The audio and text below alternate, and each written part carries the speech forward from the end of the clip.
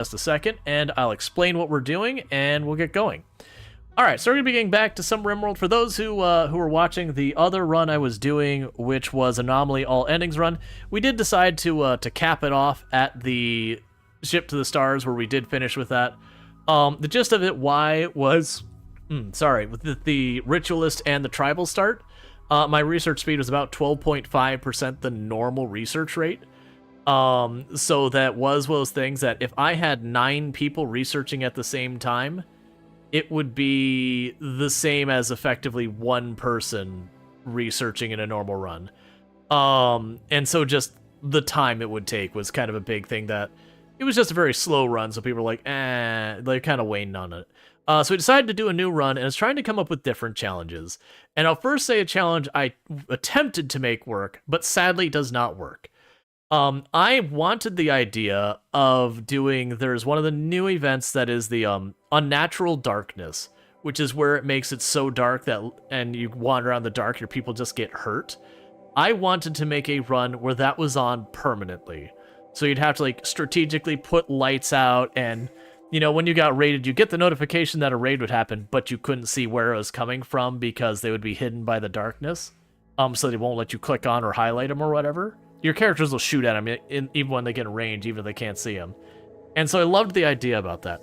The downside is, if you set the permanent world condition of the Unnatural Darkness, as far as I could tell, it never gets to the pitch black thing. It's more like permanent eclipse, where all the plants die because of lack of sunlight, and otherwise it's just a normal run.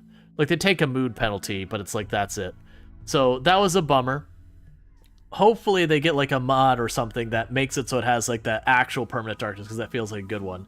So instead, what we're gonna do is we're gonna go ahead and hit new. And did I not save it? I did. So to show you what we've got for this run is we have the basic Lost Tribe one, so where you get 5 people. Most of the rules are the same, but here's the big thing: permanent death pall. For people who don't remember what death pall is, what that does is when something dies, after a little while, it'll get back up as a shambler, which is hostile to you. Which means I have to actually get rid of bodies. In the short term, I've got a couple, well, I can get rid of bodies, or I can make like indoor spaces to keep the bodies, but basically body management is now a priority. I already know how I intend on dealing with this long run, which is, we're going to do some heckin' fire. We're going to do a whole lot of heckin' fire. There's going to be fire everywhere, because I don't want those bodies to stay around. And then the other thing I did is I just added that the Void Monolith will be there, and it'll be turned on to begin with, so that we get anomaly stuff. Because, I don't know, it feels like I should have anomaly stuff. And then the last one is, I did shorten the age range. By default, it's something like 37 to 120. And I just didn't want to deal with having to, like, when I'm choosing the pawns, having a bunch of them that'll be, you know, like, a bunch of them that'll be, like, ridiculously old and all that. They had to, like, re-roll it, because, like, that one's 74, RimWorld will just kill them. Another run that I might still do this for a YouTube video, not on stream, because no one will want to watch it. Because if you thought the other run was slow, oh boy, you don't know what you're going to get into. I'm debating doing a normal ship launch run, and I've already done some experiments around it. It is viable, but it is slow, where I take the rule no research, and I'm not allowed to build a research bench, and I'm not allowed to, like, choose anomaly research, that I literally have to learn all of the stuff through books. It's going to be slow, and then realistically, why it has to be, oh, here, I can get that set up. That way you can get it on the queue. So, like, that'd be one of those ones, it's like, we started, and, like, you know, do kind of a time lapse of, like, the base coming together and all that, and be like, we got our first book, now we got stone cutting. And the reason that came to mind is that one, I found I would need to, for, like, because you can add, I think it's 4 more factions before you cap out. Basically added a bunch of civil outlaws or outlanders, which are neutral to you, just to have more people to trade with for that one. But that's not what we're doing today. Like, we're going to have normal, the research is going to be relatively normal. I have no starting research on, That's fine. But we don't have random research because it doesn't work with anomaly yet. At the time of this recording, it might work later, but at the time of this recording, which is late April, 2024, it's not working.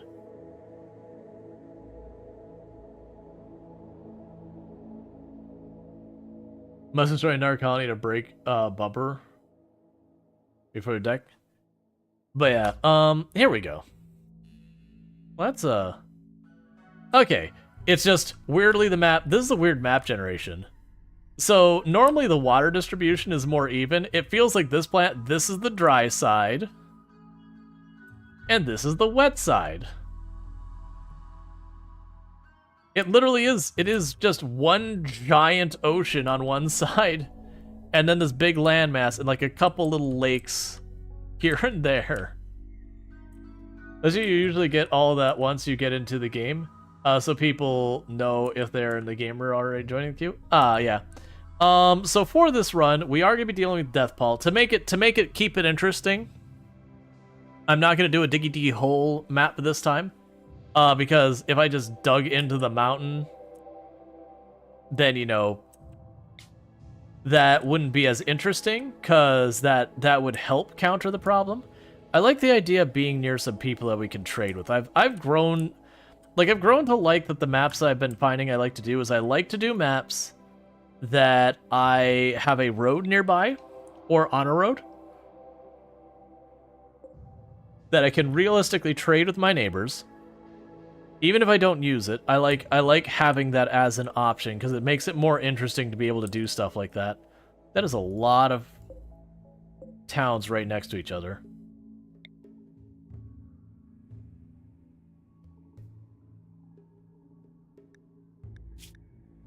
We could do this. Can I get it to year-round? It's fine if I can't.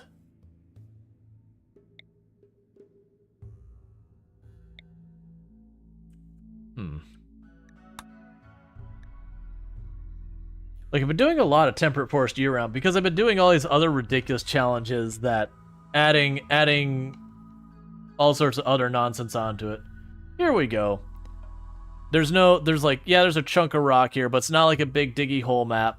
I've got they're hostile, these three are friendly. Who really cares what's in the outskirts? So we're going to be dealing with imps, we're going to be dealing with pigmen, and we'll have a couple of people we can trade with, so that's all good. Year-round, we'll have the slightly higher than average disease. Do I want to actually go for the arid? It would reduce the rate of diseases we get. We'd still have a year-round grow period. Yeah, we'll leave it on this. Like granite and limestone. Oh man, that is like almost everything. It's just missing the granite. That's fine. We'll do granite and limestone. We'll do that. So create fluid. And I'm just gonna choose a bunch of stuff real fast. But like you look where that book one is going. I had this one up here called Just Books. So you can see like had no research allowed and all that kind of good stuff. That said, we're not doing that right now. So you create a fluid ideology. I actually don't have a specific ideology in mind for this one. I don't think I'm gonna do the ritualist this time. The ritualist is kind of neat, but it tends to lean towards a lot of stuff that is like really being an awful person. And while I've enjoyed definitely experimenting with that, I'm like, yeah, I'm pretty over it now.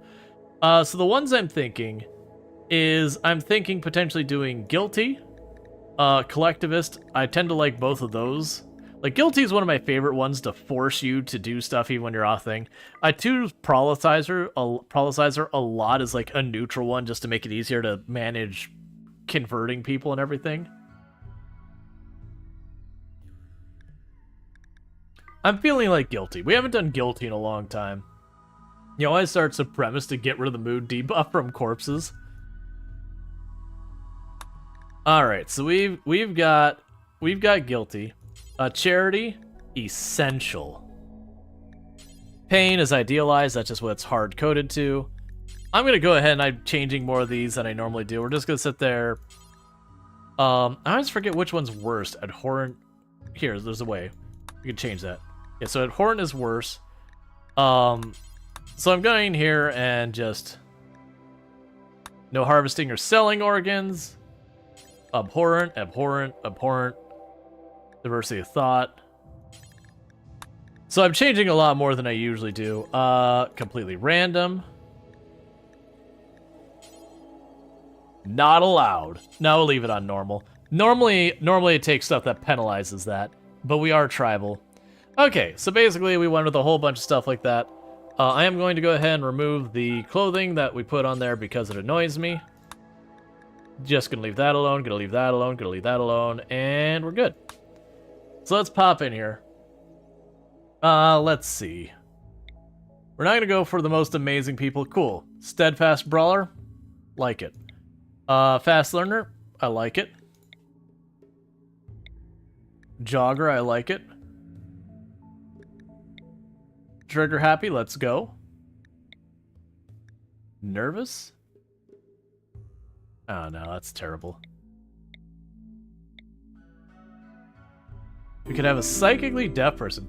Thank you for the follow. Welcome to the stream. Okay, let's not go this route. Just because, so let's see. We've got a construction planter. We got another person who can do plant. Yeah, this person, Logger here is going to be absolutely dedicated to plants. You're probably going to be our construction person. You're going to be our researcher. You're going to be our cook and crafter. You can be a backup cook and crafter. I'm going to roll this one because I want to have a doctor, because the number of times I've gotten absolutely murdered at the beginning of the run, because like you just start your run, it's just like, okay, how about malaria? Cool. Psychically hypersensitive cook with medical. I feel like we've got actually a really well-rounded group. The only thing we're lacking is mining, but we're not really on a very high mining tile. I'm just going to accept the leg injury. It's fine. Make sure no one has anything too bad. Yeah, we got a bunch of scars. I'm perfectly okay with that in this run. A lot of times I like to earn my own stuff, but I'm not going to fight with it today. So that's all well and good. So let's pop in here. So the big thing we've got going on with this scenario is, before we get anywhere, what's going to end up happening is, first of all, these three are going to be a problem. Very immediately, there's always 2 to 3 corpses around the temple, the monolith.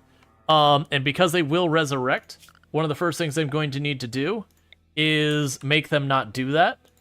And I don't have many options for dealing with that right now at the beginning. So the big option I'm going to do right now is I'm going to dig those up. And bury them. I obviously don't want to sit there and have to bury everyone by hand. And we're definitely not going to do that. But at the beginning, that will be a necessary thing to do. Alright, so let me get everyone's assignments all set. Oh, did I get enough? Let me guess, none of you have social, do you? 4 is actually... Okay, I mean, the social's not great, but it's not as bad as I often go. There's a lot of times I start the run as, like, realize after the fact, it's like, oh, I have, you know, in my entire group, one person who has social of, like, 2. Alright, so let's see here. So you're gonna be my doctor. And mining, we don't have a priority. So you're my doctor and my cook, and you'll do art as a backup, and you could just fill in the other roles if you got nothing better to do. You'll have that as a secondary, and you will cook, or you'll craft. You are a construction person? No, actually, you're my researcher.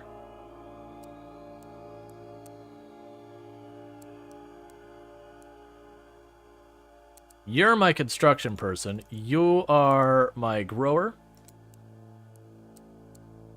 We get all those set, put you at 2. Okay. And usually what I'll do here is I'll go in and check who's got what skills. So you're definitely going to be melee. You can do ranged. You're kind of neutral. You're going to be ranged. You're going to be ranged as well. So it's going to be these 2 will be melee for now, and the other 3 will be ranged. So you are the best. Get the Equa. Go grab your bow. Where's the other bow? Go grab the other bow. Go grab the Pila. And let's have you grab the knife. And who is our psychically hypersensitive person? Go put on the hat. Otherwise, they'll just rot out there. Okay, so that's the first things we need to do is who's our construction person? Your job, dig those graves as fast as you can. Meanwhile, I'm going to go up here and just do a field of rice to get that started.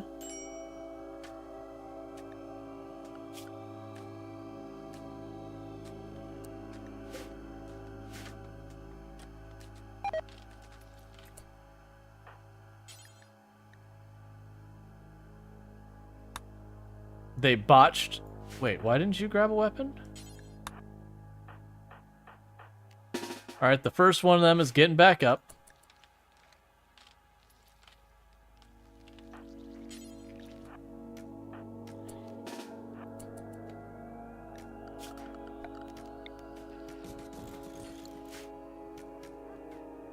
Come on, please kill it. But yeah, so this is the issue, is we have Death Pall going the entire time, which means they will be resurrecting constantly. Thank you for the free wake up. I didn't realize you would have wake up there. Well, I'm glad they're attacking the dogs.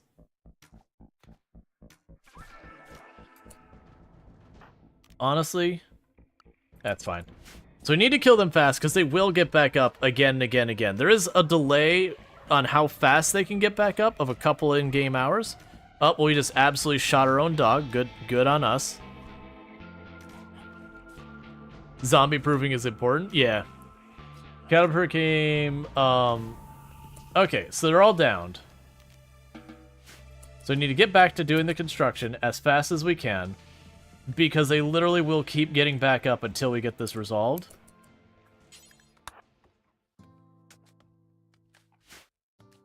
Hey, Streets of Mage, it's going pretty good. Yeah, so we're going to need to deal with these bodies as soon as we can. And then we're going to need to do a lot of stuff to make it so we can process bodies and all that stuff as quick as we can. Okay.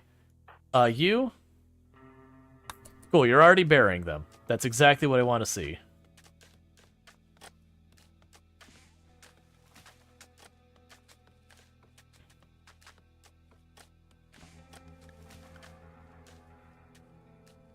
Alright, so we're good there. We've gained the first corpses buried.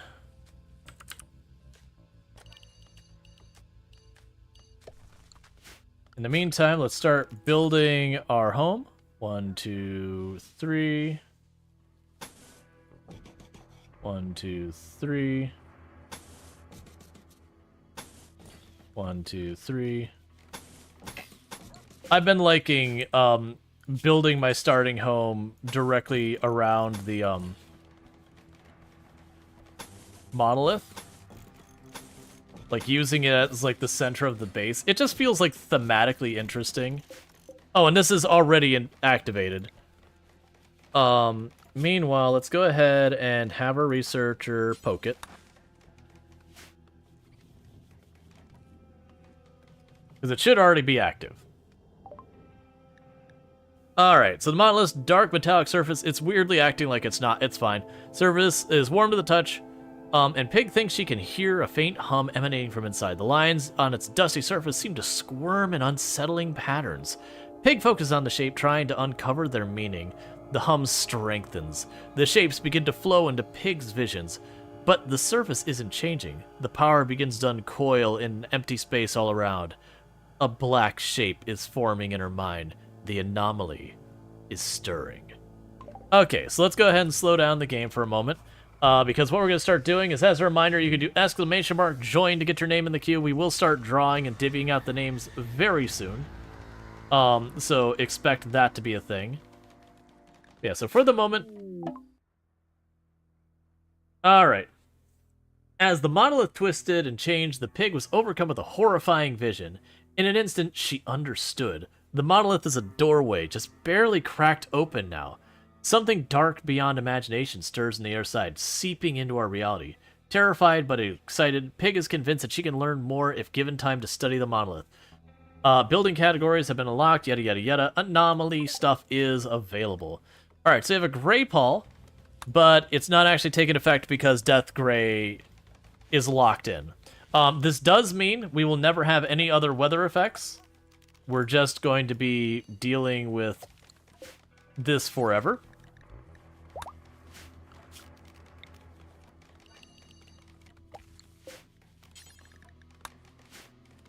Alright, and we can go here, delete those. Those beds I put down in case anyone did get injured in the fight with the undead. We did not. Another thing we'll probably do is let's just go ahead and try and have a couple extra graves ready for when we get raided. Because until I have a means of burning bodies or otherwise destroying bodies, that's just not a thing. Alright, so the first thing is we'll get Void Provocation. I don't actually expect to use that much in this run. Like, we'll do the anomaly stuff as it happens. I'm not going to go out of my way to trigger the events. Oh, I didn't want that spot. Like, we'll do what we can to, like, trigger stuff as it happens. But this run is going to be about just, like, trying to progress what we're doing right now.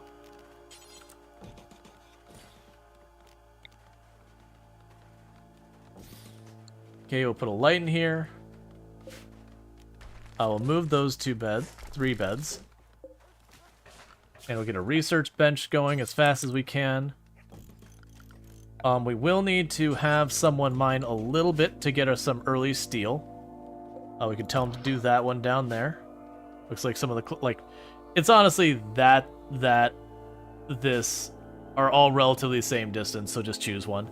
We got a really well-placed geothermal here. Just the one.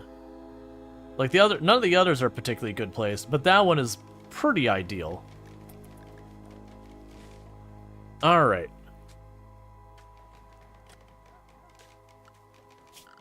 So we're also going to want to make a stockpile in here for right now.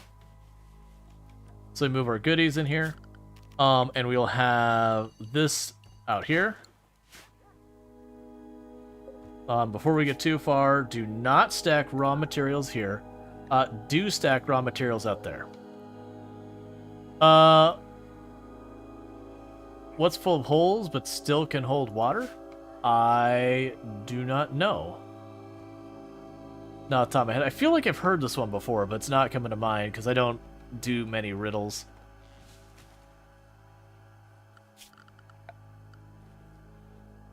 Oh, a sponge. Makes sense.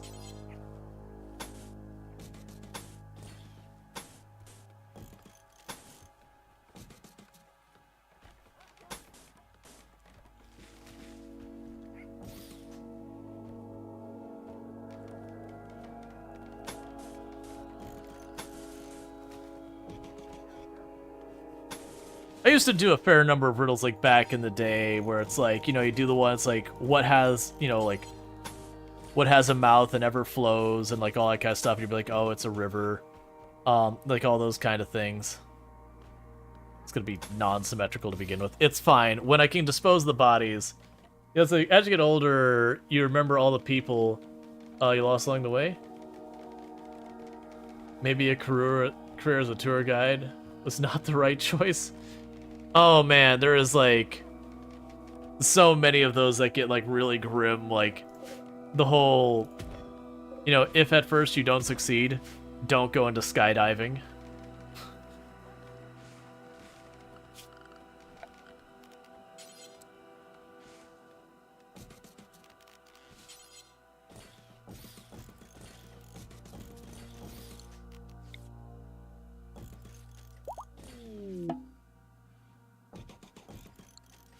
Alright, so we're working on getting ourselves some basic rooms set up.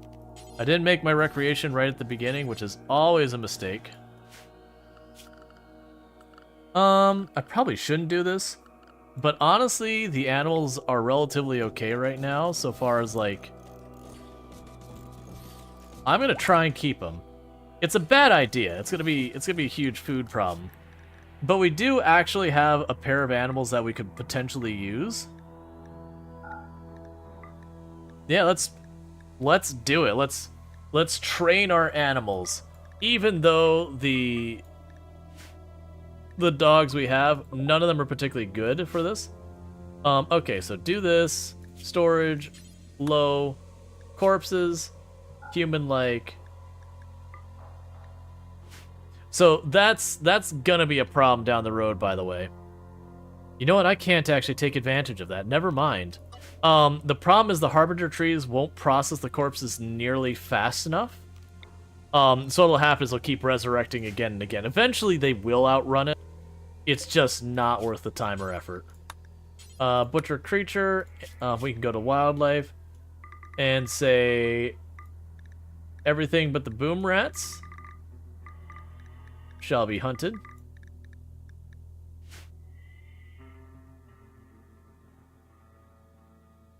Usually don't do Jad jokes because you always get them wrong. Oh yeah, no, that's I have committed crimes against a number of puns in my time. It definitely happens. Meanwhile, say furniture. So for right now, 1, 2, 3, 4, 5, 6. And when people get up, we'll delete the beds from up here. Sightseer has been revealed. Okay. What we're gonna do is have melee move in here. Give enough room for you to run through here.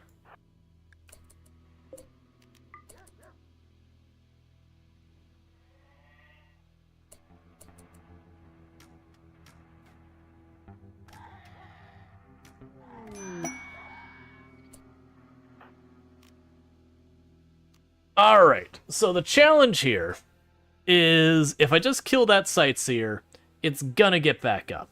I also don't believe I can do much about it for right now. Where'd that tree go? I'm gonna have to use it. And I don't have a means of doing fire yet. So I'm gonna go here, storage, low priority. Basically any corpses whatsoever as a low priority.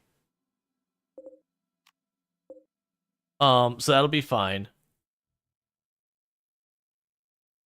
Can't butcher it? I could butcher it. Actually, that is a much better idea. So for right now, and this is gonna drive our people up the wall. We're gonna butcher actually, we can avoid the human corpses. If we ever get to the point where I can't keep them up to date, we'll do that. So let's go, where were those Harbinger trees? Yeah, so let's do that. I totally forgot that we could just butcher them. And that's fine. It also becomes a source of terrible meat. Can't bury it? I do not believe you can bury anything other than human corpses. Other corpses are a no-go.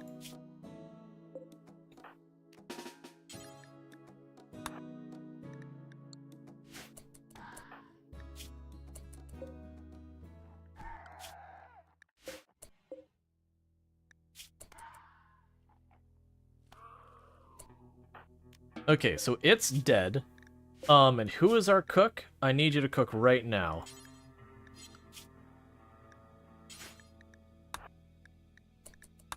Don't wait, it dies. You're pretty sure stuff like animals can be buried? Maybe. I can't tell you the last time I buried anyone, like, in a run. It's just not something I normally deal with. Alright, so let's delete these spots. And honestly, for my own dealing with frustration of where my pawns won't cooperate half the time when I need them to do medical stuff, I'm going to grab all these beds. So I've got medical beds on one side, regular beds on the others. And we're going to go ahead and put a stockpile in here. Then we're going to choose important, clear, and medicine. Right away at the beginning. So that I've got a place for medicine in there.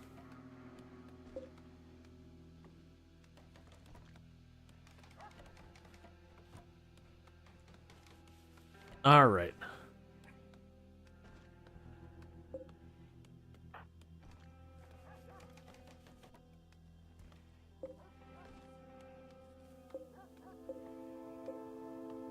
Yeah, so one thing that is interesting is even though we have the gray... Well, actually it's saying gray Paul right now.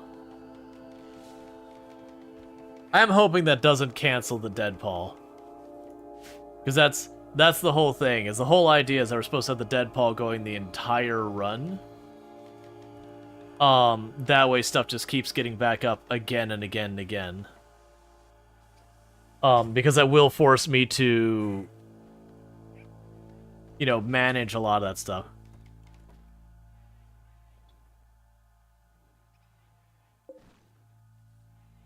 But the good news is it does appear that Greypaw, even though, like, to us it looks, you know, like, foggy and all that, it does not appear to be penalizing the grow rate of our crops or anything like that. And you're all patched up? Why are you not patched up? Where's my doctor and what are you doing? You are my doctor. I understand the problem now. So self-tend yourself immediately. They're gonna get an infection because it just took too long. At least they'll most likely get an infection because it took too long. Put you all to normal medicine. Don't use glitter if we get it. Change the defaults. Drop that down. Okay. Yeah, no, that's the thing.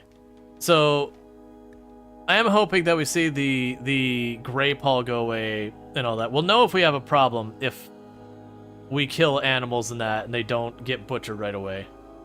Count is fully healed. What were the animals' names? Count, Oleg, and Zippity. Fair enough. I see nothing wrong with these names.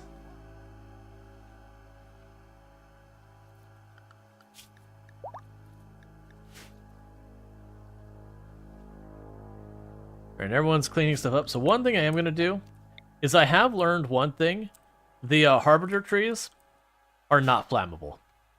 Or at least, like, I've had fires whip through the area and not hurt them.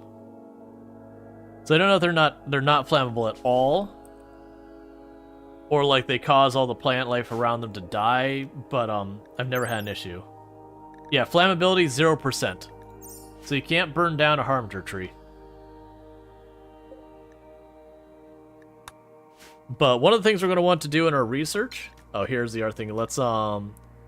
Let's go for complex furniture first. But one of the things I want to get as early as we can is the bioferrite weaponry so we can get the flamethrower. Just because, if for no other reason, then it will make it so when we're dealing with corpses, I could just torch the room. I also would not mind getting an impet in this run for the same reason. That we do a fight, we have the impet just go in the room and just blast the room with fire. That way all the corpses get destroyed. Surprisingly, we did not get an infection. So you're the only one. We'll put a bunch of you on for both of those. So as soon as someone gets some capacity, they'll go deal with it. Which should probably happen... Yeah, it should probably happen with our grow, like one of these two pretty early on. Because we've already got that first field planted. And I don't want to like overdo it with the setting up fields and all that.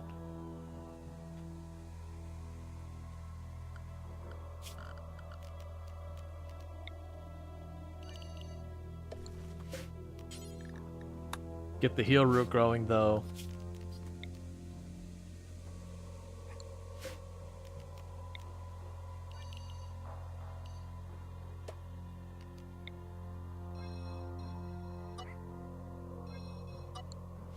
Okay.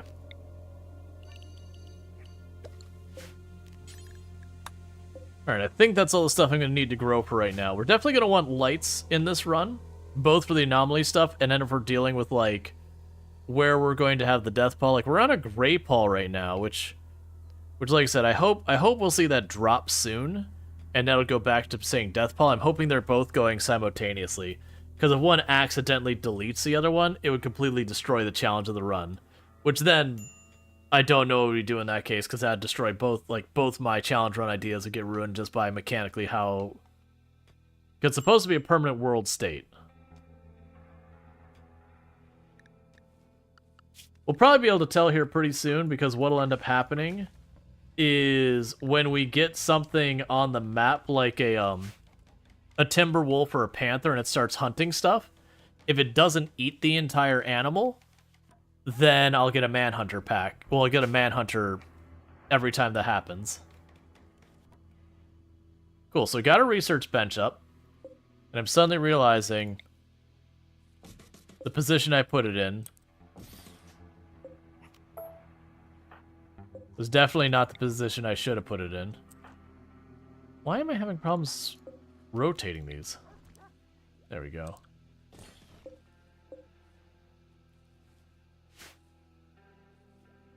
Yeah, getting a little bit of mining done here and there. That's fine.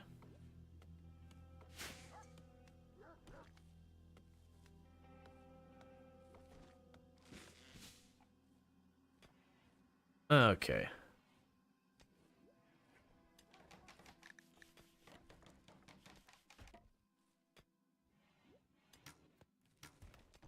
So once we get that set up, the next move I'm going to try and do is I'm going to want to make sure that we put down wood floors. Just to prevent this from giving us mood penalties.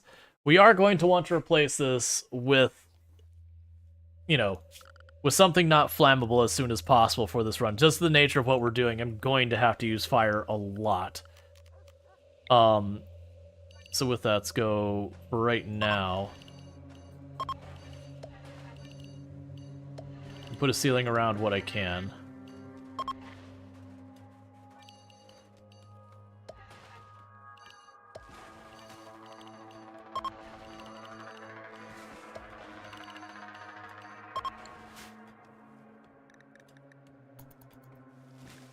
That does mean we're going to have people get mad about being stuck in darkness a lot. But that is fine. I'm going to try and get the lights set up as soon as we can early on, because they actually do matter in this run. So that'll be a whole thing. Visitor. They've come with items to trade. I don't have much for you. And when it comes to social... looks like Dorna's going to be the one. Alright, let's get some names out after this trade. So let's see here. Thank you Tolpanzer for subscribing for 4 months. Oh hey. Hey Tolpanzer, thank you so much for the tier 1 sub. I really do appreciate that. You've been subbed to the channel for 4 months, and that does mean hacking a lot. So thank you again so much for the continued support. It does mean a lot, so thank you so much for that. Let's go ahead and grab that recurve bow. And the pemmican. Wait. Yeah, the pemmican, so we get a little bit of food. And then Donna here is now going to use that bow. Alright, so let's... do you have dinner? We ate dinner before stream. So there's no dinner to be had. Alright, so for our first contestant, we've got ourselves our melee pawn, who's a steadfast brawler, who's a tortured artist. You're going to be doing our plants around here, so congratulations on that. No, actually... I'll have to check. I think I might actually have you on construction. And that's going to be going to Flare SN. Named. I don't have snacks. Please don't misuse that stuff. When I said there's not food thing going on, like, I understand take care of streamer, but I don't have a snack that wouldn't be a huge interruption. So I got all that going on. So then we've got our cook, who is our doctor as well. So we're going to go ahead and get them, and that's going to be Con, right?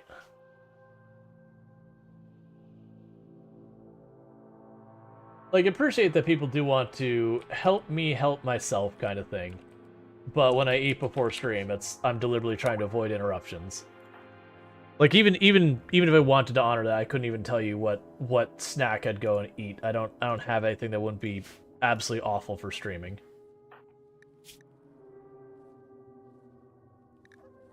Alright, next up we've got our researcher. So that's going to be... Ooh, how do I say it? Let's see.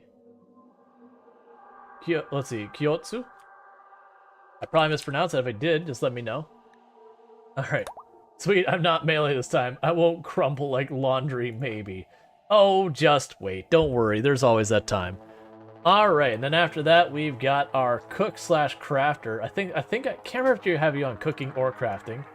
And that's Eonek.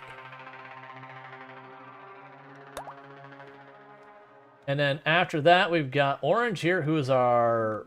I think you're actually the farmer. And that's to be told. Sorry, that's to be Lardine. Okay. Minido, all good. Let's see. Kyu, let's see. Kyu, Kutsu. I don't know when. I used to be able to set people to have nicknames so I could put out the phonetic spelling, and I mention this like every time. And that just takes me to your Twitch page, which is not what I'm looking for. Oh, I have to pull this window down. I forgot when it's on my my window up there. It might be just I bet you it's a mod view thing. I bet you because technically I'm looking at the mod view when I'm watching chat on that I bet you that's why I can't set the nicknames anymore. Because that's what I used to do for the longest time, is to help me make sure I get people's names right. I would set the mod view, or sorry, I would set the nickname where it'd be like, you know, the username, the solid bar, and then like not the actual phonetic spelling, but like the thing that would let me know how it's, you know, pronounced, like the easy for me to look at a glance and interpret. You need recreation variety. You need recreation to be built at all is what you need, friend. It's queued. You just gotta get to it. There's only like 2-3 things left to build, so they'll get to that real fast. Alright.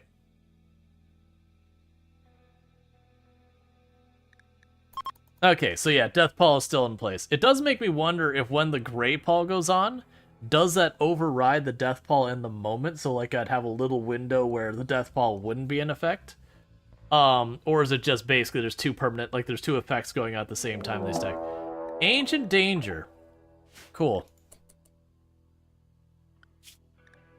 Okay, when you're hunting Eunuch, make sure you actually bring it back so that we can immediately deal with it.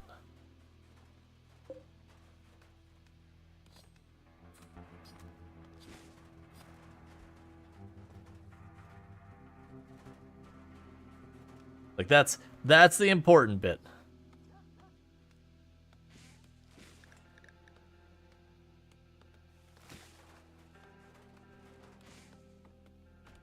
The reason I'm not building those, they're busy cutting down the trees to make room for the roof. That's fine. They have one more spot to do down here, and then they'll be good. Yeah, the only thing wrong with the mods there is we aren't running random research. Everything else is correct, but the random research, and that's because the random research doesn't work with Anomaly yet.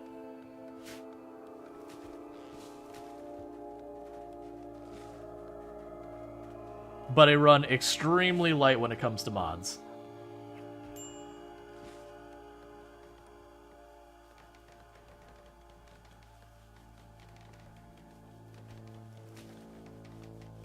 But yeah, so if you remember at the beginning I mentioned the music thing, I think literally this is the music we're going to have the entire time. So, if we want, I can go ahead and just bring up, like, the Epidemic music player and just play, like, music in general. Because I don't have, like, a RimWorld playlist. Actually, let me check on Steam if I have a RimWorld playlist here. I don't remember... Oh, there is a RimWorld soundtrack. Okay,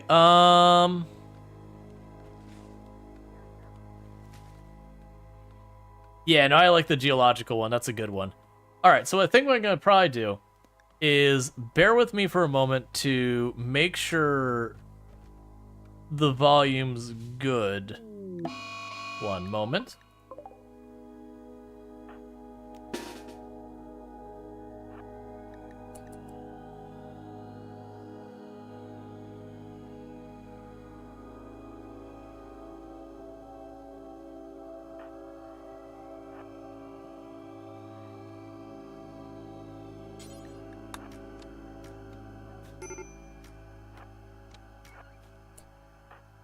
And why are you at risk of breaking? Ravenously hungry.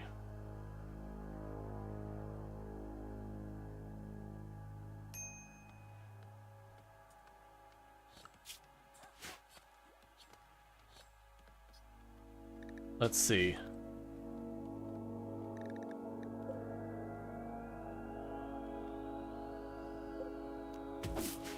Alright, that should help out with that. Because he can't wash hand. Let's see, you were in a stream yesterday talking to people asking her to open the Age of Danger at this stage of the game. Oh yeah, it's not surprising. People will meme on it a bunch.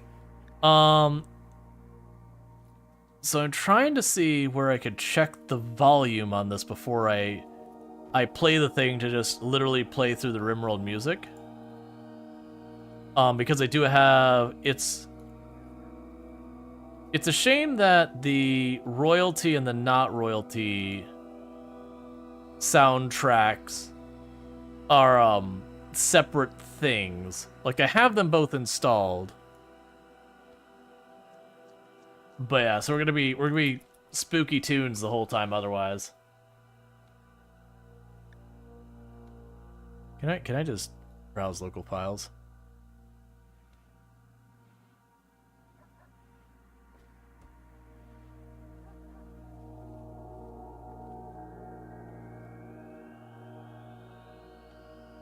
Alright, so bear with me. Okay, cool. So let's go options here. I am going to kill the music here. And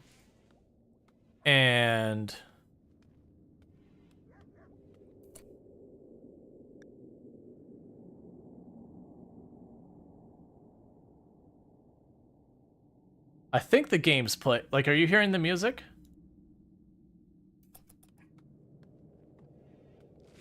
Or are you just hearing the game? I can't really tell.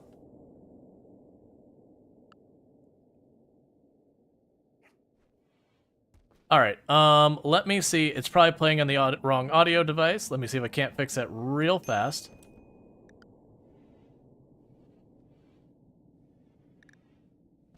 Just game? That's a bummer.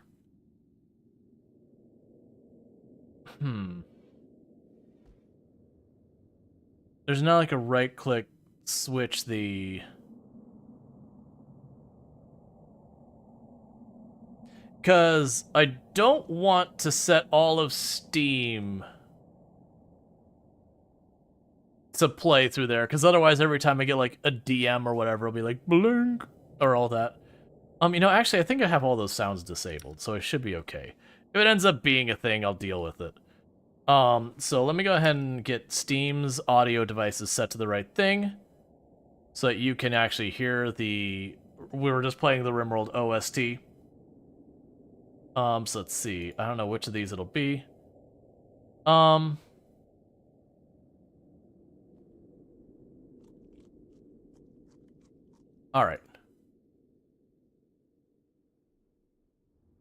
You're gonna play the next track?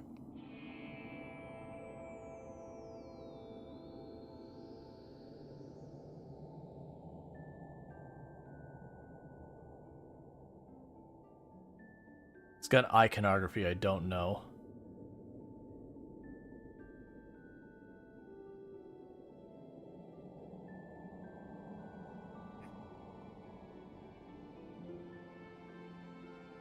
Yeah. Alright.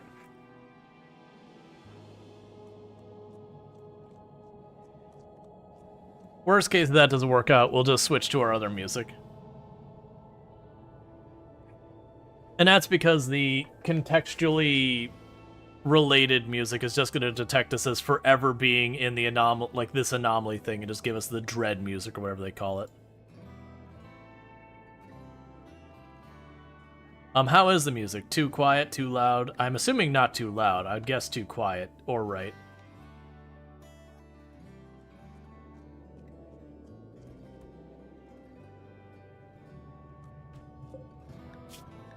Okay, so we can start cooking some simple meals. A bit too quiet?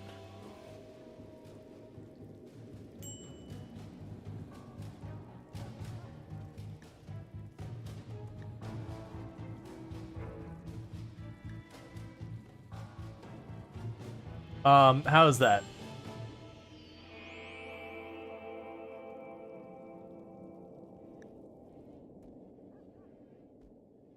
Yeah, no, I found, especially if people are on mobile or like televisions and all that. That's... Alright, 1 second. It's just replaying the track. There we go.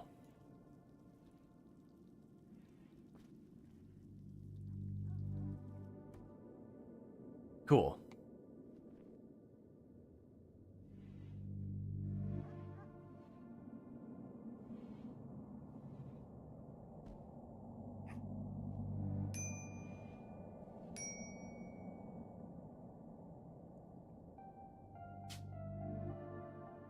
Alright, so we have Lardine thinks we should name the faction the colony. So what are we naming the colony and the faction? We are in a temperate forest of the road going through it. We are a tribal start. We are set up where all of the enemies will continue to resurrect again and again and again, unless they're either indoors or we destroy the body in some manner, whether it's butchering or burning it or burying it or whatever. So that's the things we got going on. Why would you call it river? There's no river here. So we got to figure that out. Our ideology right now is guilty, which does mean, like, if people show up, they say, we need help, and we say no, all of our people get crabby about it. At the same token, when we do help people, then our people get happy about it.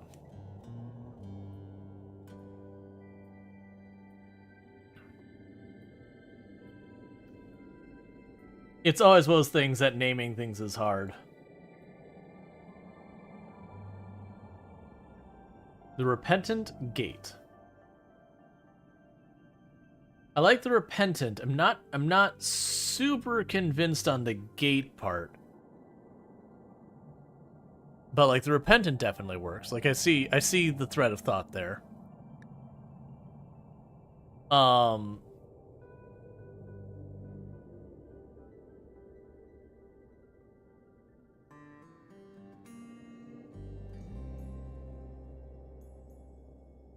Like, in my mind's going to something like the faction being, like, the Cursed or something like that.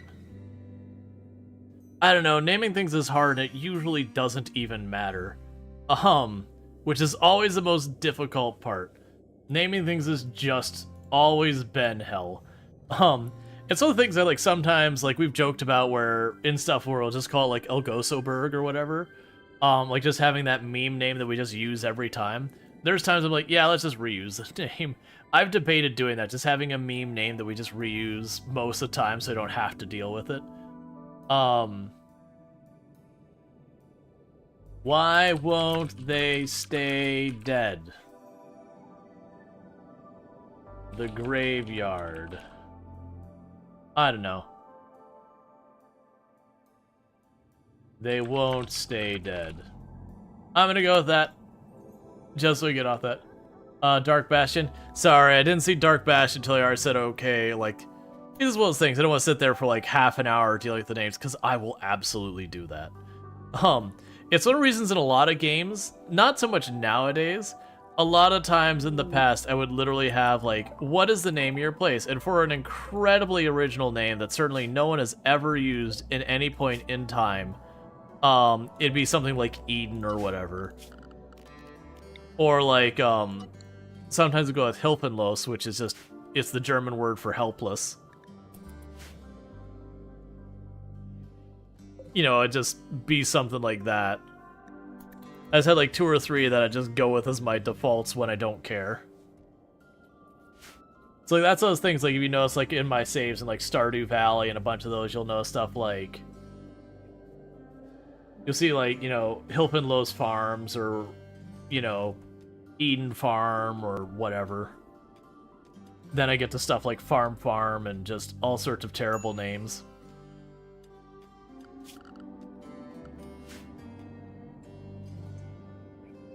Okay, so let's work on expanding this.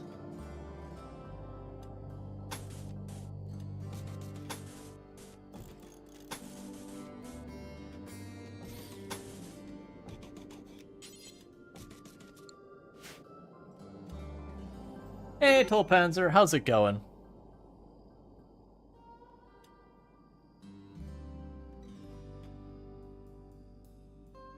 So, I normally don't build complex style bases, other than when I'm doing, like, the diggy hole kind of bases.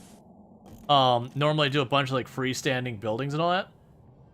I feel like I want to do, like, a complex style base in this one. That is not at all what I want that to do.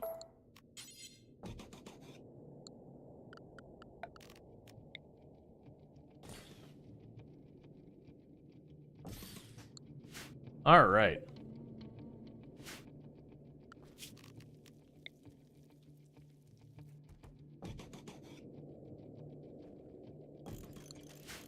And you'll end up noticing I'm going to be building a lot of overlapping lights. And that's just to address a number of the threats we have in Anomaly.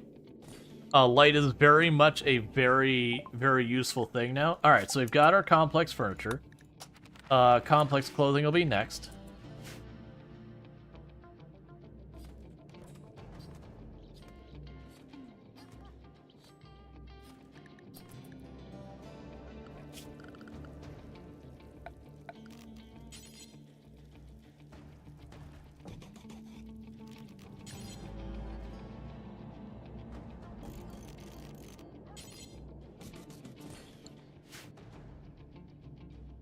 Alright, I also need to go in here, and this is something that's going to be rough later on. I am going to go ahead and put down a wood floor in the bedroom there. But that'll be a whole thing. Hill. Why would we call it Hill? But yeah. Is it even a hilly map? I actually didn't look at what they consider it. They consider it flat.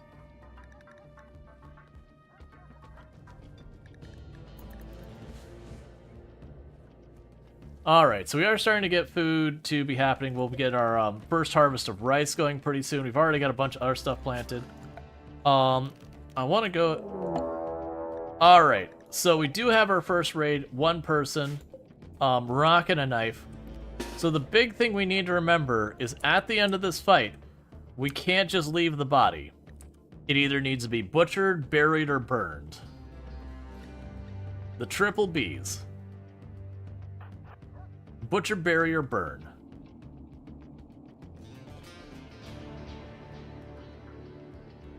The hill in England that was named for hill in 4 different languages. Oh, you're moving fast. Are you on Go Juice? You are on Go Juice. Luckily, that first hit was a solid torso hit.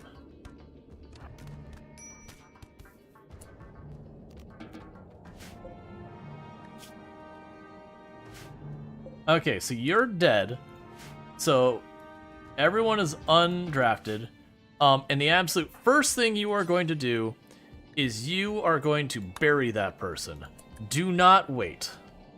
If you wait, I have to fight them again, and I don't wanna. And our doctor is Conrite, so let's go ahead and have them treat starting immediately.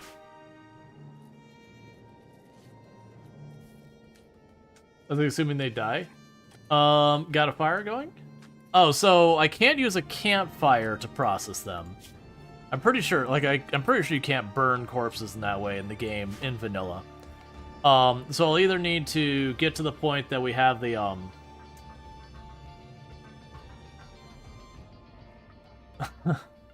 not even gonna try and pronounce that. But, alright. Like, to the crematorium is, like, one thing, that we get to the crematorium. That'll be one way to deal with it. They aren't burying them? Yeah, no, it got buried. It's right there. We're good. We buried them. Right away.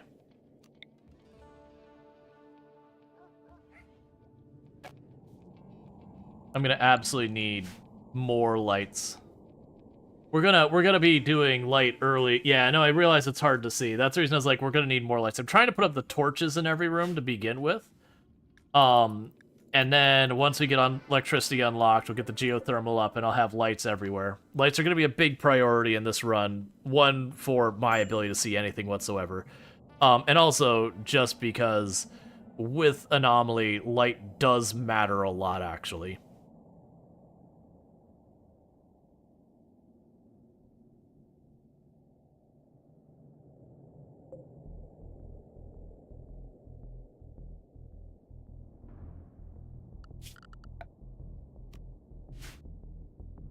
Okay. Meanwhile,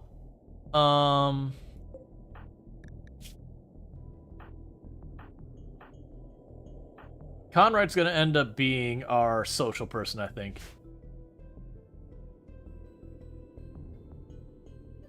You know a Welsh streamer that pronounces it impeccably? Neat facts. And he always names his colony that? Oh, just to, like, absolutely troll people? Perfect. Exactly how it should be.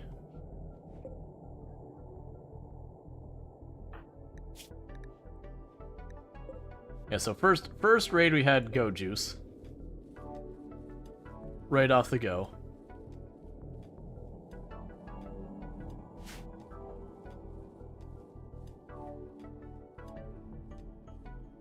You're a smooth talker, you started in sales. Yep, alright. Let's go ahead and we're not gonna wait. We're gonna go ahead and assign you the role. Oh, no ideology spot? We can go ahead and fix that. Ideology spot for right now can just be in that corner. Alright, we're gonna assign you the role of moral guide. I also just realized you and Eonek are a couple, apparently.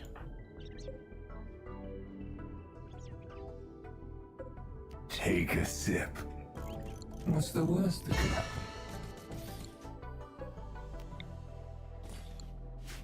Successful role change. Excellent. How's it going, Allison? I hope you're having yourself a good day.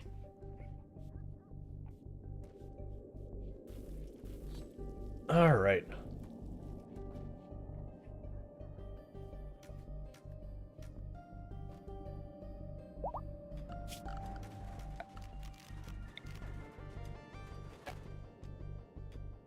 Okay, well, let me place it.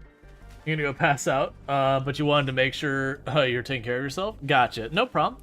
Well, you take it easy. For those who don't know, Allison Adventures, absolutely a fantastic content creator on the platform, so I highly recommend checking it out. But apparently playing Portal 1 and 2 recently, but does also play a lot of Project Zomboid and all that sort of good stuff. So if you're looking for that, you can find it over there. Definitely good times over there. Maybe you're all having fun? Yeah. Did a bunch of Planet Crafter earlier, switched over to some RimWorld, doing a new challenge.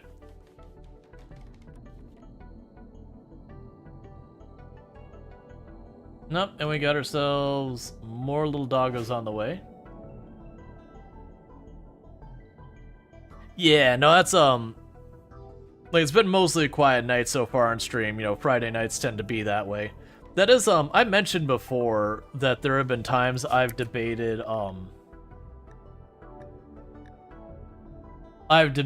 like... We'll do skip abduction just to keep something going. Well, actually, I'm gonna assign both those. That I've debated, like, if I was to take another day off the schedule, that would probably be Fridays. Because that would work out where me and Tomb could spend more time together. It tends to be one of the slowest days for streaming in the first place. So it is kind of one of those things that, like, if that came to be, that's more than likely when I would do it. And it may happen at some point. Like, it has been something that has not been a one-off debate. It's been something that's come up a number of times as something to consider. Just to get more time, like, you know, to get more time with Tomb and everything.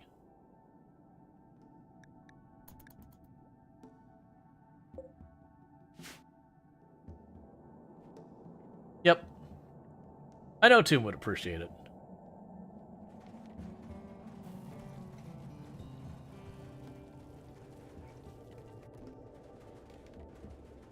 Well, yeah, I already take Thursdays off. You know, which, the reason I take Thursdays off is that's when her weekend starts. But yeah. Maybe considering at least once a month? Well, I think for me, if I go and I do a schedule adjustment like that, it'll either be on or off. Because it's one of those things that, like, when you have a schedule, it's like, okay, you know, first week of the month, this extra day's off, or last week of the month, you know, an extra day's off, like that kind of thing. It's already hard enough sometimes to communicate a schedule that's just like, here's the days and the hours. Versus when it changes week to week, it can be very difficult to, for people to know when you're streaming. So it can be tricky to manage that. So it would probably be those things that either take Fridays off or I wouldn't. Alright, so with that, we can go ahead and knock off a couple of beds. So let's actually look here. Conrite and Ian Echo also gather. Okay. So that way they should assign themselves to the bedrooms.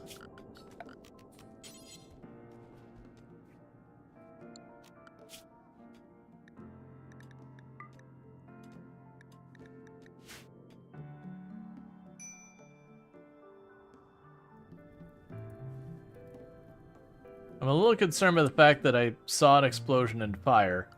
I don't have any animals that eat other animals. Combat supplier. Okay. So you and your partner have a movie night. It can fix or theater. We watch a movie together, alternating choices between black ball mechanic stuff. Well, that's fine when you're doing with that. I'm talking more like streaming schedule kind of things. That the more complicated your schedule it is, the harder it is for people to keep up with it, kind of thing. Death pall exposure. It smells like death. My eyes sting, and the air grits between your teeth. Gross. I actually didn't even think about the fact that we're going to be under a permanent mood debuff because of this.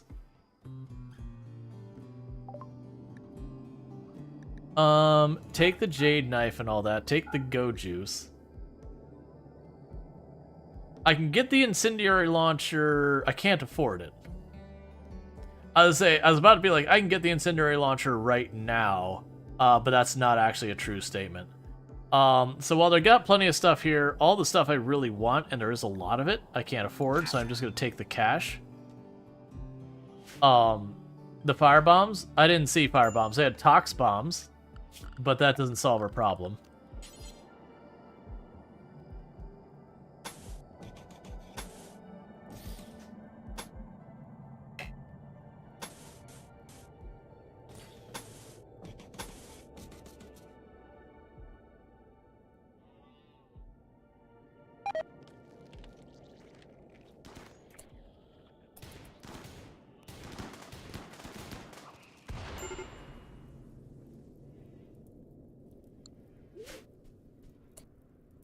Oh, baby on the way.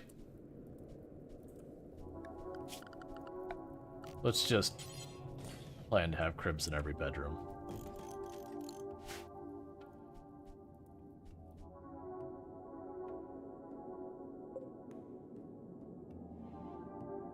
The worst thing, that raccoon's gonna get back up.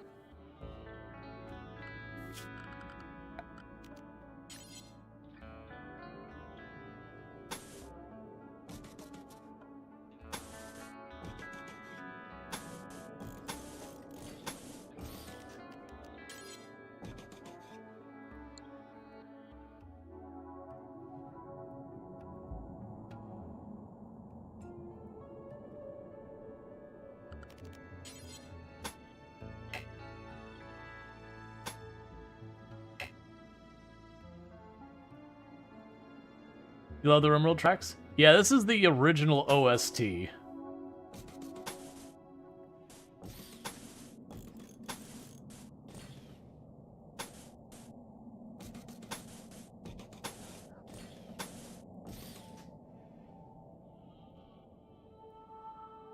Alright, so right now we're going to block that up, we're going to block that up.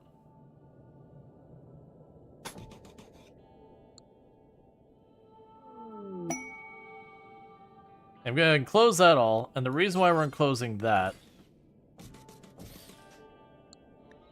Ambush Dame, well, if we don't help them, the people will get mad. So I'm going to say yes on Conrite. Alright, so she joins. Nothing super immediately useful, but that's fine.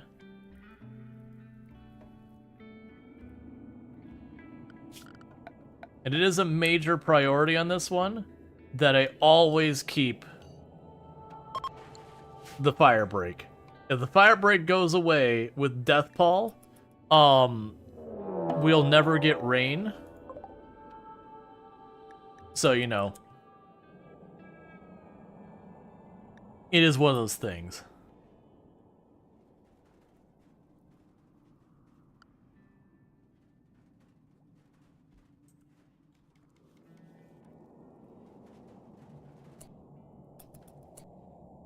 I was really hoping they'd all go after you.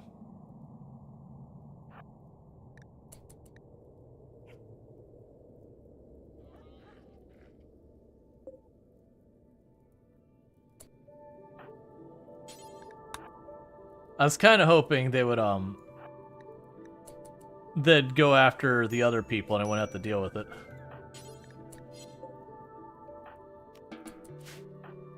And you once again got the nibble. Who is our cook?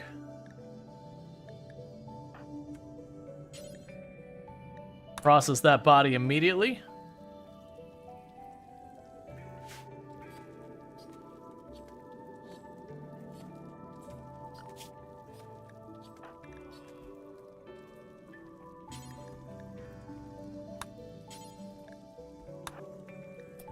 And patch them up.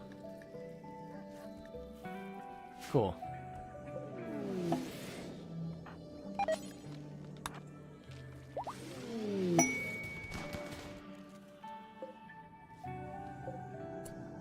Can I bury the raccoon? I don't think you can.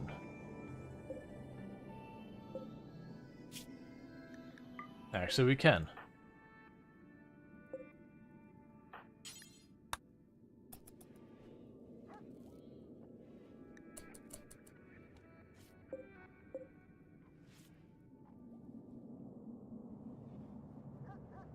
Where did it go? Oh, they're already on it. Okay. And you're patched up? Okay, so that's just one of those things I'm gonna have to accept. Is there's going to be a heckin' graveyard.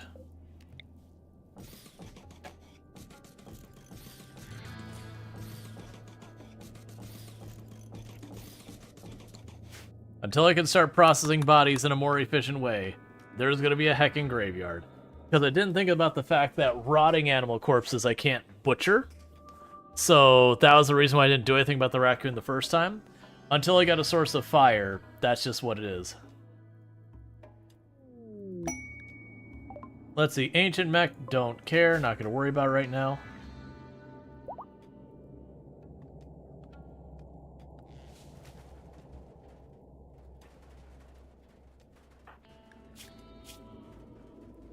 Yeah, so if they're inside, they don't get the Death Pall exposure. So this is a run that potentially would benefit from me getting the heat lamps, the thing. So this time with the fire, though, I have a fire break, so I can mostly just ignore it. What I'll need to do is go out of my way. Actually, honestly, it won't be that bad. Like, the field I'll probably have to worry about. But, like, this whole area back here, it's only putting, like, I've got ceiling up past where the fire is. Why are you running? Don't go for a walk in the fire. Use your brains.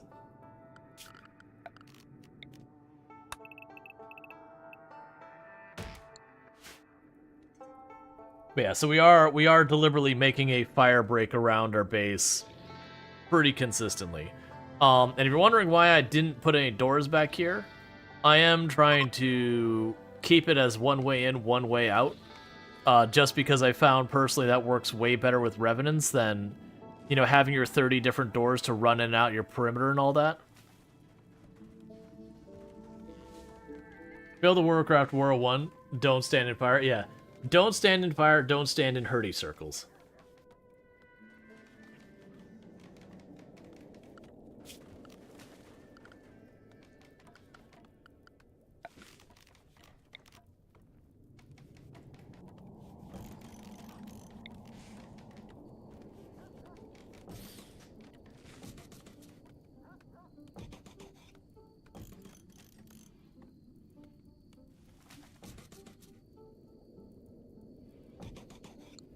Okay.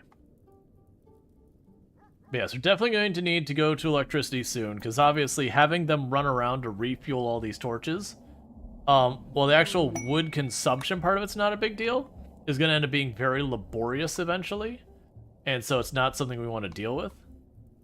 And I can't really build a ceiling around that yet, but we'll get there. But I need to get to stone cutting pretty early on so I can start replacing everything with not wood.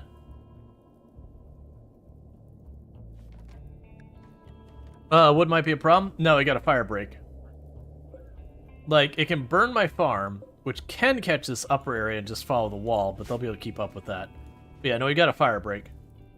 And they prioritize ceiling over walls, so you'll see where the shadow is around all this. That's part of the reason why the whole building is dark all around it, is I am dealing with that. Now, they can burn some of this because the plant life hasn't died yet from being under the roof. But it'll get sorted out. The marriage is on. Enoch has proposed to marry Conrad, and Conrad agreed. The two are now engaged. Aww.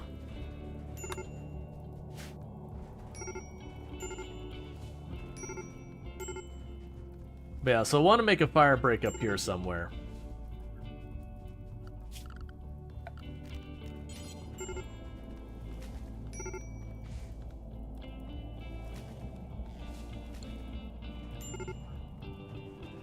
The ring bearer of Big Rock?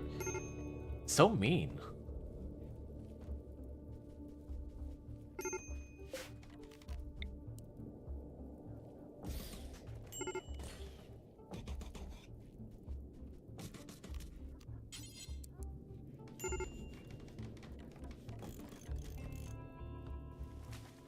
Resell value? Right, but then you also have to buy it up front value. That's not where I want that.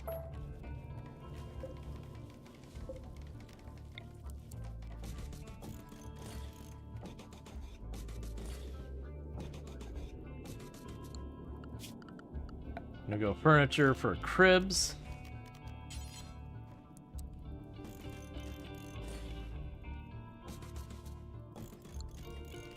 All right.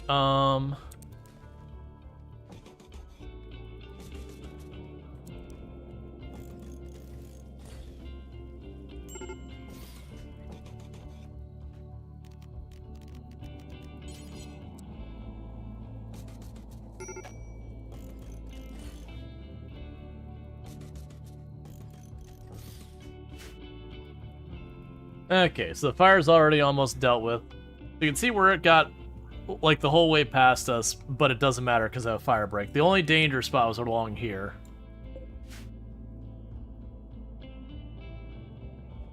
Alright.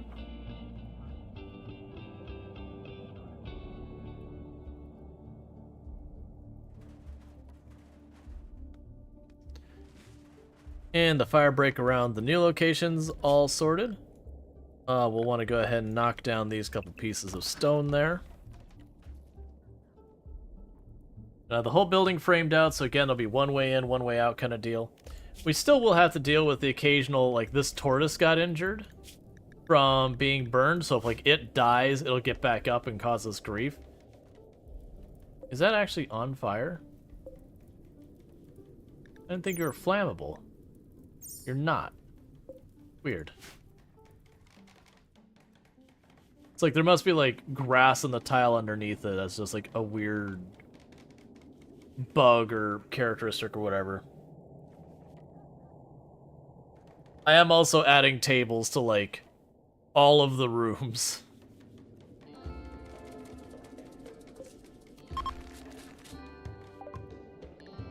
Alright, we got complex clothing. Okay, so I feel like the next one I actually want to do is let's get tree sewing going. Well, stone cutting, then tree sewing. Alright, so let's go ahead and get our complex clothing going.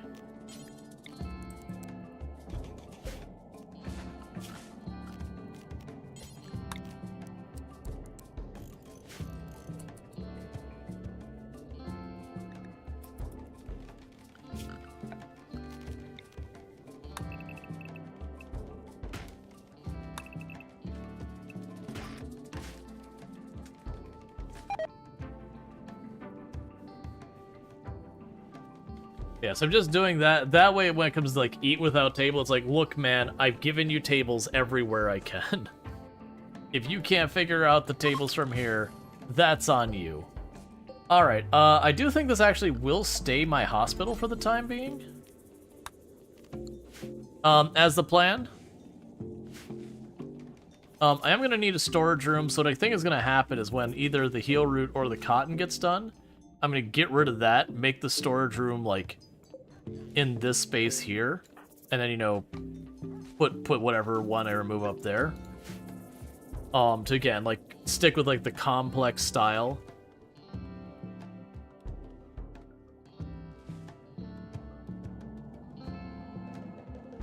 And it'll just slowly expand. I'm also debating, potentially I could take, like, a wing like this, for example. I could genuinely take that space and start making the growing part, like, inside the building. Like, the reality is, it'll be unroofed room or whatever. But, like, literally just make it part of, you know, the giant, big, boxy building or whatever.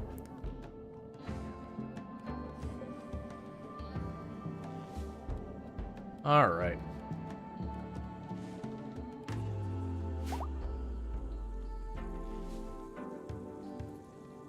Okay, and then once I get this sorted out, I am going to start flooring off the entire interior space.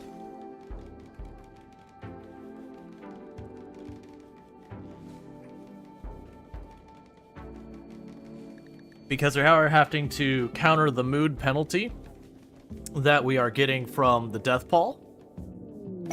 New lovers. Lardine tried to attract Flarisen by talking about his own artistic skills. Flarisen was attracted and now is Lardine's lover. Okay. I mean, that's convenient. That means my entire base only requires 3 beds at the moment. I'm seeing lots of screen shaking.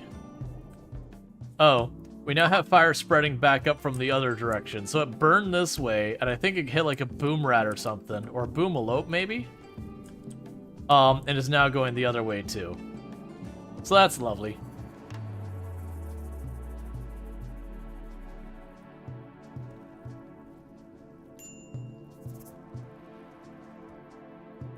And we're probably not going to worry about the holding platforms until I get some uranium.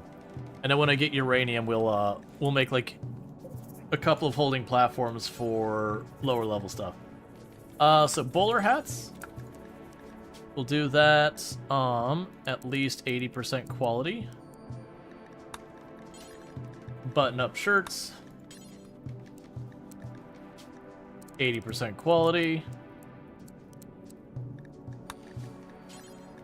Pants.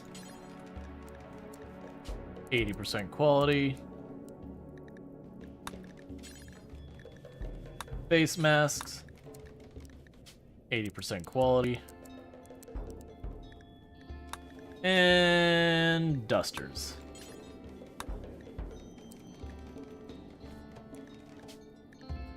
%, quality. It is a shame that some of these outfits are just like better than others and all that. Because, like, the cape is kind of fun for just something different, but usually, with almost every situation, something other than the cape is the better option.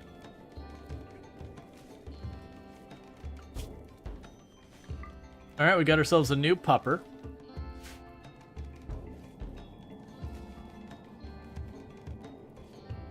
The fire is burned away, most file stuff. Yeah.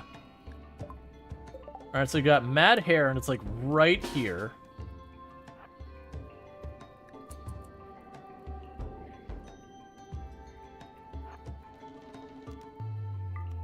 Release the hounds!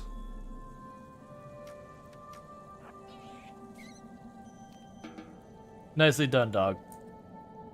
You? Immediately butcher that. Don't wait to train. Butcher the rabbit.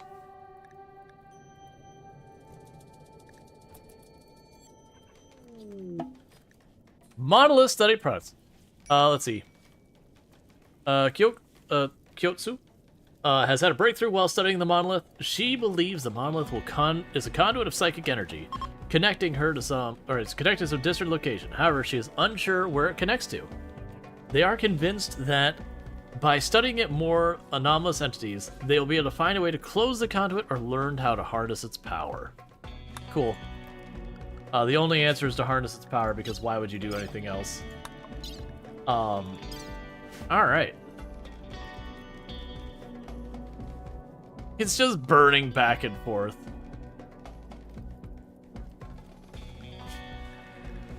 Honestly, don't hunt the animals anymore. It's not needed. And that's just more corpses to be present to the threat. Alright, like I said before, it's the same problem as before. We haven't quite reached the point that all the plant life is dead. You gotta wait a while for it to be in the shade for it to die. So we will have to like put out some of these fires early on. But as long as I keep making the fire break, even if I use wood, as long as the fire doesn't start inside the building, we're okay.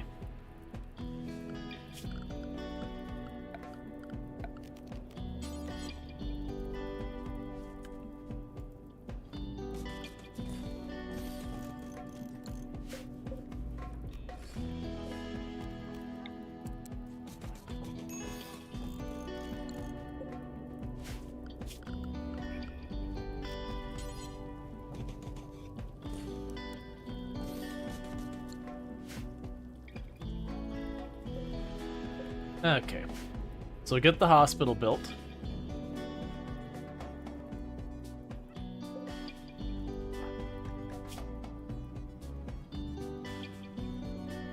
Alright, so we've got a raid. They're attacking immediately with a knife.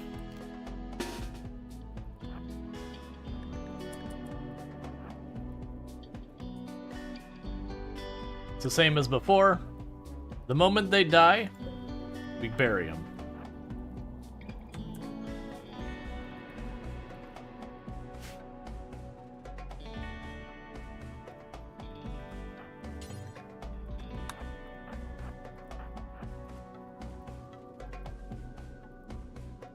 Alright.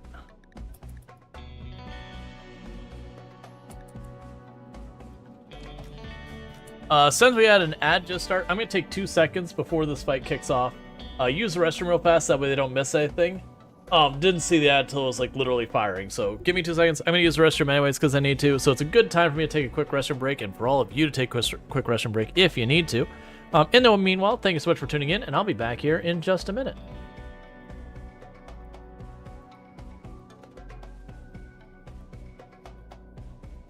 Venus's death. By that I mean Venus is not dead.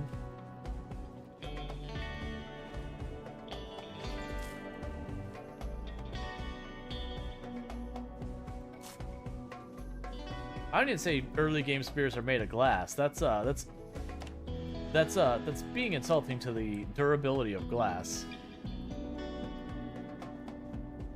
Because which hole should we take? There's a hole right here. Hole down here, top or bottom hole. I'll let you decide. The one we dug. They want the secret hole, not the painfully obvious hole. All right, all that. He goes, let me guess. You keep trying to get these replaced, and they keep telling you no, and so you're trying to like keep these things alive that much longer on life support, and just waiting for the whole thing to burn down around you before something changes. It's like, yeah, pretty much. Okay, and he walked out of the interview and didn't come back or call back or anything. He just was gone. It's like, hey, I'm not gonna lie to the guy. It's like, there's not a piece of equipment in here that's under 5 years old, and the only one that's in that area is speaking.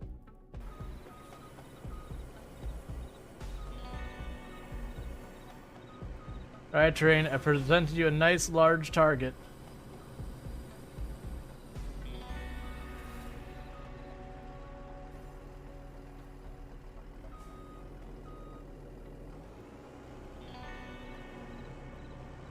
Excellent.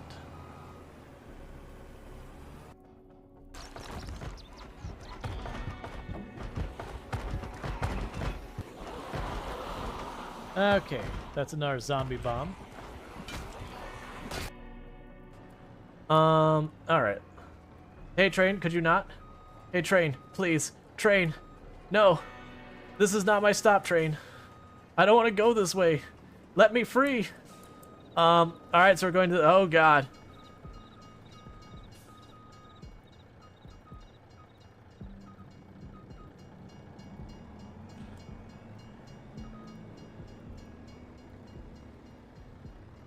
And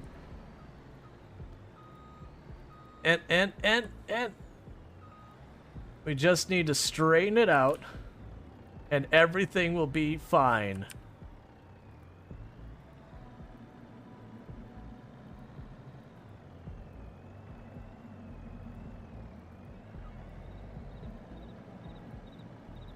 Alright, I'm gonna do something I know is not gonna end well, but I'm gonna be cursed until it happens. Okay. Thanks, everyone.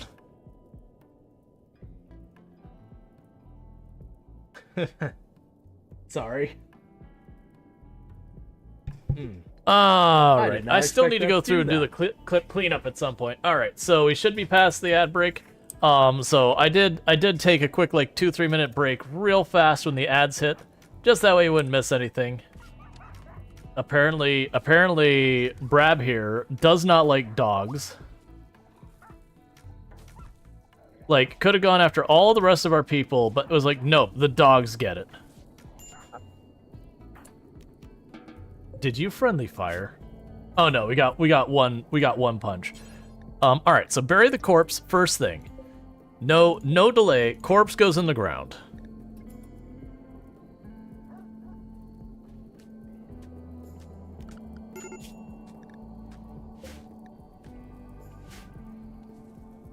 It's gonna be really nice when I can stop worrying about fire entirely.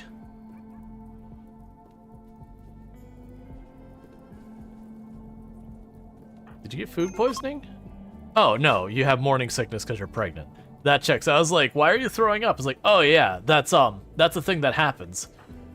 That's a thing that like really happens.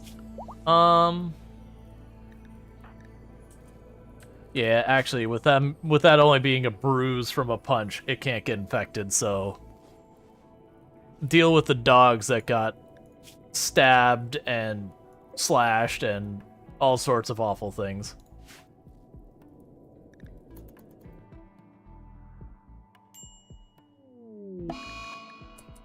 The Yorkshire Terrier did not make it, which does mean before anything else happens, butcher the Yorkshire Terrier, so it doesn't come back and attack us from beyond the grave. This is going to be an interesting when you have to bury multiple bodies. Well, what's going to ultimately happen in the long run is I'm just going to use fire. Is really the short of it is, in the long run, I'm just going to use fire, and that'll solve the problem. I mean, to be fair, that Yorkshire Terrier surviving 3 separate fights was impressive. They usually don't fare very well. Most of the time they get into a fight and immediately get one-tapped because it's a Yorkshire Terrier. A person running at a little yappy dog with a club, my money is not on the yappy dog. That is a situation of potential and immediate sadness. Alright, so don't re-sow that field. We'll just pre-plan to move it up here.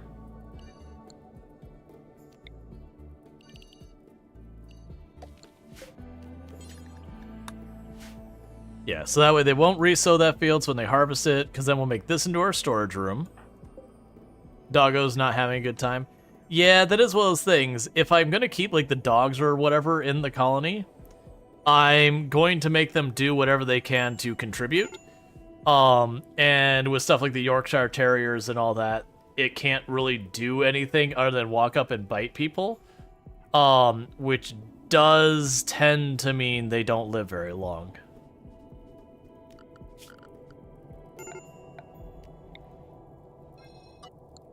Ignore that part of the home zone.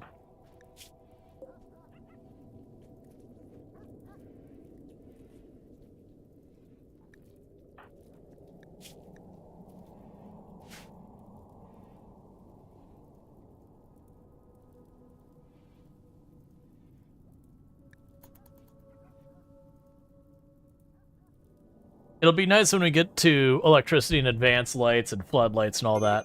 It's not the immediate priority, but we will make it a priority.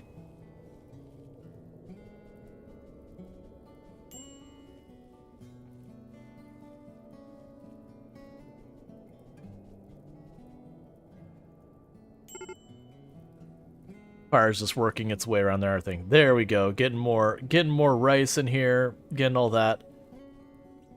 Where do I even want to put the stockpile?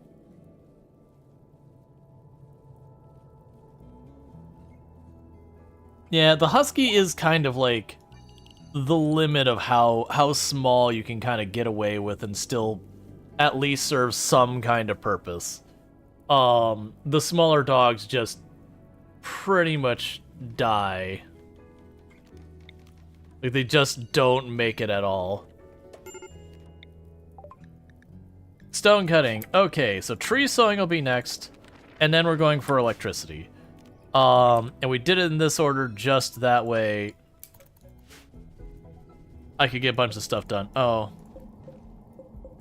Come on, there we go. Okay.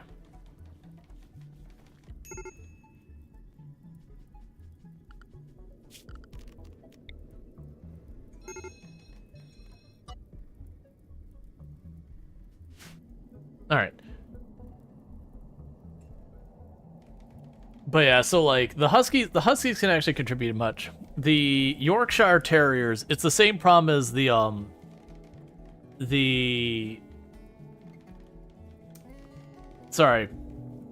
Labrador Retrievers, is the same problem as the Yorkshire Terriers, and where they get like one tapped.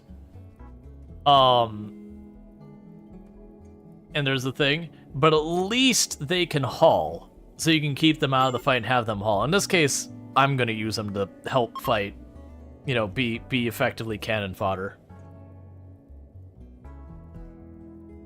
That might change later. I might literally just train them all to haul and rescue and do that. We'll see. I normally don't keep the initial animals you get in a run, but in this case, because I had effectively a breeding pair of Labrador Retrievers, it's like, okay, why not? Let's see where this goes, I guess.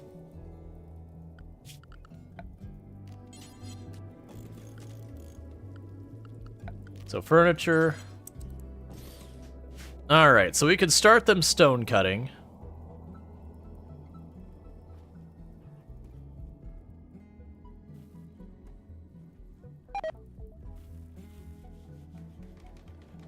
Oh, hey. I mean, for right now, I'll leave it alone because I don't actually have a storage room. But when I get a storage room, I obviously don't want all that stuff in there.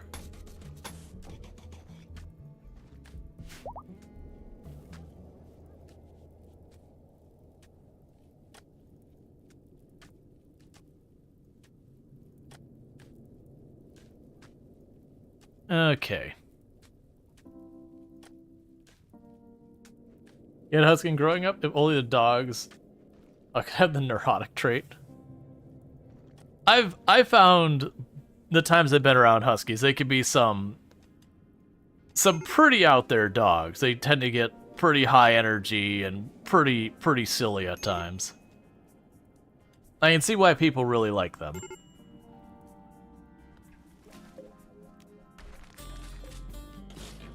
I've changed my mind on that last row, and you'll see why later on.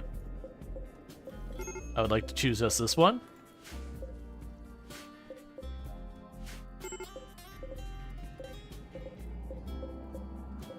There we go. Do not allow to keep sewing. We'll pop up here.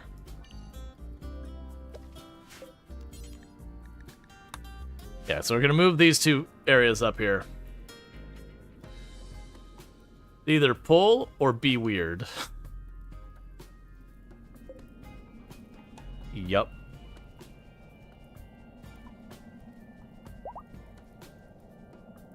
Alright, the fire has reached the fields.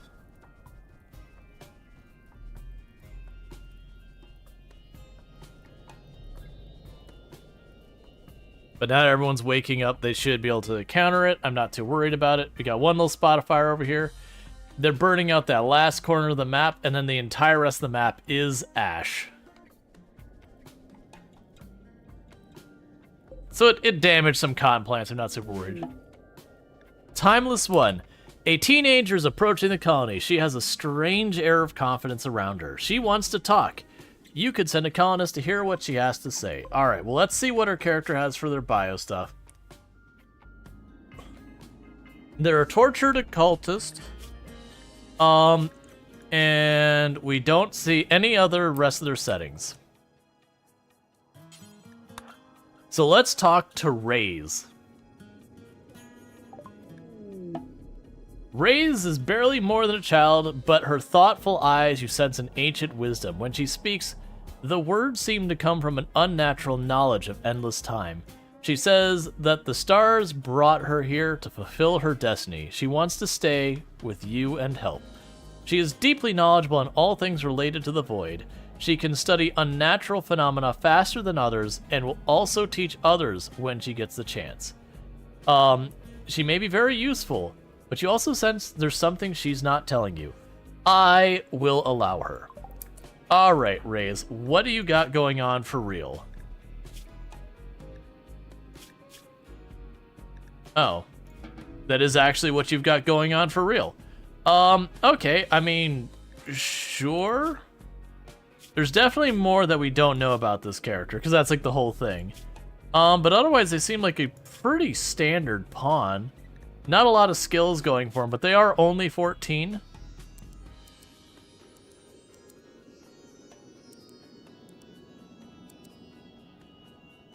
I guess they'll be a crafter.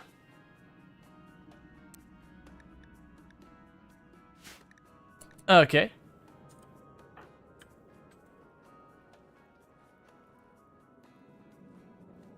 You don't really have any combat skills, nor do we have another ranged weapon available for you. So I guess for right now, Raze, go pick up the knife. And we'll get you a weapon when we can.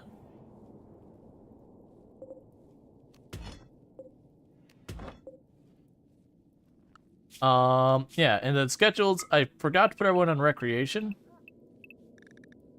Get them a little recreation block at the end of their day.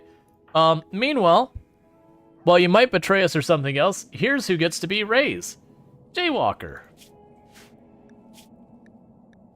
So here's hoping for not immediate betrayal. And with all that, let's go ahead and immediately find the ideology spot and plunk it down right here and have a conversion ceremony. Because Jaywalker, I do not approve of you having different views than our own. This is not a very inclusive colony. Our inclusion is everyone is welcome, as long as you do what we tell you. I'm not saying this is a good place, because it's very not. Jaywalker's like, yeah, I have a teenager to be young again. She digs up, all right, we'll just immediately masterful. Welcome to the ideology. Apparently we're really convincing here. just walks in with their own beliefs, and you're like, yo, we think you should believe in what we believe in. Oh, okay. That works. I can get behind that. I am convinced. She digs up all the bodies when you're sleeping. Honestly, where normally the whole, corpse obsession is just like a more annoying than anything trait, that's actually... a lot of times it's a lot worse. What is your social, by the way? Non-existent. Okay.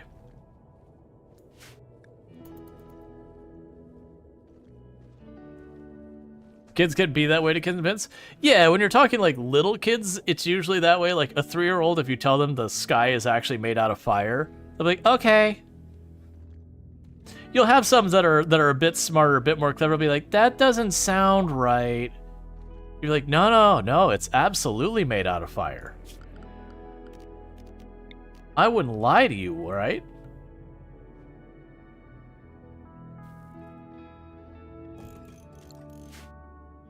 Okay.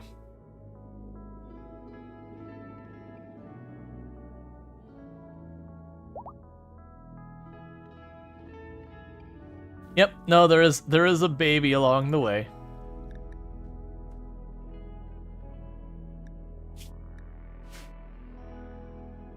We didn't tell them to go out of their way for babies. It just happened. You just had a big sandwich? Sandwiches are good. I do enjoy a good sandwich. We also had to go to the ideology, and when I have wood again, we'll make a styling bench. This guy is made out of literally nothing. The sun is made out of a nuclear bombs, all going off at the same time. I mean, more right than wrong.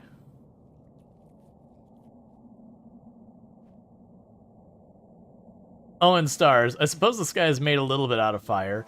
Yeah, depending on how you define fire, there is at least a small percentage of the sky that is made out of fire.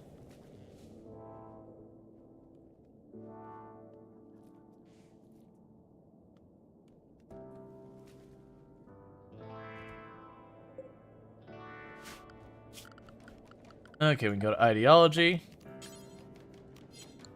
Oh, they haven't hauled the wood back yet. Well, now they have. Styling bench, furniture.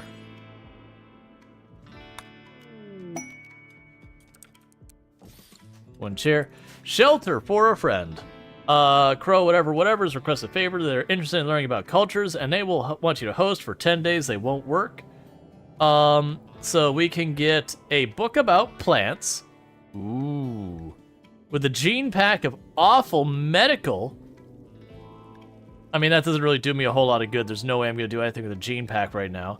A legendary quality recurve bow, which would actually be really good for Jaywalker. I kind of want the book for plants, but I mean, we'll take the legendary bow. All right, friend. You can hang out and do stuff, but also we are going to harass you about our ideology on a regular basis. So just be ready for that.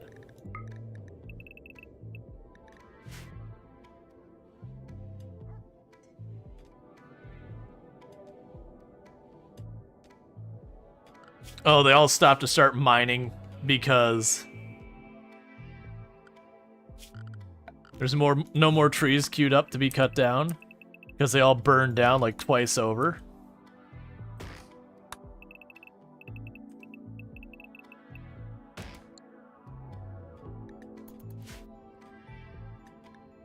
All right. Bills, add any stone forever.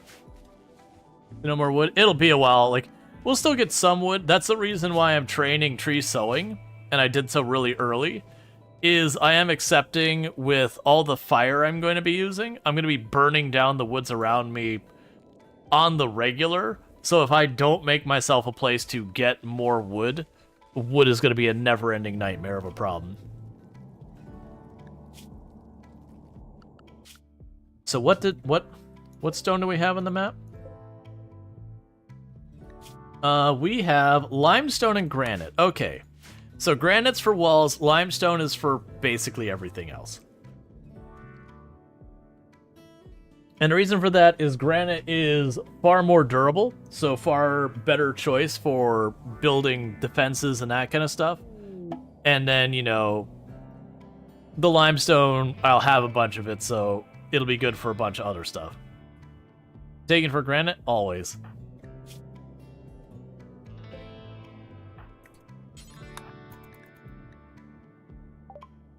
Okay, so take our worn out stuff. Get an EMP launcher right away. I would actually really like that. The issue is we can't afford it. I will take however much medicine of yours I can afford, and then I'm going to stop there. Because an EMP launcher, that actually works well against revenants.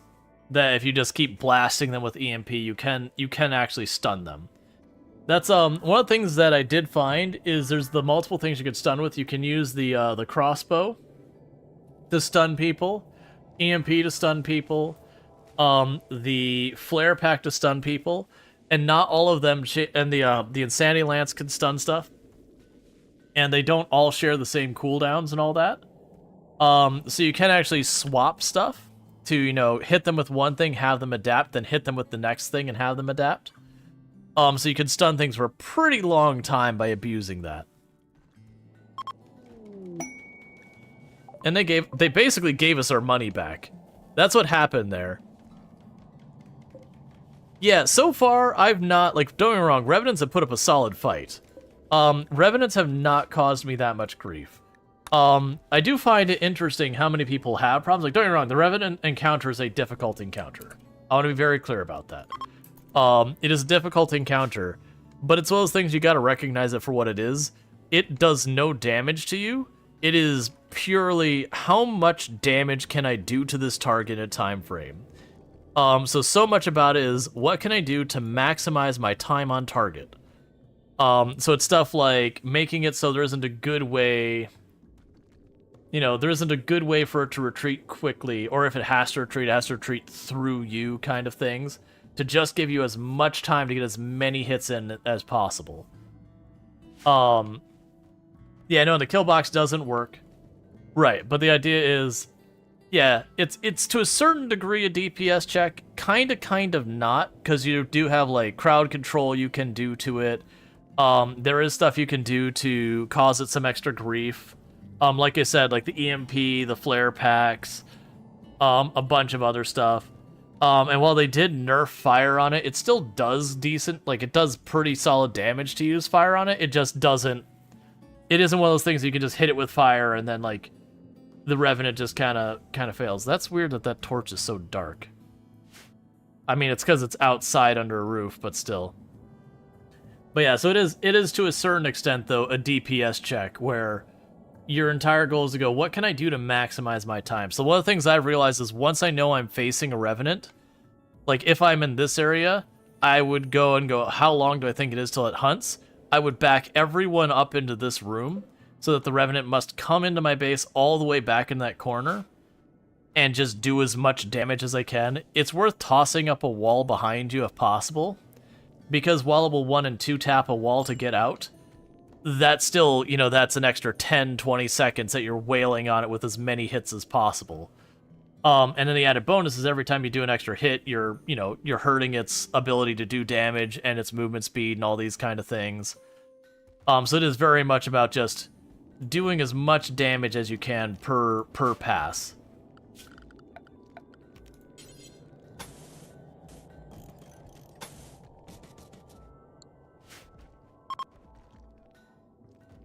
All right, convert our guest.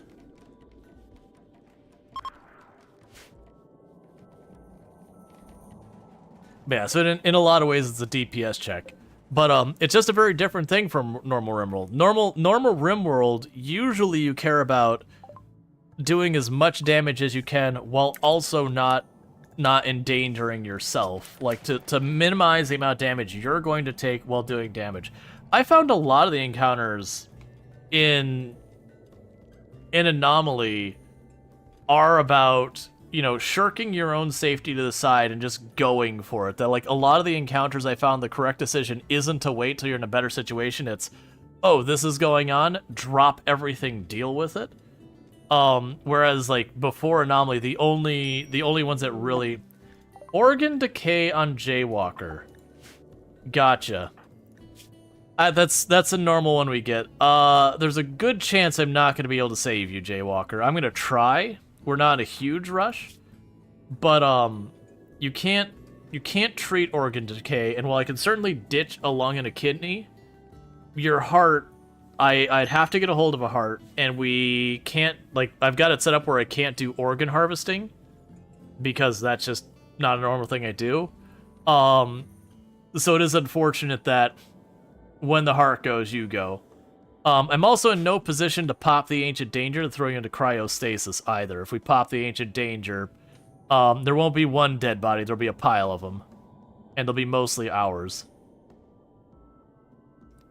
But that was always a risk. Now, if we get really lucky, and a second one of these people walks on the map, and they have the curing stuff,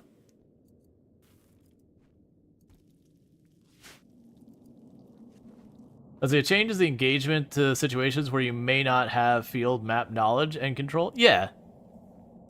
Well, that's kind of like the big comment that, and I feel like there's been a lot of people who've been warming up that, like, they were more mixed when Yeah, we have a long way. Yeah, that's the thing. Just unfortunately the timing. It's not that it's impossible. Like, if we get a mech heal serum, we could probably save you. The thing I don't know is if I were to remove the kidney and the lung, would a mech healing serum replace the missing organ or target the organ decay first? And I do feel like targeting the organ decay first would be, like, if it would just left it this way, it'd be a roll of the dice. Okay. Yes.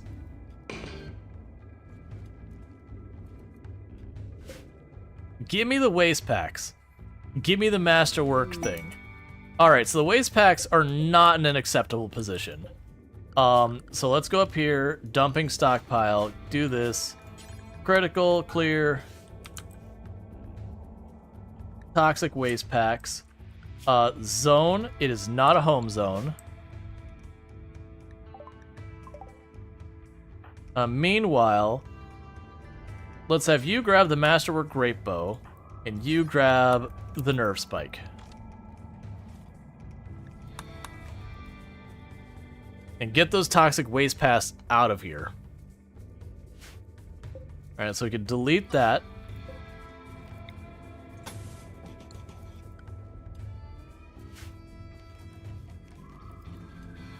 And that'll be the last wood wall we make.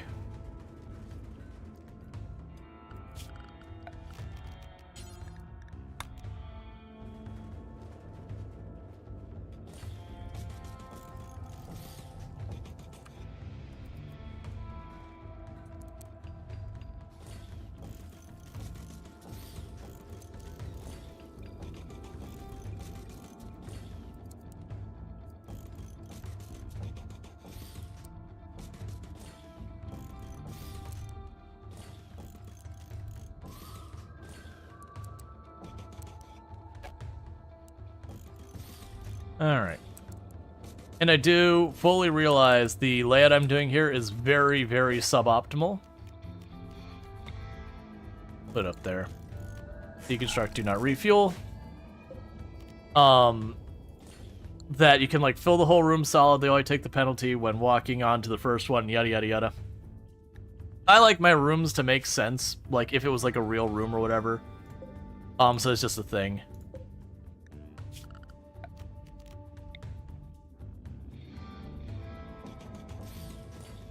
So for right now,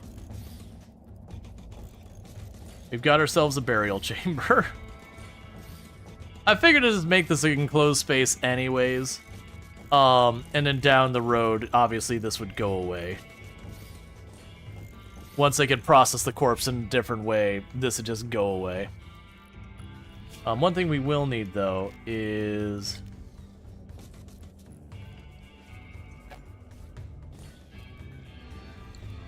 put some light in there. And just the same over here. Oh, never mind, you already got the light in there. Alright, so we are building all these shelves. That'll be good.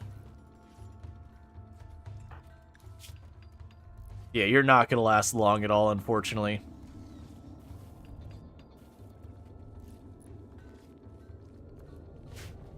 Like I said, about the only way I could see this working is if we get a healing mech serum. There's a chance we could save you. Obviously a resurrection mech serum would also work. That's not so much saving you in the proactive and more in the reactive state. Or if we got, there's another one of these instances where you get unnatural healing. Unnatural healing could potentially be a whole thing.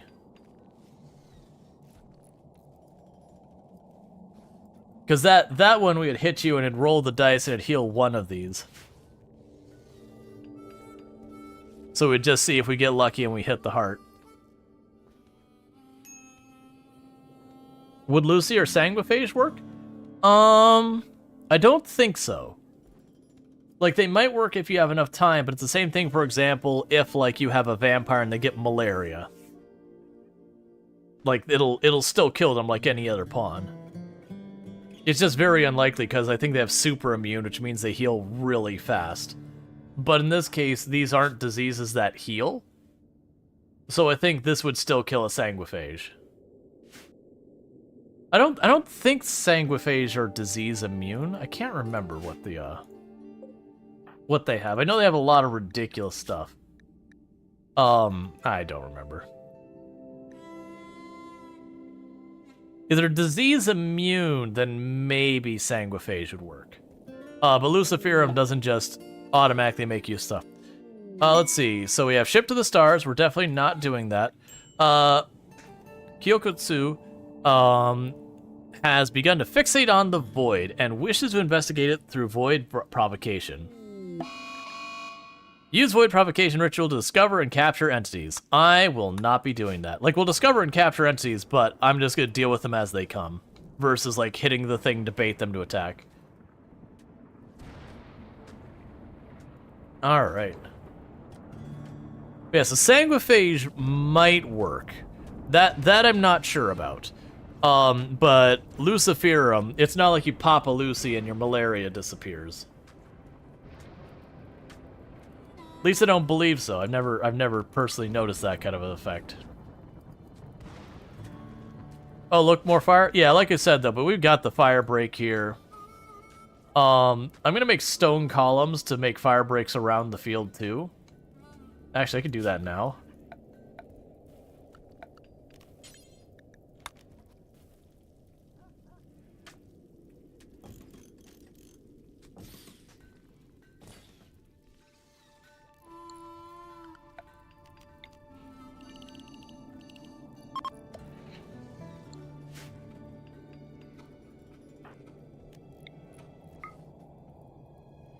Keep converting.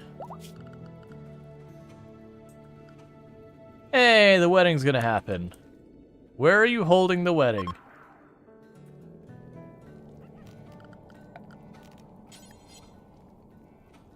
Oh, good. In the one bedroom that's not occupied by anyone.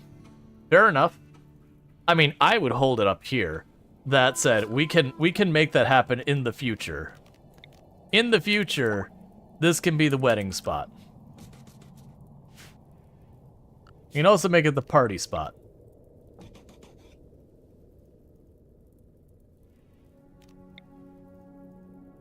And the meditation spot.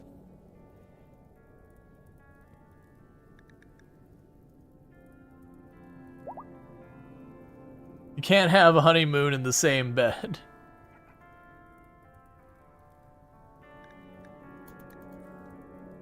Everyone has their own things. It's fine.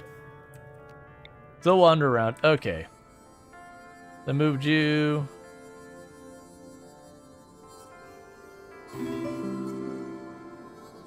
Thank you for the follow. Welcome to the stream. Let's go ahead and we'll put this up here.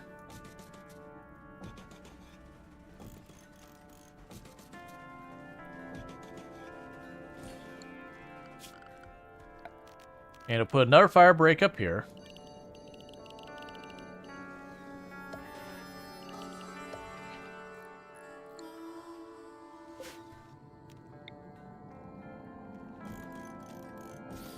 It's a bit of a waste of materials.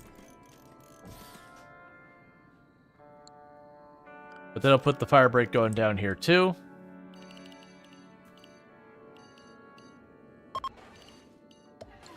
Okay. And that'll give us a fire break the entire way around the base. Try to start with a permanent death pulse. Sounds very fun. It is. Don't mind the giant graveyard room, the burial room. It'll be what we do until we harness the powers of fire.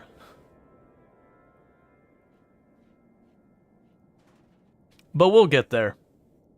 Eventually we're gonna get flamethrowers and that kind of stuff, and just every fight, the moment the fight's over, torch the field. All right, we're at baby prep time. Life comes at you fast.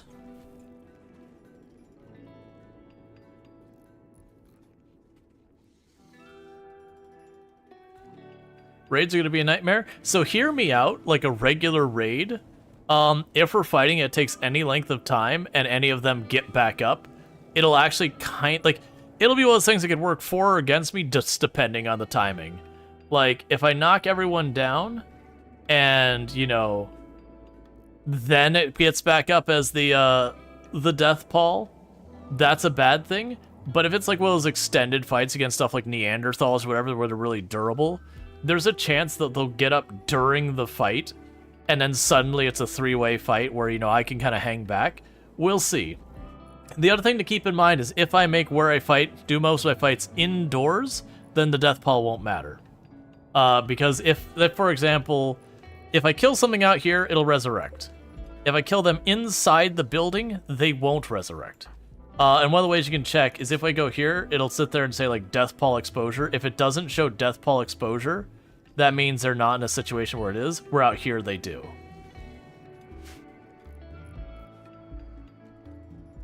So we are going to have to be doing a bunch of stuff inside. What's going to be a big thing is, like, random animals killing each other and all that. So, like, if we get, you know, a bear on the map and it keeps killing the other animals, each time it kills an animal, if I don't run out there and deal with it, or the bear doesn't finish eating it, it's going to get back up and I'm going to have to kill it or, you know, lock myself indoors or whatever. It effectively becomes a manhunter I have to worry about. So it's kind of an interesting, chaotic thing I'm going to have to worry about. Honestly, for the moment, let's start building our first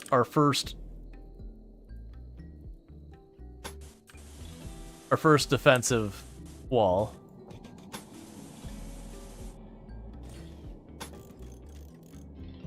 And I did notice there's one spot of mud here, so I'm just gonna go like that, and that'll work. So we're gonna build that for the defensive perimeter. So like right now you're having issues actually acquiring anomalies without killing them. Start your anomaly stuff with at a spacer tech. Oh yeah, no, if you've got like the really powerful weapons, like you're running around to like Zeus hammers or mono swords or the what is it called? I'm forgetting the name of the like blaster gun kind of thing. Like you start with that kind of stuff. Yeah, no, you're just gonna demolish everything when it goes to go in. Alright, so we're gonna close out the perimeter. You'll notice I'm not adding any doors to this. We're gonna only have one way in, one way out. And that's basically primarily for revenants, but also sightseers. And honestly, to a lesser degree, the shamblers too.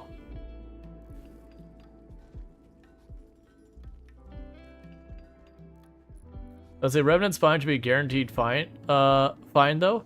Yeah, no, if you kill the revenant, it leaves the spine behind, so you guarantee that one. There's also like the heart and the orb and like there's certain ones that you guarantee you'll get them. All the spires would fall into that category. This will actually work out okay.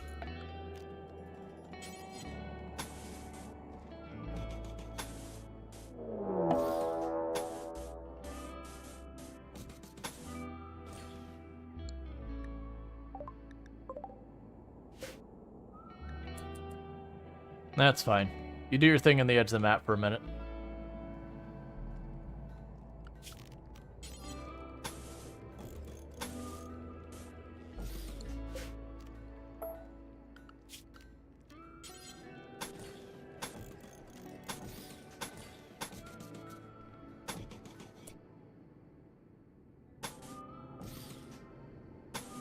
Here, one moment.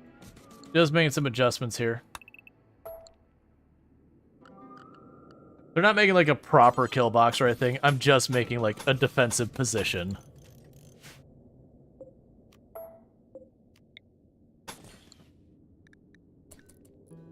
Just to force them all to go in there. Oh yeah, the happy ball? Yeah.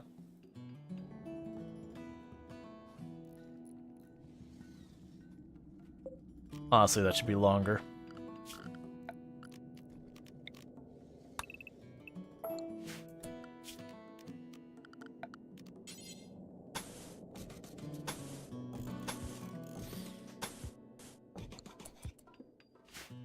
Just gonna bottleneck the enemy. Okay, so with all them down there, let's just run down here, deal with Beam here, whatever his name is.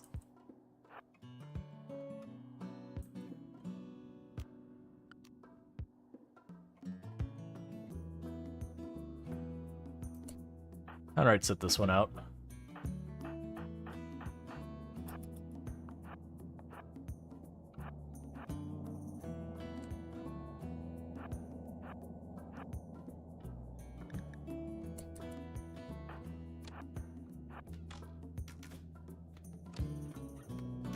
Please hit that person.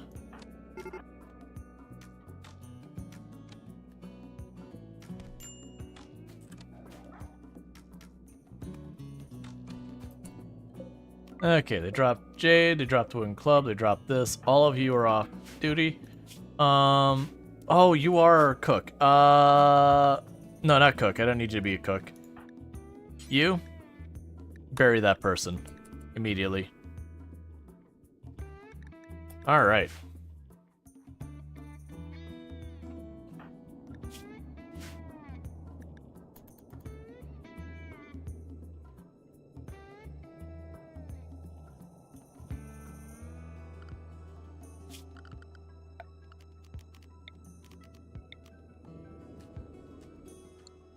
I'll wait till they get all that sorted, then we'll knock down walls and do all sorts of stuff.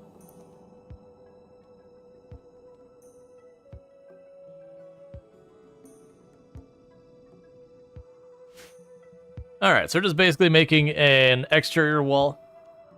It'll end up needing to move and all that. But part of the reason I want an exterior wall in this colony so bad is if we have random animals becoming Manhunter or whatever, when they become a Shambler, they don't just immediately aggro and beeline to attack our base. They kind of just stand in their area, and if someone gets too close, then they aggro. So if I have a perimeter that can mostly function with inside of, then I cannot worry about a lot of that. So it'll be a way of me not having to fight every single little animal that falls down the map again and again, because that'll get very tiresome. Like, there's a, you know, a fox going around killing random rabbits, and every day another random rabbit decides to attack or whatever.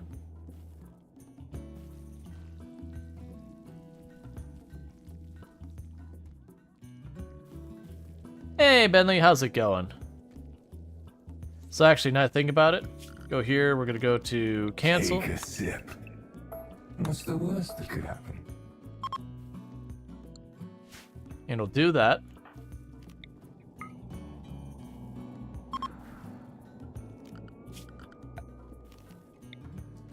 And we're gonna not have a roof along here, because I'm gonna go along here, and that'll be my tree sowing zone.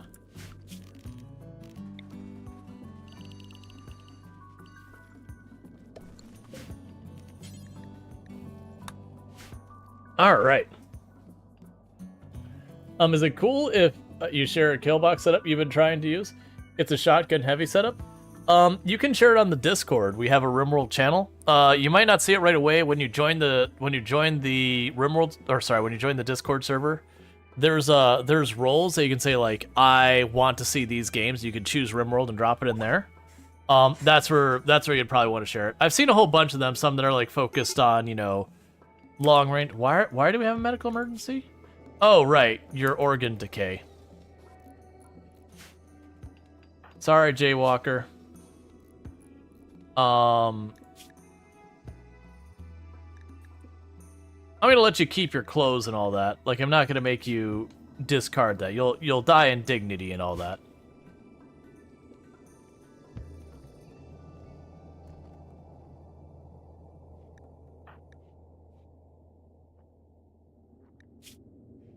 There's just nothing I could do to help you. Yeah, no, I got lucky in one of my runs, and I had a person with organ decay who all had, like, the unnatural healing, and I got a second person with it, and I just went and healed them back and forth.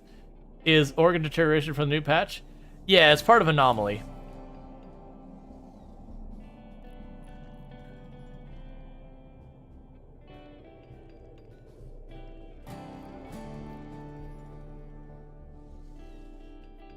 Don't you hate when the dungeon master spoils the ending for you? Yeah. Because, like, this one, I can remove the kidney and the lung, and you'll just have a penalty. But I can't do anything about the heart. And that's pretty normal. Every time I've seen this, it'll either be they'll have two lungs, 2 kidneys will have it, or, like, another important organ. So, like, no matter what, an organ has to be dealt with. At least one.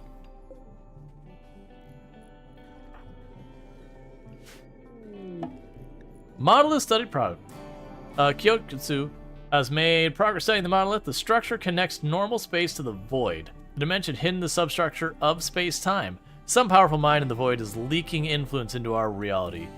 Kyokutsu wants to study the monolith further to learn more. The monolith now provides more knowledge when studied. Cool. Can unnatural healing heal it? Yes, as can like healing mech serum and stuff like that. But healing mech serum, it'll target one of them. And what I don't know is if I were to remove both kidneys and then hit them with healing mech serum, would it target the heart? I believe it would, but I've never tested it.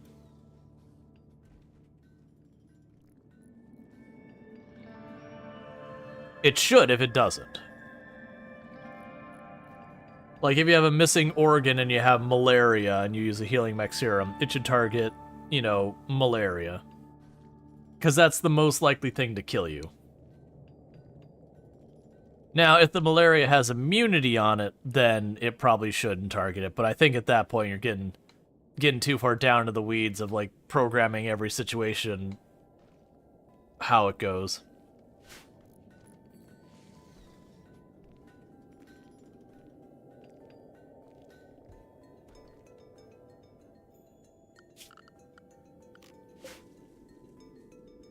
All right.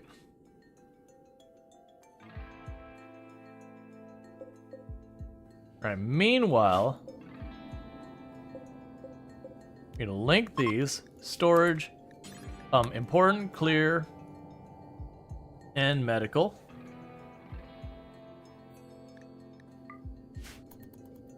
Delete that zone. That way this becomes just medical in here. So you could borrow a lung or kidney from a generous enemy neutral pawn. I mean, you could also, like, organ harvest the heart. The ideology we have, I'm not physically able to organ harvest. My people refuse. Like, with this case, because these organs are no good, I could remove them, and that it would let me do, even if Jaywalker wasn't one of my pawns. But when it comes to a perfectly healthy organ, they won't let me.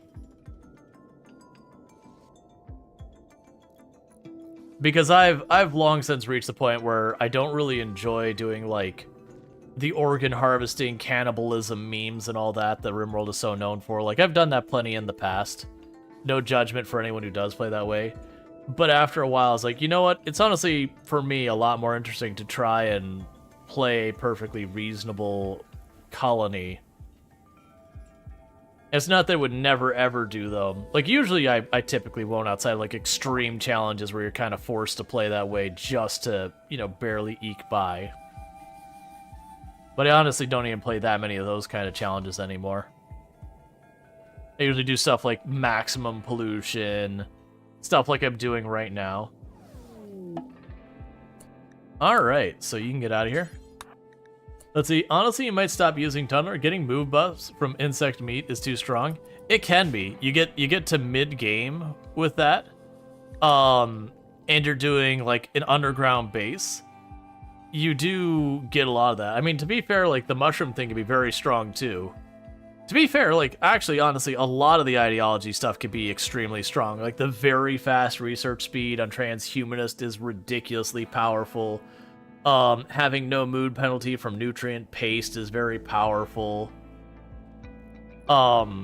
Insect meat can be very powerful. Oh, I need to actually tell you to get out of here, don't I? Pods have arrived. Masterwork recurve bow. Oh, I'm sorry. Legendary recurve bow.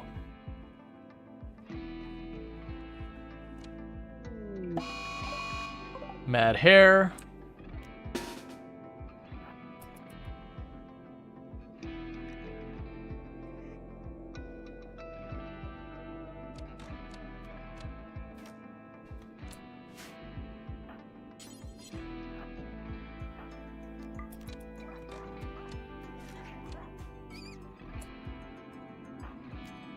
Cool. But yeah, so it is one of those things that it can be pretty ridiculous. Alright, so I've actually had pretty good results so far. The the stuff we've done has been pretty good about just giving us goodies.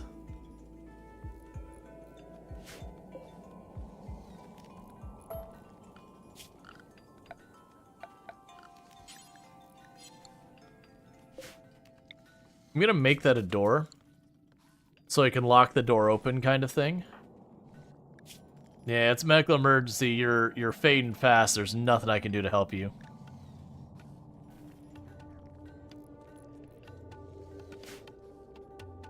You think you didn't play RimWorld a long time?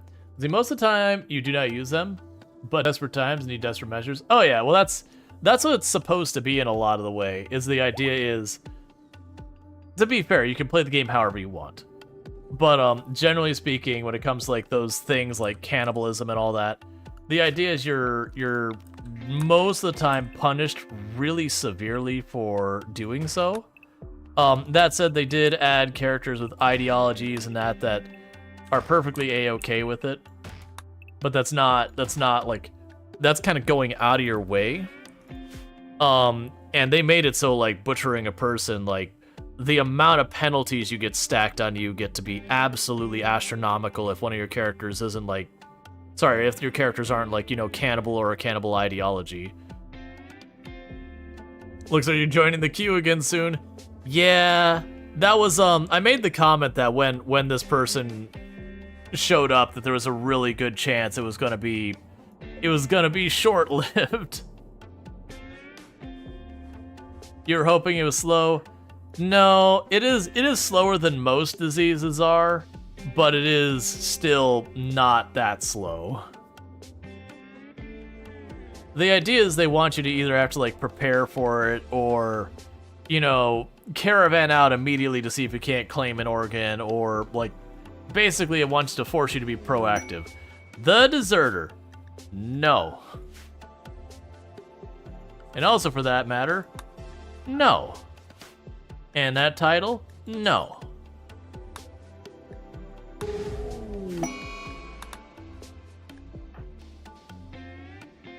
I don't care for the royalty stuff. That's it, honestly, like the things you get from royalty where you can call a shuttle to pick you up and take you someplace, or to just call in reinforcements or orbital bombardment.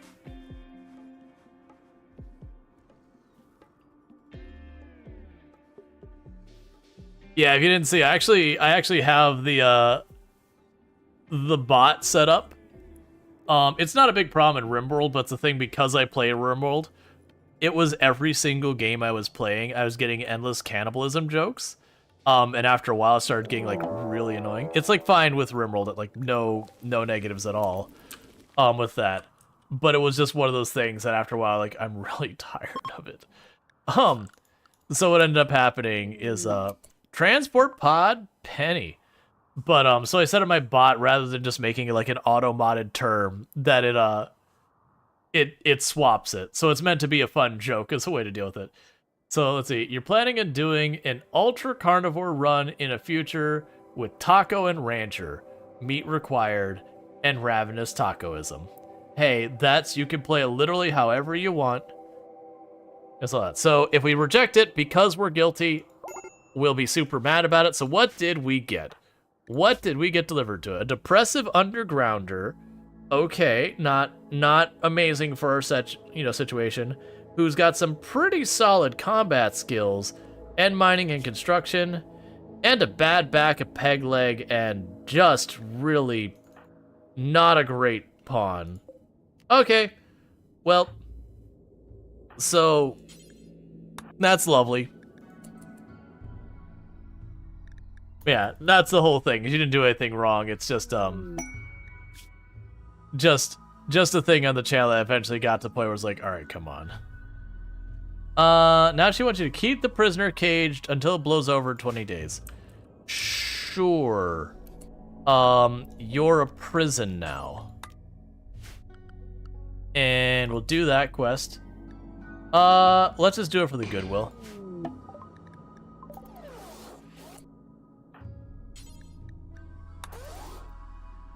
Alright. But yeah, no, that's a way of keeping it fun. Because if I auto-modded, then what end up people would think auto-mod was just being weird. And then they'd be like, all right, well, let me just come up with another way of saying it, which is kind of defeating the point. So that's just basically giving an explanation of what's going on there. Since I've done that, I've been happy that it doesn't get triggered very often. Oh, you're going to mine as your first priority. That's what you're going to do. You're going to mine as your first priority because that gives me someone who can actually mine, even if you're not going to be good at it. All right, so who gets to be Penny? Penny, who has a bad back, a peg leg, and all that. Hey, look, we got a second marriage going on between Lardine and Flaracen. Cool. Congrats. All right, who gets to be our person having a rough time? Cerise the Mage.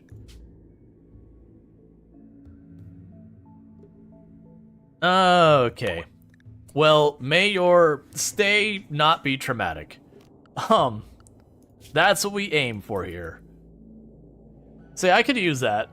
That wouldn't be the worst, because being a construction person and a mining person, I'd probably keep you. For the construction part, you'd probably stay close to base. I mean, bad back is rough. Bad back is real rough. Like, honestly, this here is pretty okay. Like, if it wasn't for bad back, this would actually be a pretty good melee pawn. But bad back. That said, there are ways to cure bad back. I can't remember. Does Luciferum won't make bad back go away? It'll make the what is it? Cracked spine go away. I don't think it makes bad back go away though. Healing mech serum will. I honestly don't know about being sanguiphage either. I don't think that'll fix bad back either. Starvation. Doctor, get to work.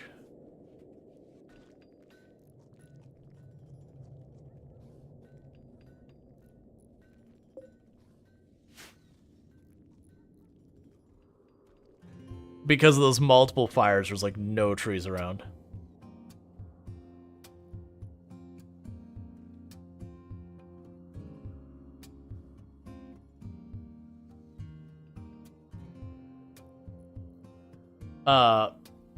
You got auto-modded? There should be no auto-mod on the RimWorld stuff. Oh, I see the idea with that. Okay.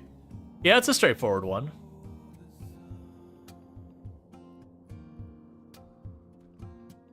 Yeah, no, I didn't see anything that got auto-modded on here. If it said like your message got held by auto-mod or whatever, I don't know.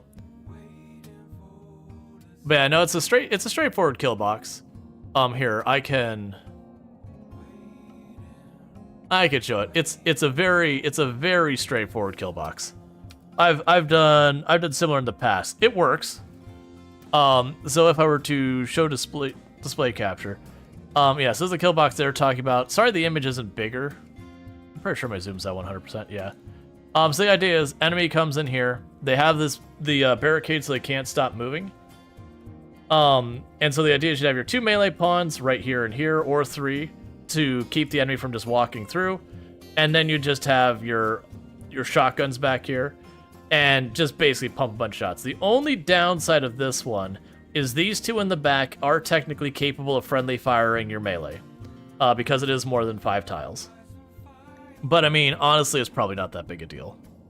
Because especially here, they'll get cover bonuses. But yeah. I'm thinking it probably wasn't actually auto-modding it. My guess is there's certain stuff that when you say on Twitch, it's like global mod, that it doesn't get hit with auto-mod or anything. It just says like this violated the channel's, you know, this violates the channel's whatever. It doesn't post it or anything. But on Discord, I think I know we have a filter on there and all that. I actually don't see it get triggered very often, so I don't honestly remember how that works. If you got auto-modded, it's usually, if you said something that's like, oh yeah, and we shred that person, but you choose to use different language, I could see that triggering it. But it shouldn't be a problem. Filling the air with lead. Oh yeah, nuts. I used to like running the miniguns. They're terrible for so many kill boxes because they destroy your kill box. But miniguns are generally like they're kind of good in some ways and kind of terrible in others. But well, that's unfortunate having food poisoning that late. That's gonna be a bad time for you. I just realized the doctor's the one who's pregnant. Well, Lardine, congratulations, you're a doctor. There's Autumn on Discord. It very often gets triggered when someone joins and shares a link and uploads something, like an image. Ah, I could see that. So, like, literally it does, like, a bot detection kind of thing. Childbirth. So, you've got an 89% chance of a healthy baby and just shy of a 2% chance of death. And if someone could help out real fast by... There's no wood. I can't turn the torch back on. Alright, good luck. We're having a baby in the dark. Miniguns are hilarious to deal with tribals. Alright, and Jaywalker has died from the organ problem. So we're going to immediately have one of the people not involved in here. That's literally just you. To prioritize burying them immediately so they don't get back up. Yeah, many pawns. Miniguns are fun weapons exponentially. 5%. Oh yeah, well that's the thing. It's like, it feels like for miniguns to be reliable, you need more than one minigun. The idea being a singular minigun is kind of a mixed bag. Like, it's still good, but kind of a mixed bag. But if you get like 4 miniguns going at targets, just the saturation of fire means you're stunning everything.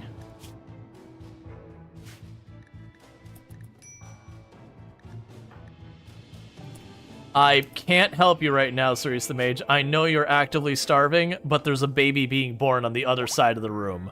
One of these is a more immediate problem than the other. You gotta wait your turn. Please don't kill Conrad. There are only Doctor. Healthy baby. Excellent. Love to see it. Feeding. Literally everyone. And I've suddenly realized I'm not making baby food. And I've also suddenly realized... I don't have wood for making baby food. This is great. Let's go ahead and go to our assignments real fast, just before anyone does what I think they're gonna do, which is don't eat the baby food if you're an adult. It doesn't do anything for you. You just steal it from the baby. Okay, go chop a tree, I guess. And...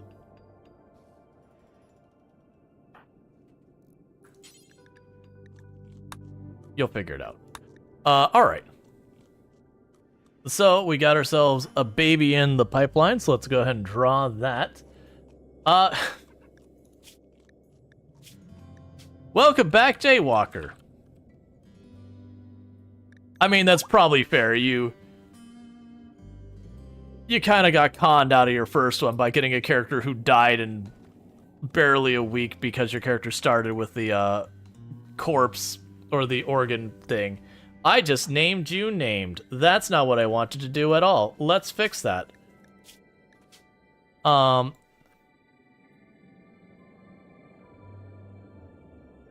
That's fine.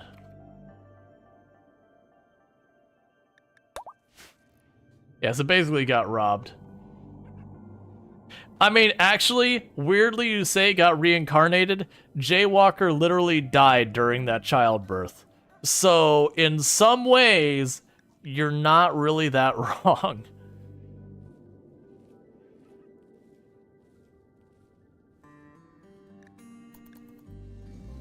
They were just transferring their consciousness from their dying body to the brand new fresh one.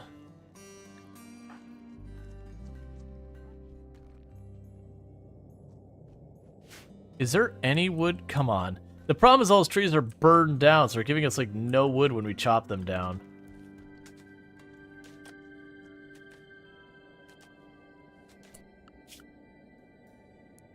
Prioritize plant cut a little bit higher for a minute. Because I believe then they should cut down some trees. Oh, schedule? Yeah, we're already good here. Meanwhile, let's go over here. Allowed area up here. Schedule, manage areas, invert, rename, danger. Okay, do this, danger zone. That way they don't go and mess with the bugs up there.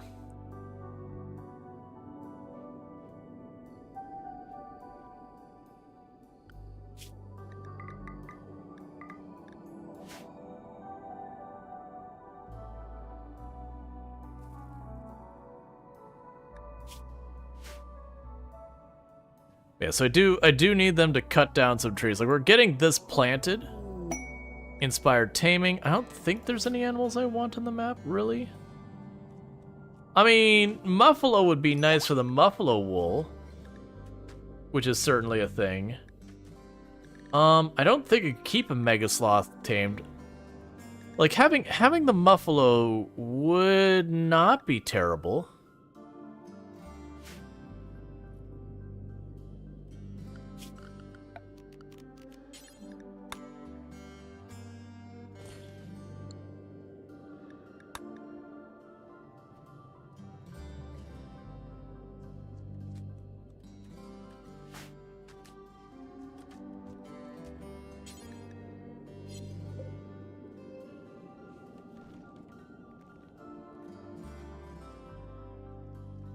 Okay. Meanwhile, I've got more limestone, so I can build this last shelf in here. And we can go to floors, limestone floor, get the first bedroom set up, and just work our way around all it.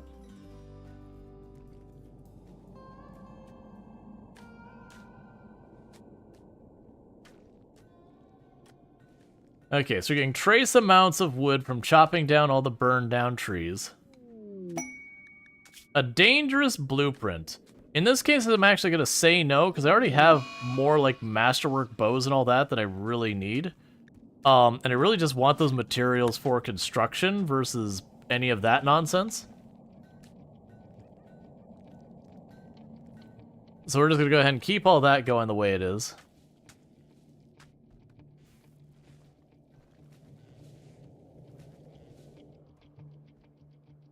Alright, that'll work.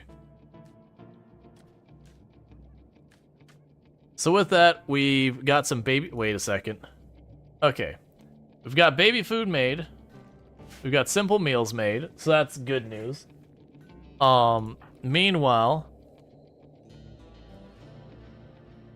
we have the masterwork and the legendary, I thought. Or not. I mean, we got the master... Oh, right, there's masterwork great bow versus a... masterwork. Oh, I thought. Oh no, you just had the regular recurve bow, I think. We'll go ahead and grab that masterwork great bow. Go get that sucker. Meanwhile, we've got a captive audience in Cerise the Mage, so let's go ahead and start converting them while I can just lay in bed and just deal with it.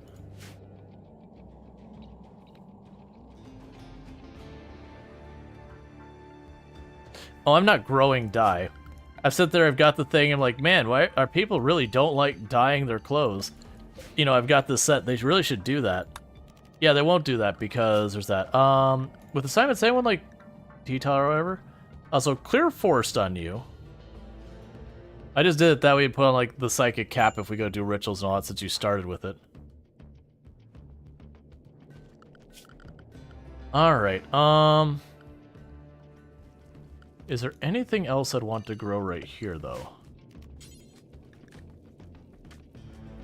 Like, Psychoid would probably want to do later, but it's not going to do us a whole lot of good right now.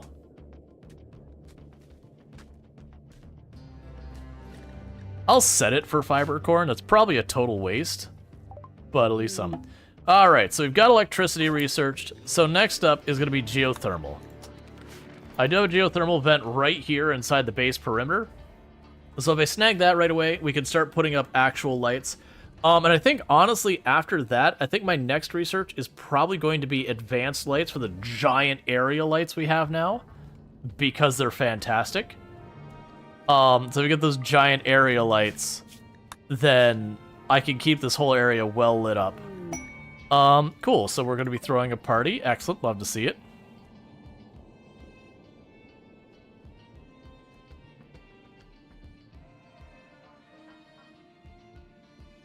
But once we get this whole perimeter done, I think we'll go ahead and we'll put a room like right around here. That'll be our ideology room, so we can get that sorted out. I don't really have a planned place for a freezer. I think at that point I'd probably extend this way. Okay, so we got skip abduction. So entity containment's gonna be our move here. Because I'm gonna need to be able to get those. Do we have uranium on the map anywhere? No.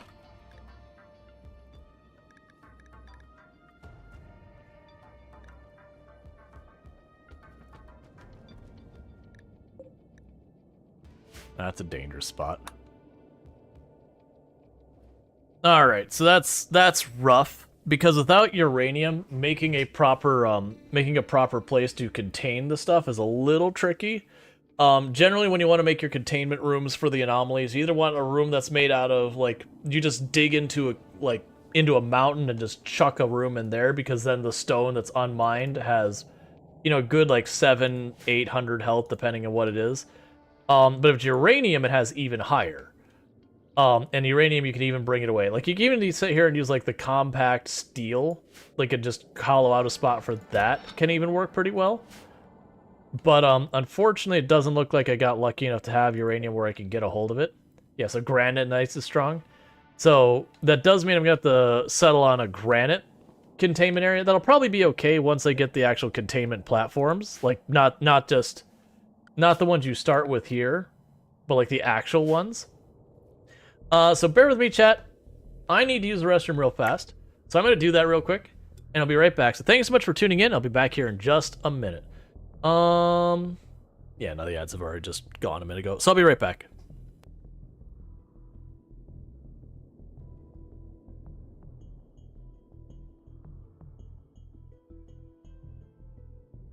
Able to disarm it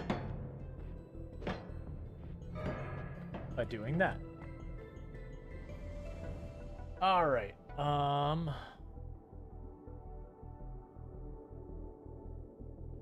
not better than anything I have. No. Okay. Wait. What? Well, not entirely sure what happened, but you know. Okay. Yep. Really. Wait. Can I? I probably went too far.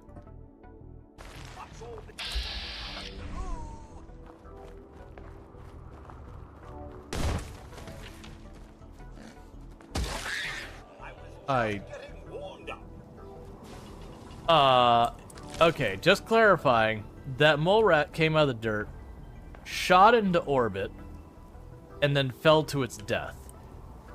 Could someone clip that? But it still stays relatively close here. Correct. Wow, your battle skills are high. First aid 0, rip run. Oh yeah, that was, we didn't get hit by a zombie. Alright, and I'm back. Okay, so it'd be pretty good once we can get some lights on here. If nothing else, just to make it a little bit easier to see what's happening. Like, now that we got some of these torches are getting turned back on, that's good stuff.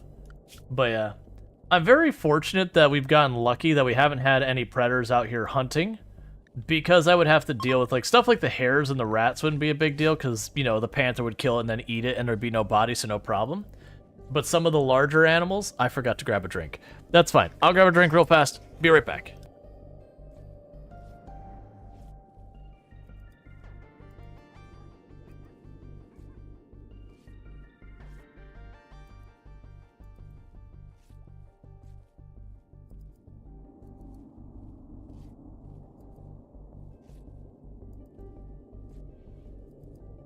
Okay, sorry about that.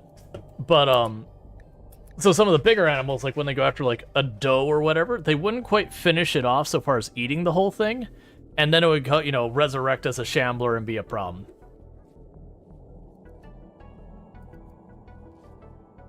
But yeah, so I do want to rush a little bit of the anomaly stuff, because I want to get the bioferrite harvesting pretty early. And then, like, I need the containment stuff to be able to reasonably harvest, though. That way we can get the bioferrite, so that way when we do get the technology for getting the flamethrowers and all that, I have the materials to do it. Because until then, it's just not going to be a thing that gets anywhere. Alright. Pen not enclosed. Look, game. I understand. I'll close the door.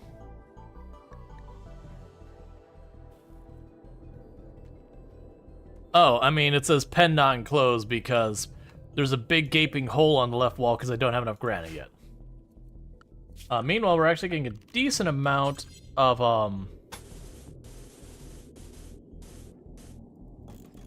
yeah, honestly, I could do pretty much all of the bedrooms with the amount of limestone bricks we've already cut. We can keep getting all these rooms to be all that. To be frank, the flame bows are an option for corpse disposal. Yes, but the more I'm looking at is like I want to fight using the flamethrowers and all that kind of stuff too. Which you can fight with a flame bow. That's fine. That's one of the reasons I need to get this base, get the wood out of here, get other materials in.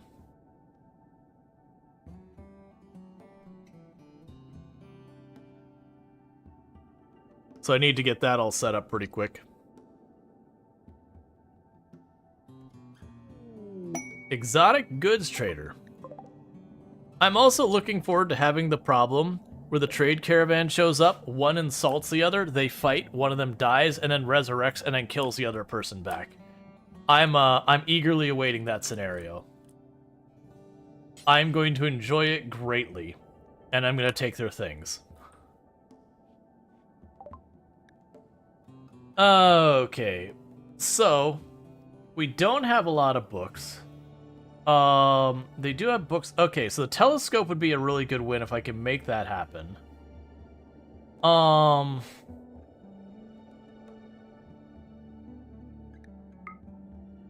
Can I make that happen? So I can make it happen by getting rid of the baby. We're gonna give out the puppies. The puppies will go away. We're gonna keep the bonded ones. We just had ourselves a nice little litter, and we said, "Look, man, I can't keep 8 dogs." So we're gonna keep just the 2 that we started with, and send the other ones on their way to have wonderful other homes on the rim that I'm sure will not be cursed. And so we're gonna trade a bunch of random puppies for a telescope.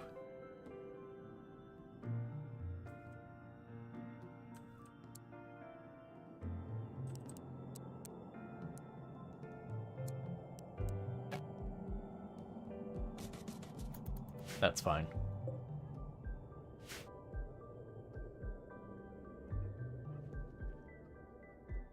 Speaking of fires, you need to check to see if there's a mod that patches the bug with the hidden conduits.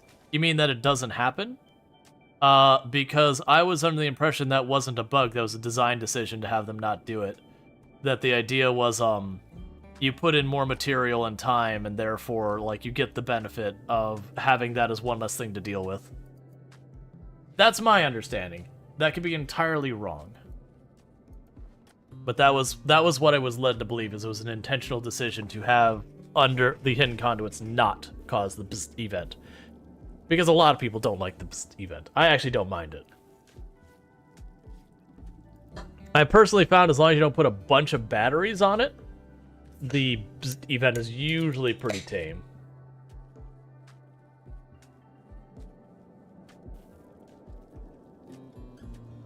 You think it's due to hidden conduits having 0 flammability? Right. But like I said, my understanding was a deliberate decision, though. Like whether how it mechanically works, that's whatever. But I was under the impression it was a deliberate decision to be like, hey, this one doesn't have it. And it could be wrong, like I said. I could be just entirely wrong about that. So honestly, I don't need the fire break anymore around the building. Let's just tell it to not put this anywhere in here.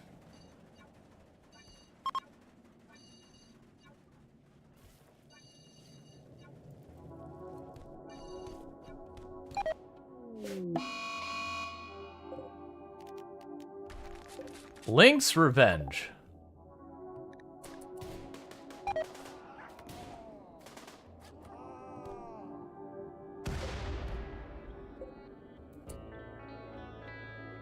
Don't get mad at me because you did that.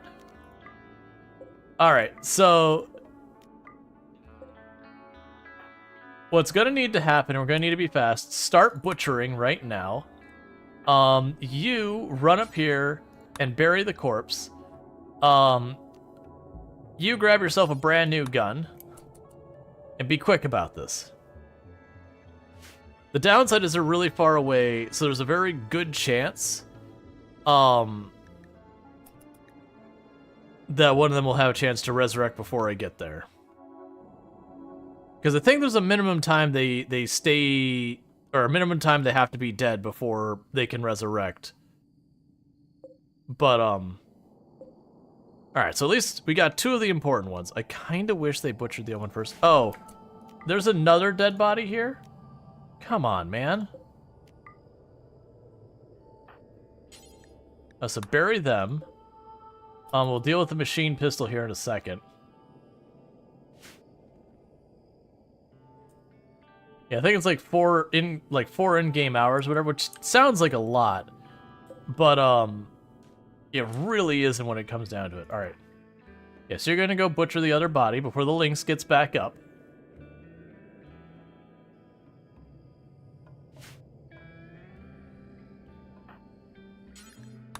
And haul the machine pistol for later. Yeah, like I said, my understanding was it's not a bug, it's a design decision. If not, there's a whole thing.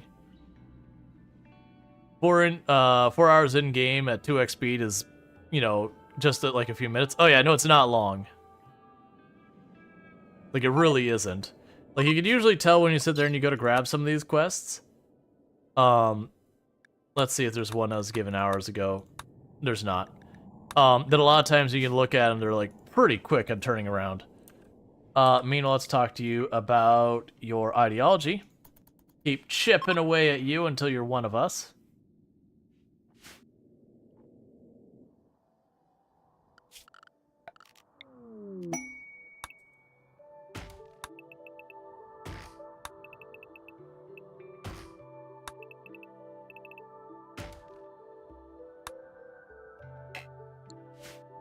Alright, so we are cutting down more trees to get more wood.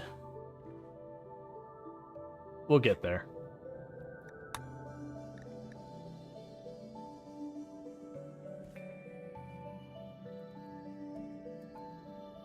Yeah, I'll make like an ideology room here. And then honestly, just somewhere in here, I'm just gonna start making like a little bunker kind of thing for the anomaly stuff. And we can go from there.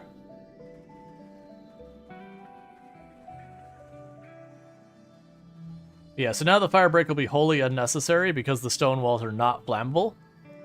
So once we get the outer perimeter set up, we're gonna de-home zone all the outside area and get that sorted. The good news is that meant that that Lynx went after them immediately versus hunting anything else that it couldn't eat in one sitting. So I didn't have to worry about like random doe getting up and attacking me again and again.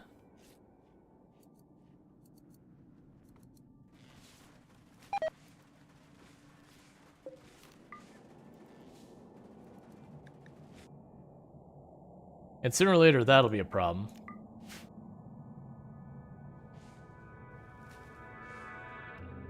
Toxic waste, toxic waste infestation. We should probably make that room. Once these rooms are all done, this will probably be the next room we'll do.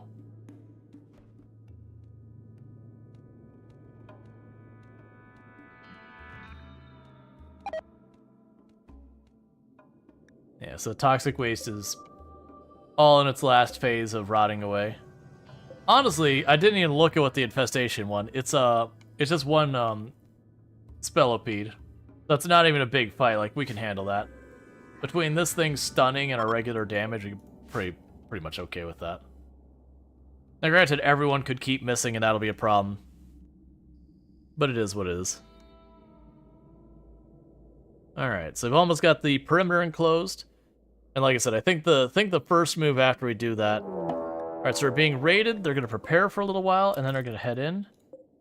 So we've got 2 bows of normal quality, with a pretty good shot and an okay shot. They are imps, so I would actually like to capture one of them if we can make it happen. Because if I can manage to successfully capture one of the imps, then I can use their fire breath as a means of corpse processing. Just, have them fight up here in the box, and then when the fight comes to a conclusion, just fire breath across the arena.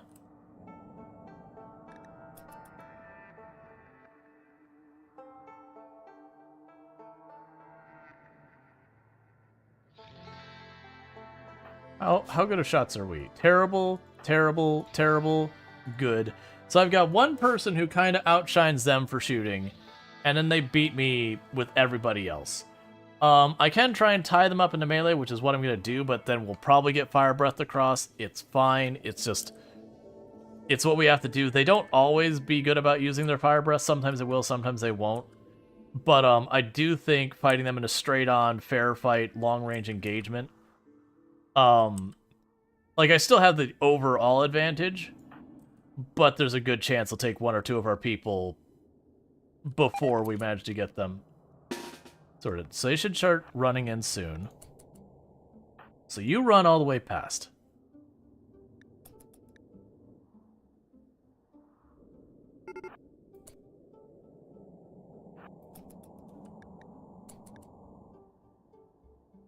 You are taking way too long to get into position.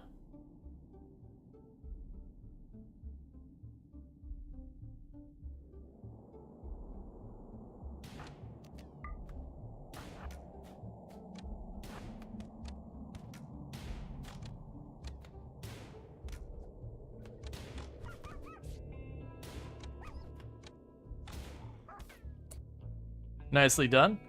No injuries on any of us. Just, the dog got a little banged up. All right, so plan. Of course you have a bad back. Why wouldn't I get a bad back? To go with our other bad back. I still think it's worthwhile for corpse processing.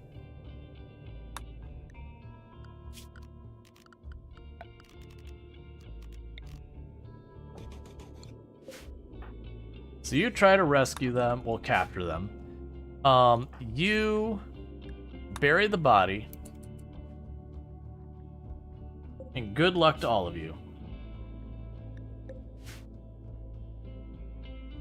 Have you considered the issue of rain putting out there? There's going to be no rain. We'll never have rain because death pall. We basically have a permanent weather condition, so we won't get most of the normal weather conditions won't happen. So I don't even really have to worry about it. It's actually one of the things that's really rough about this is if a fire ever does get out of control, there will be no respite from rain. It'll never come to save the day. Alright, so we can install, that is a right leg. We can install a peg leg on the right. Prisoner, start converting them.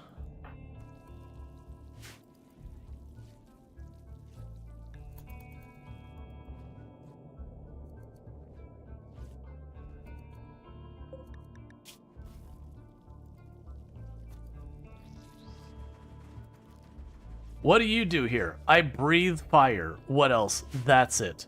My job is to stand back, and when the fight is done, breathe fire on the remains. To ensure the dead stay that way.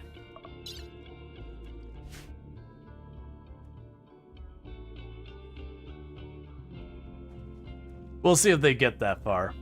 How old are you to have bad back? I should check that. 57? Alright, that's pretty up there in RimWorld terms. Not bad yet, but it's like 65 is when everyone starts getting like bad backs, dementia, hearing loss, all sorts of different problems.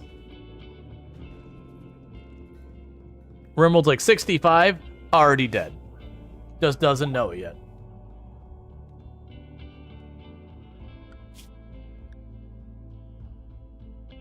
Okay, I got more dogs in the way.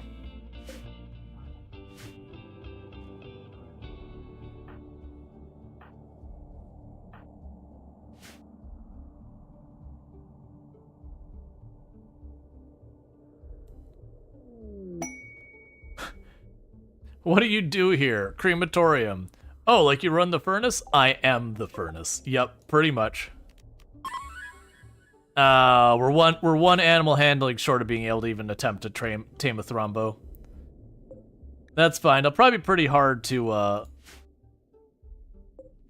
keep a thrombo tamed.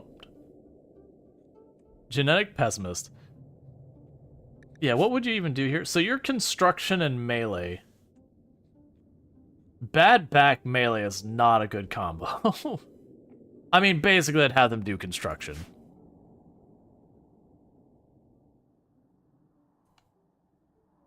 And probably still keep with range. Wait, range item. Well, we're not doing Royal Ascent, so I won't worry about that. Monolith study complete.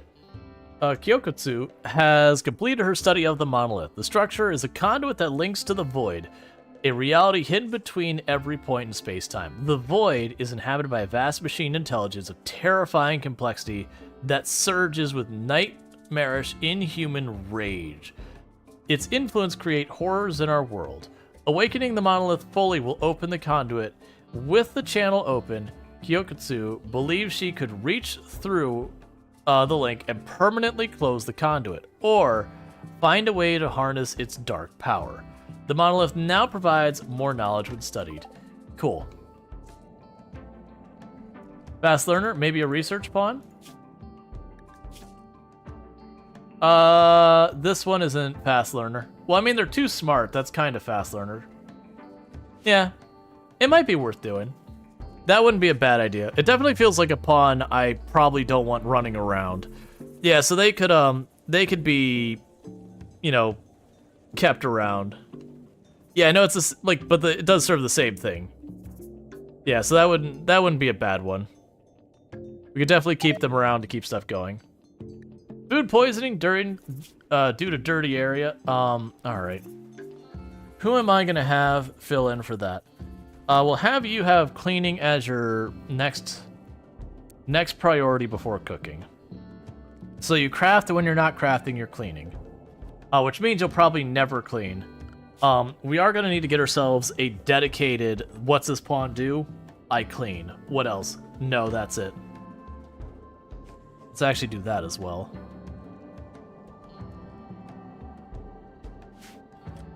So we got two people who can help clean here.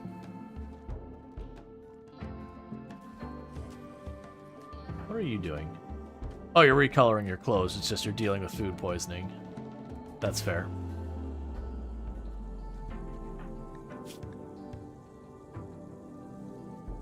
Intense pain. The pain purifies me. I need it. Understood.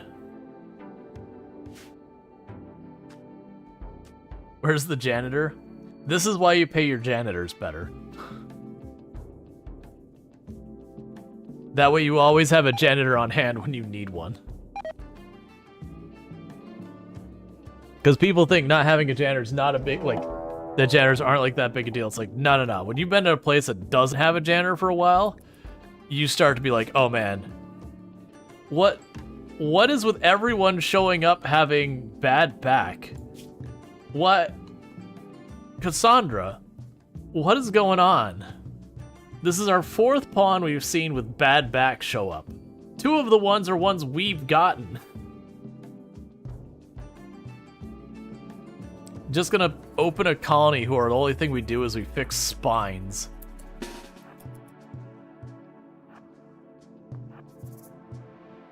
Just gets to the end game and just straight up bionic spines everybody.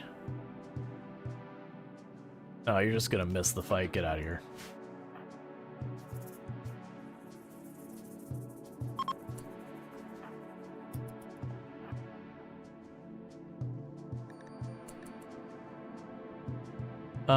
Meanwhile,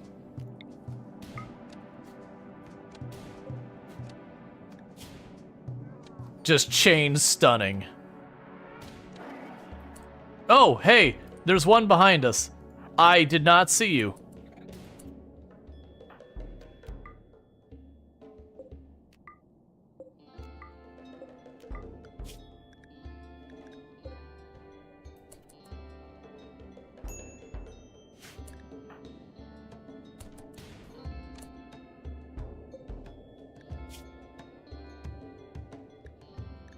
Um...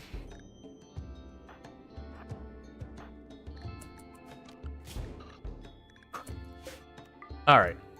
So...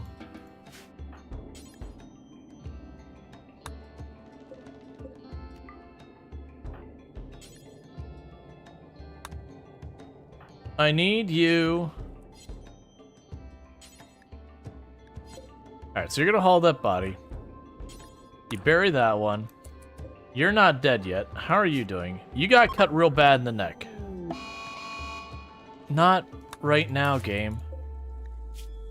I also can't do anything about the heat wave, so hopefully it's not too bad, because I literally can't stop it.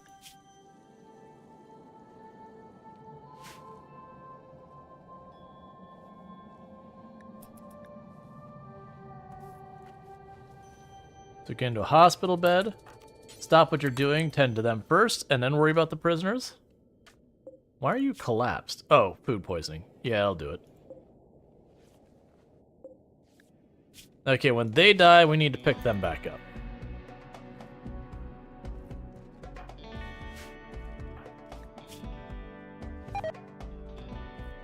The real big danger is if we have something go sideways, like things get rough, we get hit with malaria and all that, and people die. The thing is they will get back up and then start attacking the people in the hospital if we don't deal with them. Sad drifters. Yep, deal. Alright, so they're all refugees, so what you're gonna do is you're gonna drop your weapon, and you're gonna drop your weapon, and you're gonna drop your weapon. We're gonna look at our schedules real fast, get recreation set up. Lock you all in that area. Work-wise, we have a legitimate doctor going on here. I don't even know what to do about that.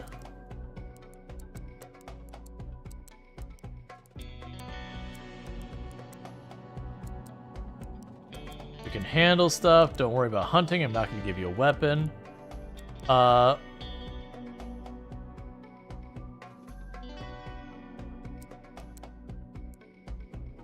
Honestly, if any of you can find time to research, do it.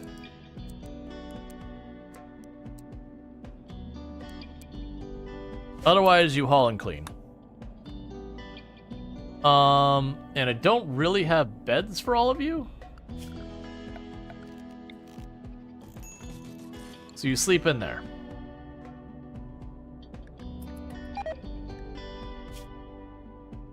And waiting for them to die, because when they die, then we'll need to deal with that body.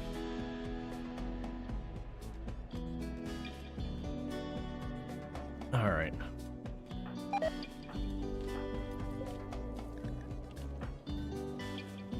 That food poisoning is really... Oh! You didn't actually butcher the tortoise. Come on, man.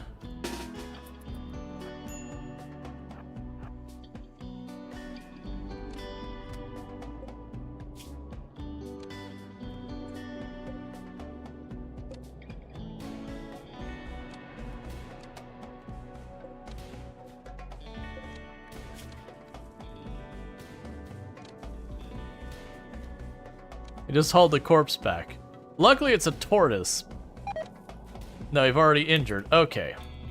So it is once again dead. So I'm gonna need you... It's already rotten. I understand. Okay. This one will allow... animals...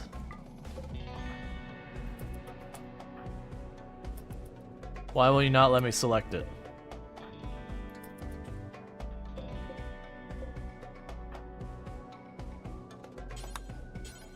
Bury the turtle, please. The turtle gets a grave.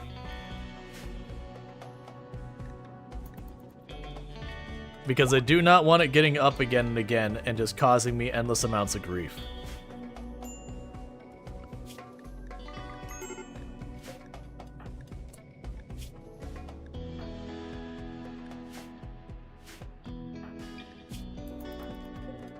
Major food poisoning.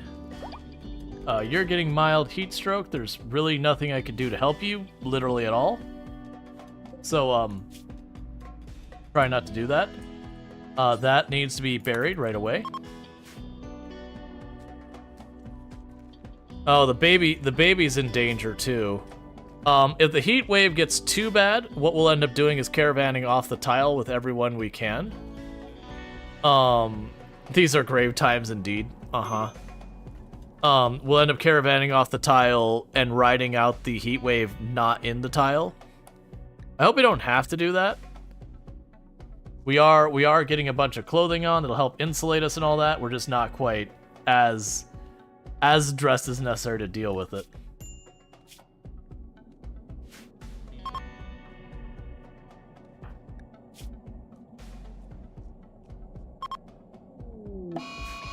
Mad Wild Boar. Of course. Grab your Equa. Grab your weapons.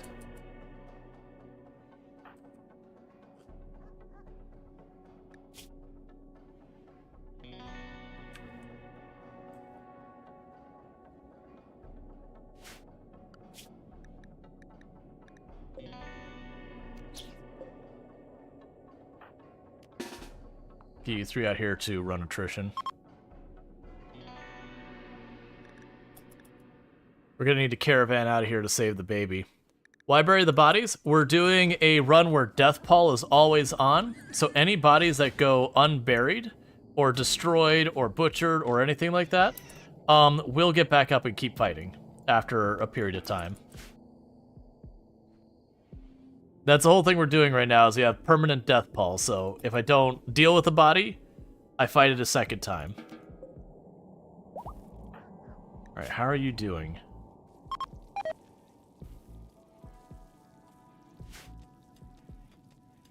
Not great.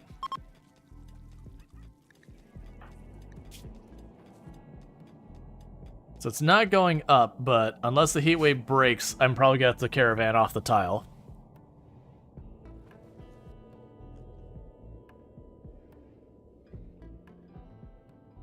Which would be a big problem. That said, if the refugees aren't here to betray us, you know, they could take care of stuff, we could walk off the tile for a minute and we'll see. If they betray us, ultimately the one who'd pay for it is Cerise the Mage, which would be not great.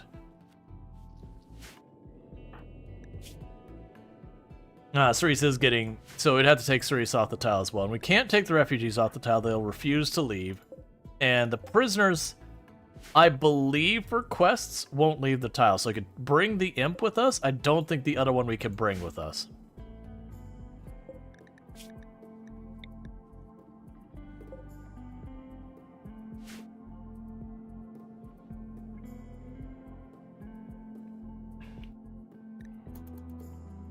So once we get the geothermal... Oh, I didn't process the body again because it was instantly rotting. I'm gonna get myself killed with that. That's twice I've done that now. So there's your example, was because I didn't bury the pig, it is resurrecting.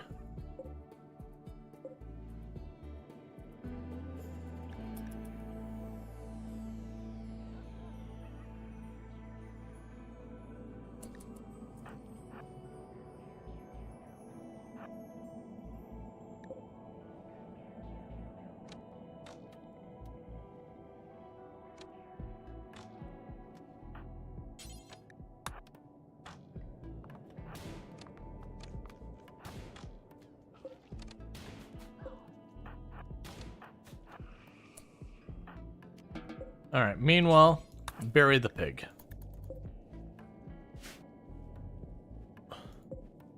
Because it's a rotten corpse, I can't do anything with it other than that.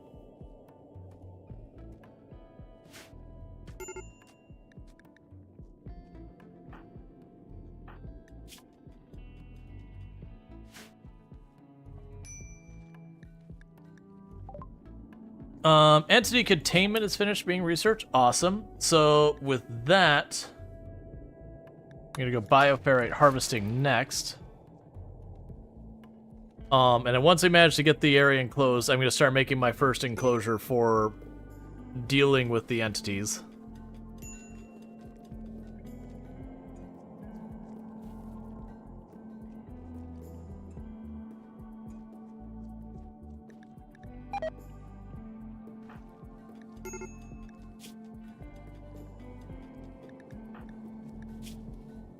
Ugly environment.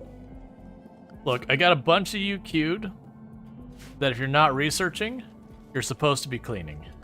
Literally, it's research is number 1. Oh, I have mining as that next. That's fair. Do the cleaning next.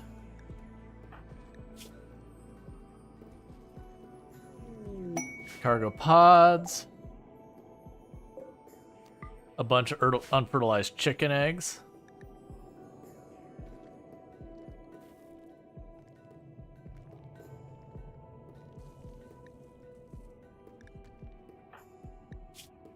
Come on.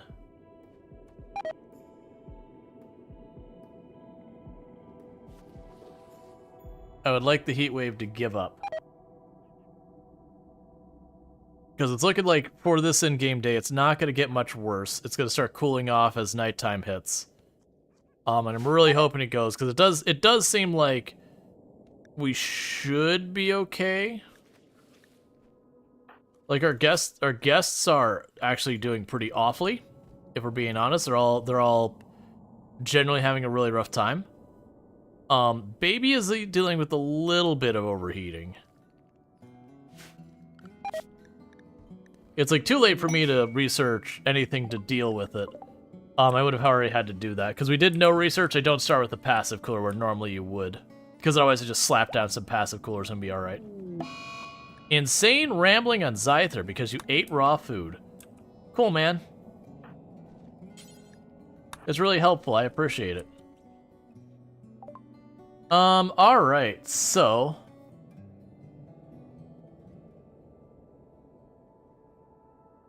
we can get the book. That's fine. We'll just do the regular research. We already have stuff for entertainment. I have like no money, which is a big problem. And I can give away the puppies again. Like unintentionally become a puppy mill, which feels not great. A book on shooting? Yes.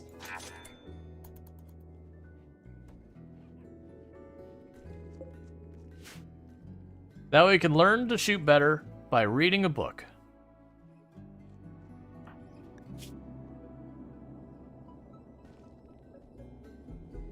Come on, just a little bit. No, it's heating up. I was going to say a little bit cooler and that would start dropping off, but nope. Okay, do we... I'm hoping that breaks soon.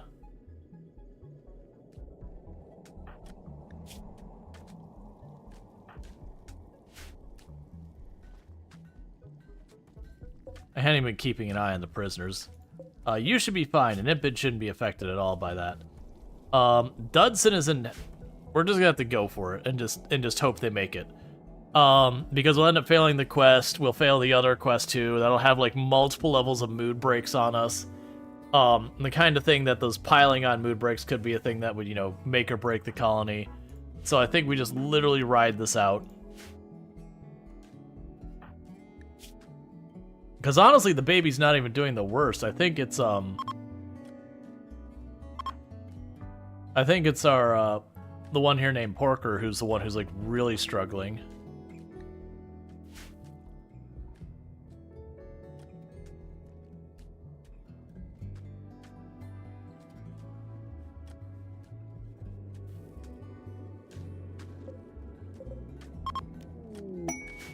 Gift some silver. And all of these have more than enough time on them that they'll last. And I want to tear down all of the torches just to put them right back up. Because I don't think it'll even matter. It'll be a 1 or 2 degrees difference. Alright, baby is actually starting to get in kind of danger. Like a lot of people are getting in a little bit of danger with the heat stroke concern. So I really hope this backs off soon. Psychic Sue, that'll help. Serious pain. Sure.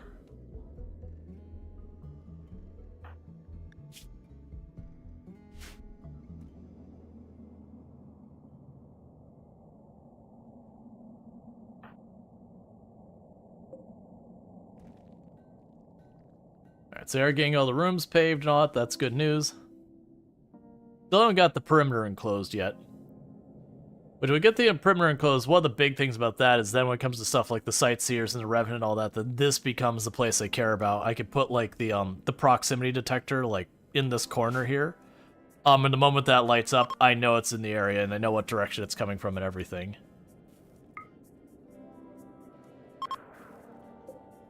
Okay, only like 2-3 more times we'll have Cerise the Mage converted.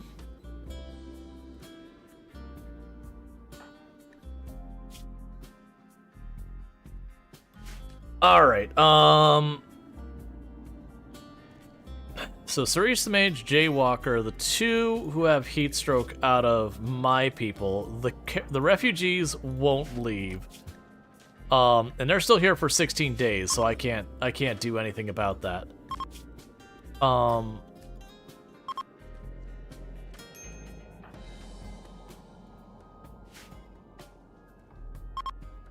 Heat wave is over. Okay. I was like around the fence being like, alright, who am I sending? Because I was going to send 2 people, one to carry Cerise, one to carry Jaywalker, take them off the tile, let them recover, and walk back on the tile. I just didn't want to go through that. I was being stubborn. Most heat waves, unless you're in a particularly bad situation, usually you'll survive it just fine. Unless you're on a particularly hot tile, like desert or something like that. Oh, what biome is this? This is only temperate forest. Because the whole idea is the challenge that we're doing is basically the fact that we're in permanent death pulse. So anything I kill, if I don't destroy, bury, or otherwise get rid of the corpse, I just keep fighting it again and again. That's going to get really rough when we start getting more protracted long fight raids. So like Neanderthals, for example. Because I could fight them for long enough.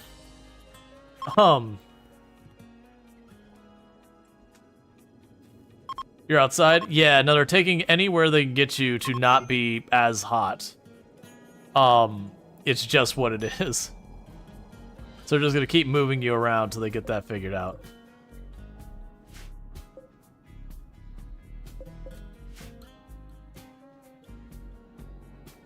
Alright.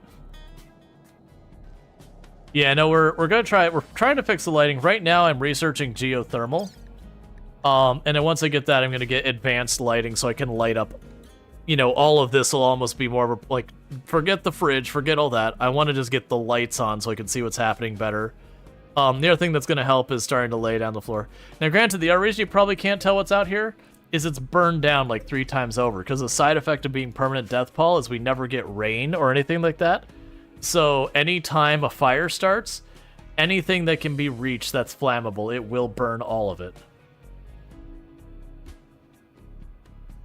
Which does mean has an interesting effect that once I start a fire outside the perimeter, any corpses anywhere on the map will get burned, eventually.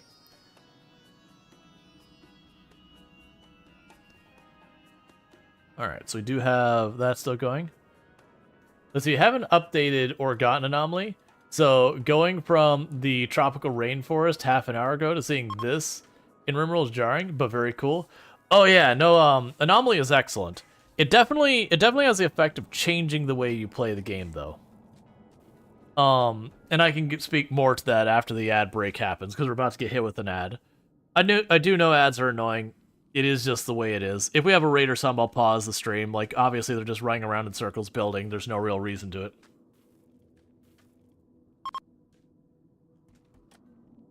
Bridge is nice, but this dark isn't. Yeah, and that's the thing. Once we get the lights, it shouldn't be nearly as hard to see. I wonder... I forgot, there's like no real settings here.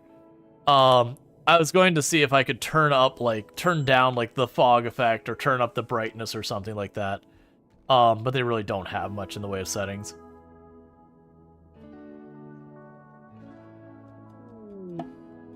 Alright, visitors.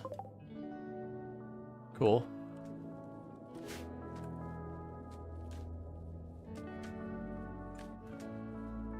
Oh, another thing that the Death Pall does is anyone outside takes a -8 mood debuff. Because they get grit in their teeth from the Death Pall that tastes like death. So they're pretty upset about it. I can't imagine why. That's free grit.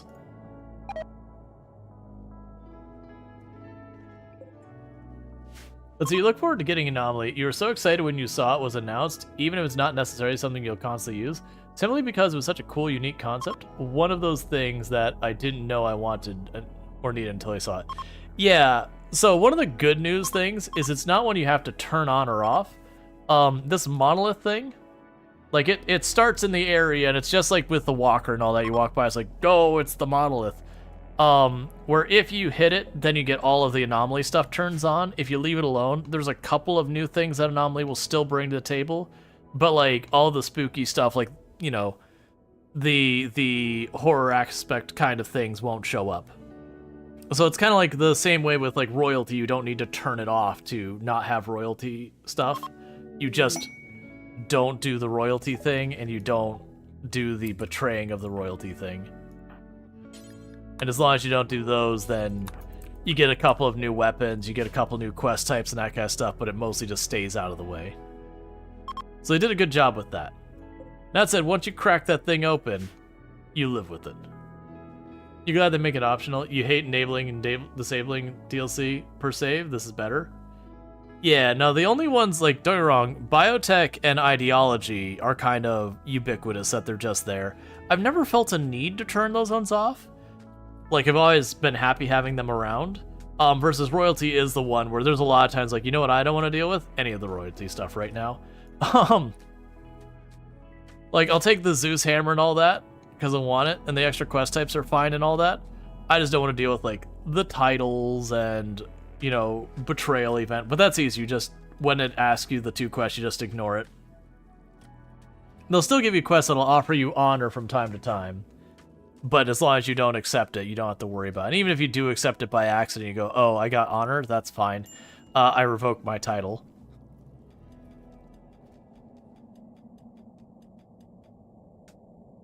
Okay. Bioferrite harvesting, excellent. So I'm going to go ahead and immediately jump over to the bioferrite shaping to get that set up.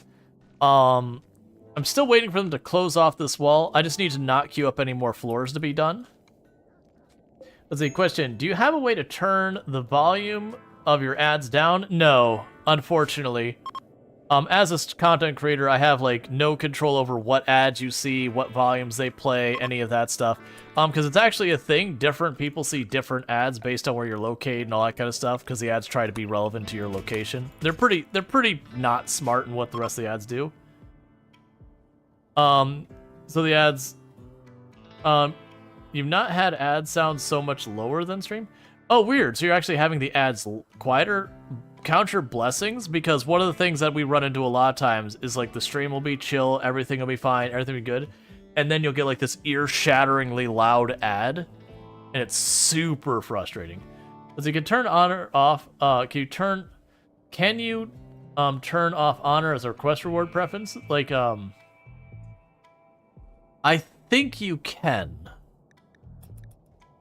I honestly almost never mess with the reward preferences.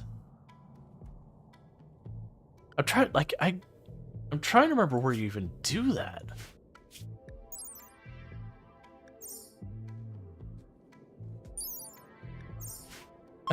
Can't remember if it's settings or where you do that.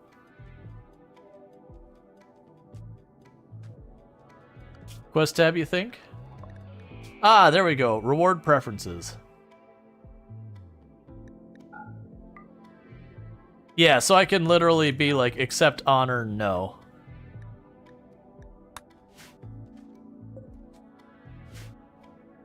It's been so long since I've changed it, because usually I actually do want the reputation. Like, I know you can trade to just easily be like, here's a giant mountain of, like, you know, a Saiti or a bunch of clothing or a big pile of food or whatever. You know, there's much better ways to do it than the ones I'm listing. But, like, you have something that you just built to the supply and go, all right, here, let me just dump these on these people and, like, get myself instant allied. But even then, I still do like to have them to maintain it in case the quest reward or stuff I don't want. Because, like, when you don't have the standings there and they give you, like, 3 different item rewards, you're like, this is all junk. You end up not accepting hardly any quests. Versus, as long as it's not an unreasonably small amount, when it gets standing, you're always like, it's standing. It's at least something. You know, unless it's like a really awful thing where it's like, yeah, we're going to hit you with, you know, 3x mech clusters for like 18 standing. You're like, I bet you wish. That's something that's definitely not going to happen. All right, so we'll go ahead, and you're getting pretty close to being converted. Wait, why did yours go up so much? Did I, like, forget to do that for a while? It's fine. We're working on it.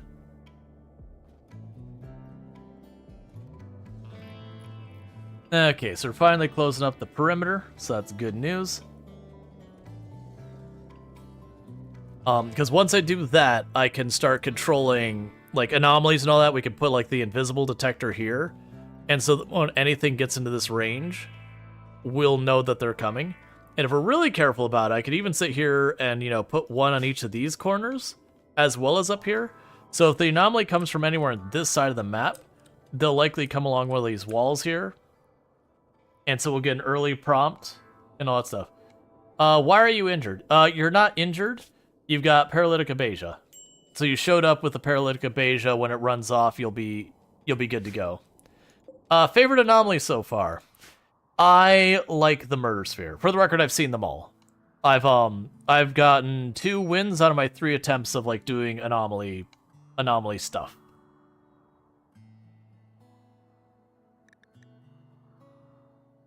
And that was with one being on a lower difficulty, Adventure Story, and the other one being on Strive to Survive. I used to do like the 500% naked brutality kind of stuff on my own time, but I got tired of all my bases feeling kind of the same because you'd have to like lean into every trick and you have to min-max stuff to like really give yourself every edge in a fight. I'd rather have more of a fun story than, you know, seeing how sweaty I can make it. And don't get me wrong, there's times I'm like, nah, I want the game to hurt me, let's do this. But there's a lot of times I'm like, nah, I want to have fun, I want to have ridiculous nonsense happen. Okay. I'm gonna go ahead and do this, even though I don't need to, oh, they're not even. That's deeply upsetting. It's fine, we can just pretend it's not there. But yeah, so there's the murder ball is my favorite one. The Revenant, I actually really like the Revenant as well. The Revenant is one I really enjoy. I know the Revenant is one of the ones that a lot of people don't like because it forces you to change the game so much. Like it really forces you to focus on it. But I do like that it changes the entire formula. Instead of here's them, here's us, get yourself positionally in as good of a, you know, a setup as possible, duke it out till one of them's alive and dead. I do like that it's not that kind of an encounter. It's going, okay, I need to bait this thing into where I can maximize the amount of damage on it and just do everything I can to lock it down and just dish as much damage as I can. With like no worry about what damage I'm going to take because it doesn't do damage directly. And just, you know, slam it with everything I've got. Alright, so we've got the perimeter done. We'll have this sorted here. What we're going to go ahead and do for this zone is, if we do the dandelions, that'll make it so I don't have to worry about harvesting it. They just plant it to keep the trees down. And we can keep that there. They burn. So that'll be a plus in our particular case. So it'll be kind of a lower labor consideration. Your current run is 8 teenagers starting with 0 skills and no tech whatsoever. It's a good time. Oh yeah. I enjoy, in a lot of the games I play, I like the slow burn runs. I almost always run tribal because of the slower research speed. I like to run, there's mods called no starting research, so you don't even start with like literally anything. You don't start with the passive cool or any of that. That's the reason like the heat wave, I'm like, there's nothing I can do. Like if I was going to research it, I needed to already do that. And that's exactly why that's the case.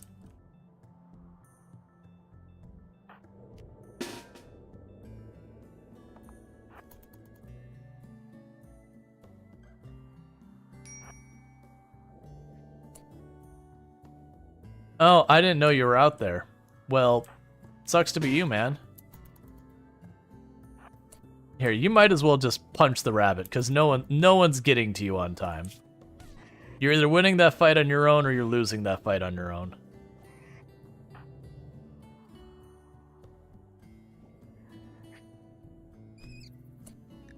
Nicely done. Haul the rabbit home. Alright. You use that research one, the passive cool... Or use the passive cool right now?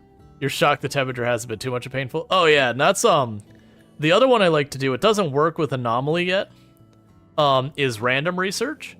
That the whole gist of it is you don't get to choose your research, it just kind of happens. Oh, you're feeding the baby, blocking the butcher station. Please hurry. Alright, Enoch.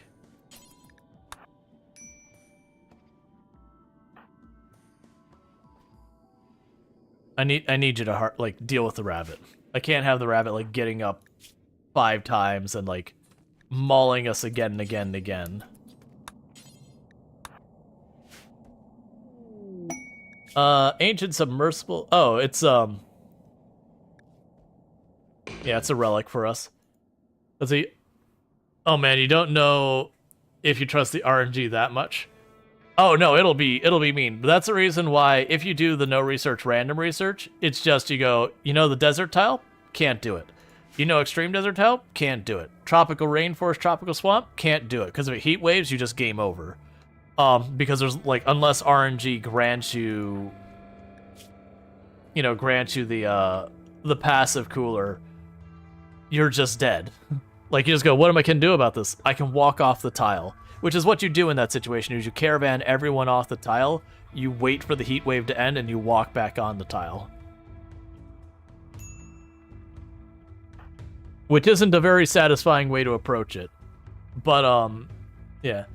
So you've noticed that Randy seems to hate giving you persona weapons that aren't plasma swords? Most runs, I never want a plasma sword. But now, because I'm gonna have to lean on fire to destroy corpses so much, this is one of the only times I'm like, no, yes, let's actually get a plasma sword, please. Oh, meanwhile, let's go out here. All of that, we're gonna take off the home zone now. Alright, conversion on the Impid, who is the one we are going to recruit. And the reason we're recruiting them has nothing to do with anything that's particularly useful about them as a pawn, other than they can breathe fire. And in this particular case, that is a very desirable trait for me. Because that means after I have a rough fight in here, they can breathe fire. And then I don't have a problem anymore. And I also unhome zoned the area, because I want to light that on fire and just let it burn.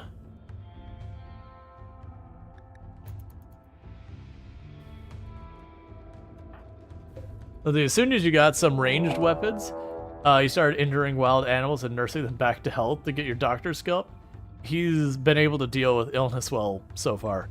Gotcha. Alright, so we got a group of 3. They have brought Molotovs. Alright, so Impid, I hate to break it to you, but your services are no longer needed here. This problem has solved itself, and I'm okay with that. So they've actually got a pretty good setup here. How is their shooting? You're pretty terrible, you're good, and you're terrible.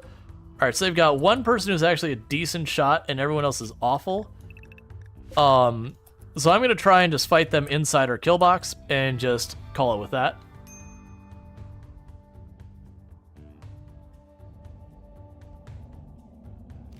Oh, animals in the home zone too.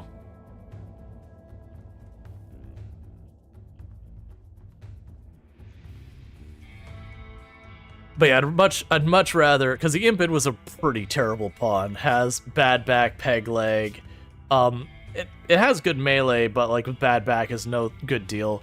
It had some okay traits. Where are you going? You're set to home zone. Where do we have a home zone that we shouldn't? Oh.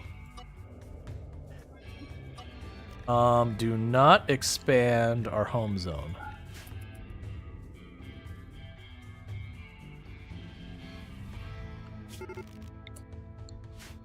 All right, everyone who has the baby, Lardine, drop the baby on the floor. 'Tis your destiny. Grab these three. Have them ready to jump in here as well.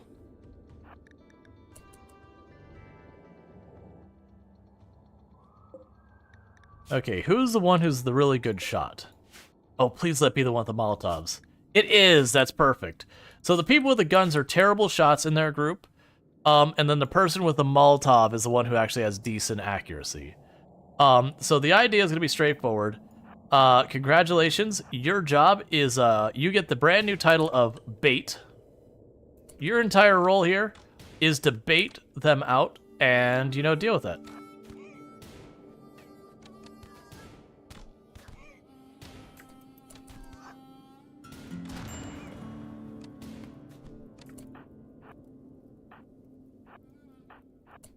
Alright, get you in to keep them from...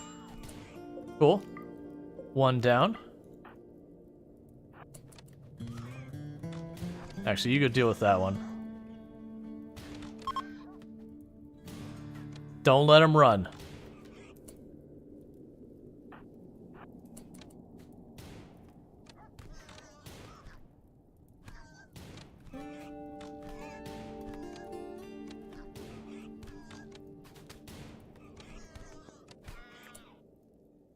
You're a pretty tough one. Okay.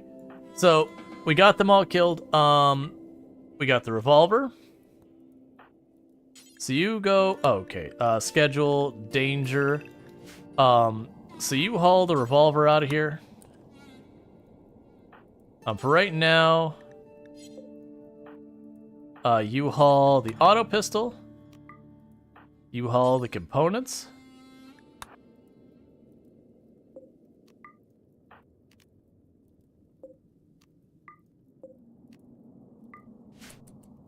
And be fast about this. That body's already on fire. So larding real fast. You pop in here and drop your revolver. Go grab yourself some Molotovs and deal with some corpses real fast.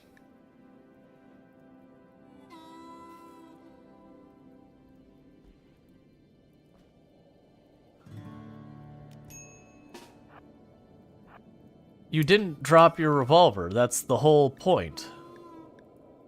Okay, Eunuch, you haul that out of here.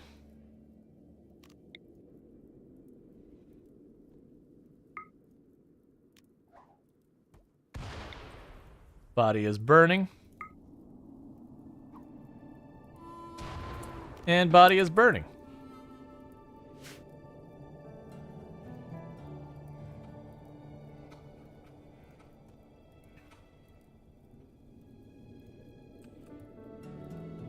Okay, so where did your gun go? So equip the revolver. We're gonna make a brand new shelf right over here. Where's the little shelf? There you are.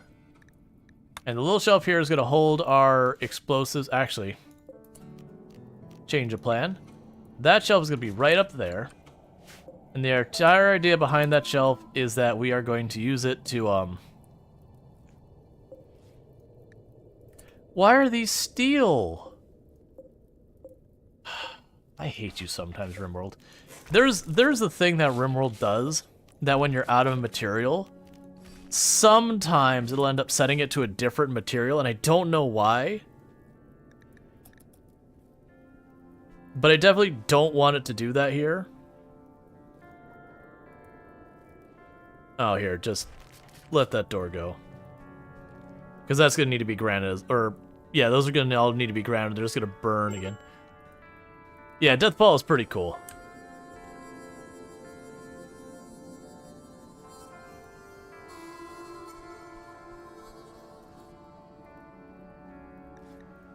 Okay, now everyone's treated. Excellent.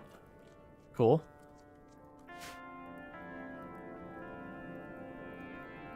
Alright, so we'll let that all burn. All that's enclosed. So now the next thing to do is get more of these floors done. This is the next room on the list.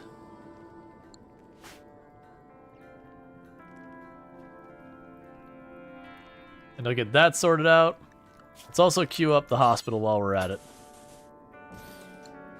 To get them to have floors in those rooms.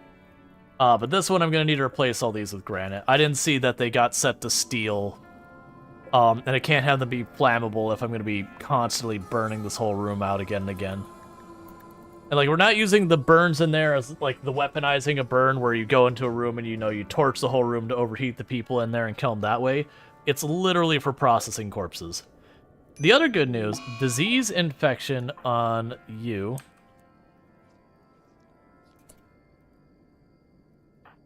Who's our best doctor here again? You are.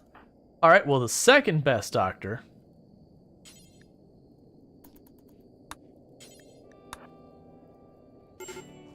Why am I perpetually never having anything cooked? You're cooking one. I mean, at this point, I probably just need to have more stuff here. Okay.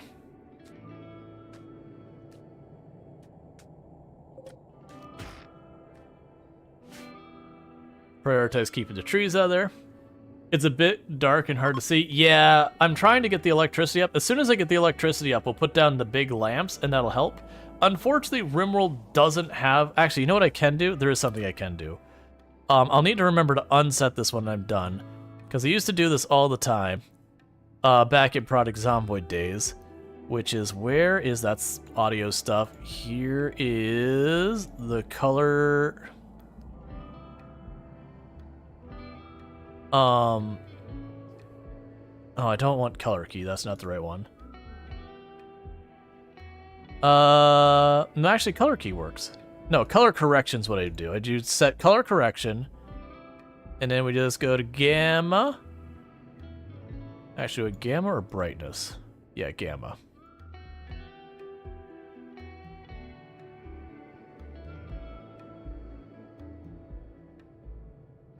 All right. There, so a bit brighter for all of you.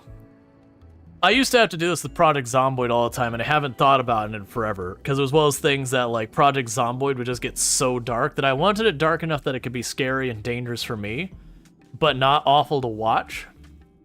So I would turn up the brightness as something like 20 or 30%, and when I say brightness, I'm actually talking gamma, which there's a difference.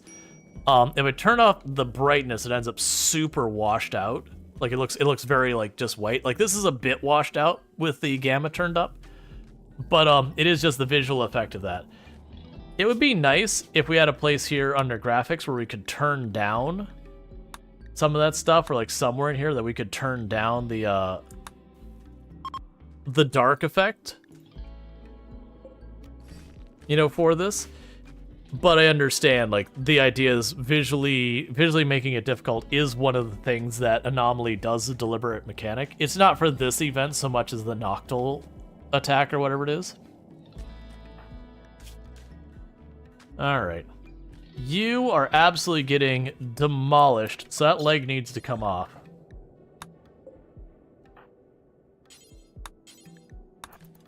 There's no way you're winning that.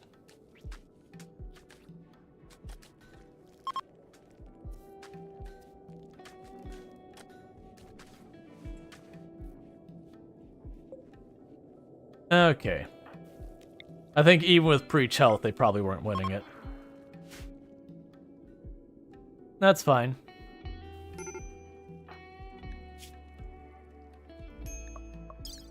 And when they're recovered, I could consider giving them a peg leg.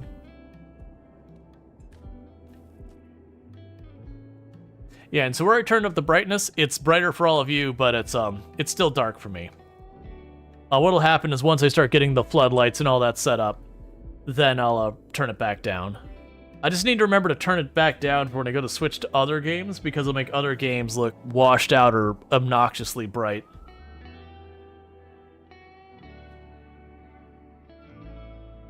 Yeah, no, it's definitely a big ask I have for accessibility, is every game should have brightness settings.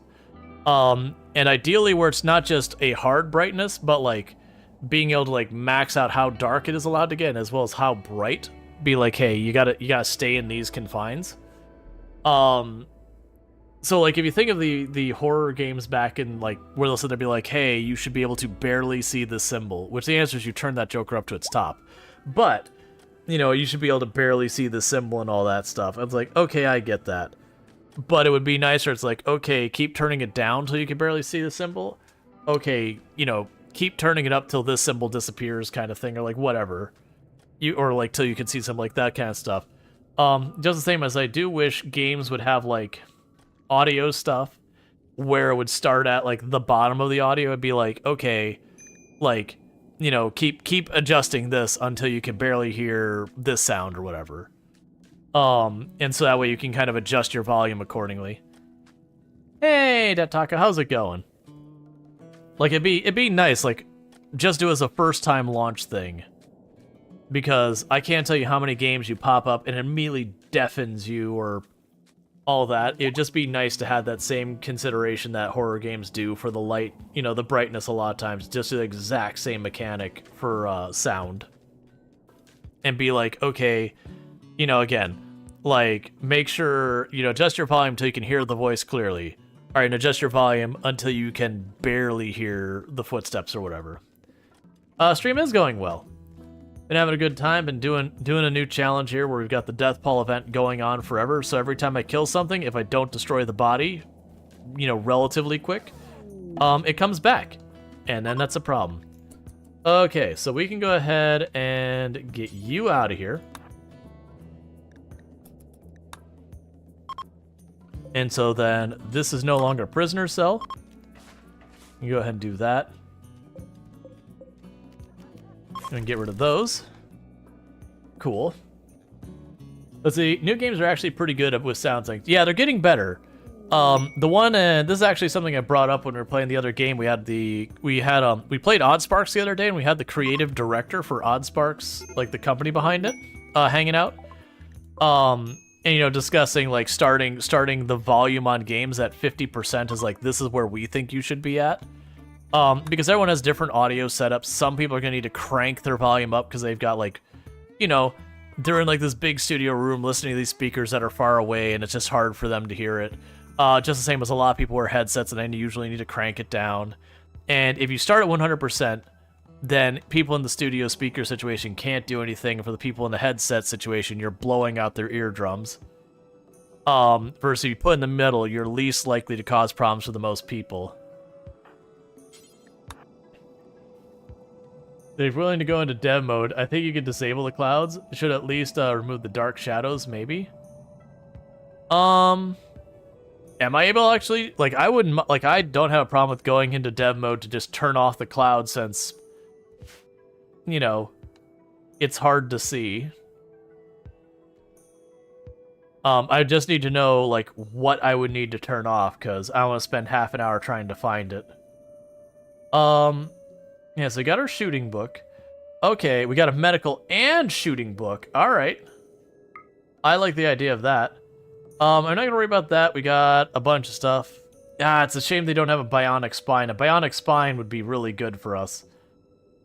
And later on, I want to get these. I'm not going to worry about that right now. So I think we're happy with what we got at the moment.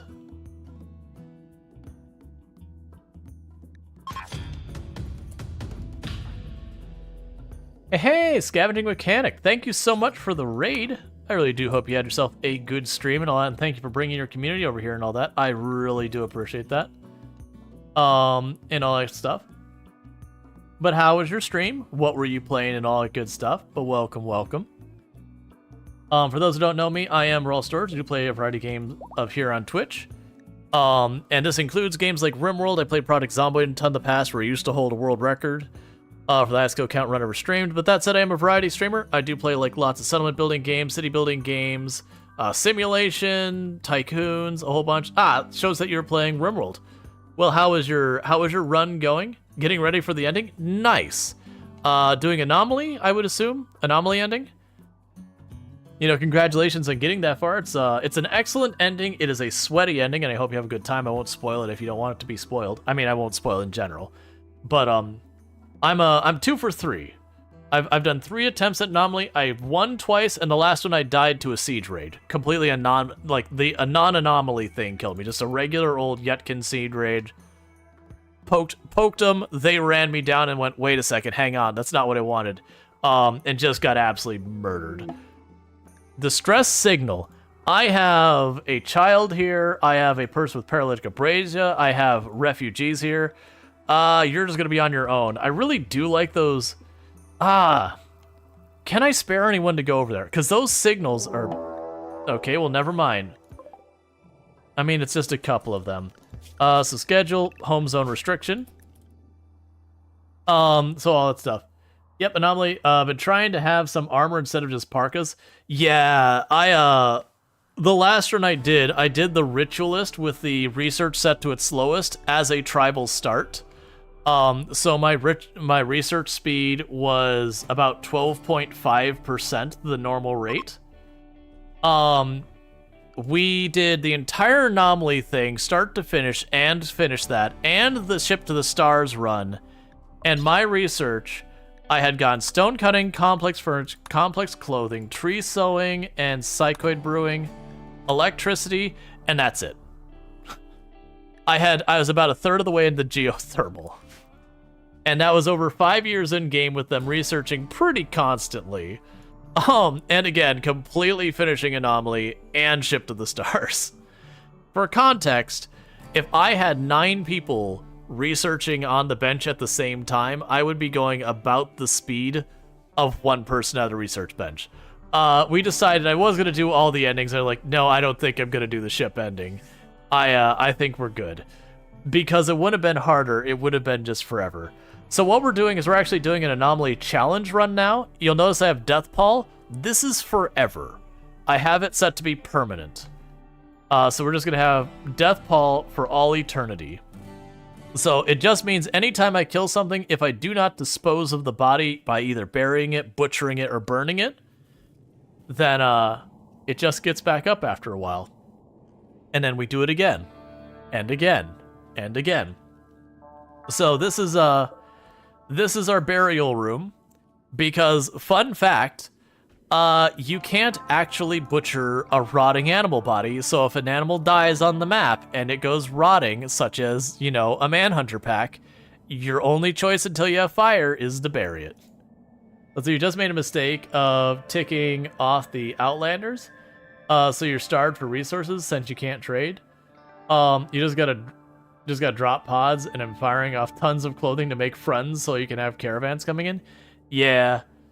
Alright, that said, we do have access to fire now, which now I think about this, clear, critical, Molotov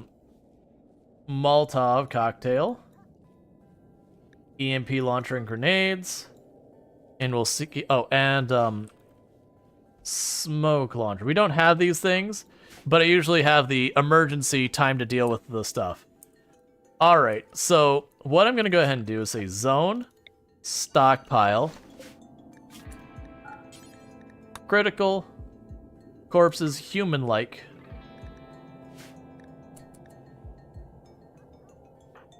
and Lardine. It's time to start processing the dead.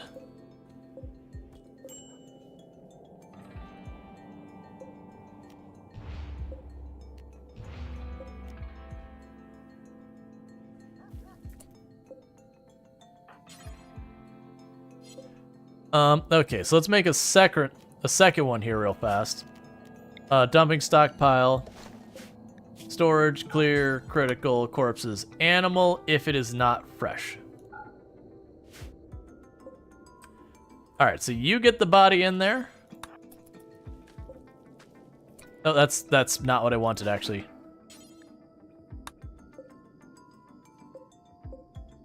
You know what? We'll deal with it that way. Meanwhile, I do really... Oh, I understand. That's not in the home zone because I don't want to deal with that. Alright, so we're going to go ahead and schedule... We're going to make that part of the home zone temporarily. No, we're not, because I'm going to light on fire. Allowed... It's fine. Elliot, you're no longer under restriction because I'm going to have you handle bodies, because I do want that to be burned.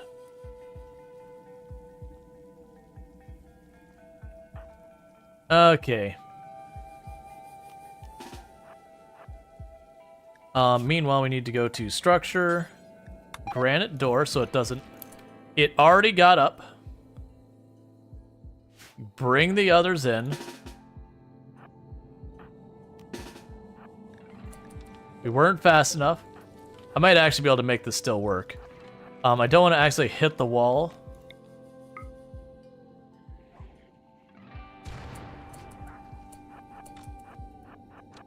Alright, do not fire at will at larding. Okay, so it's dealt with again.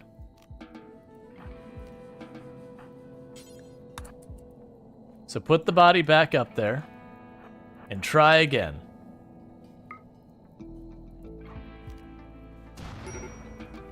Well done. Being dealt with.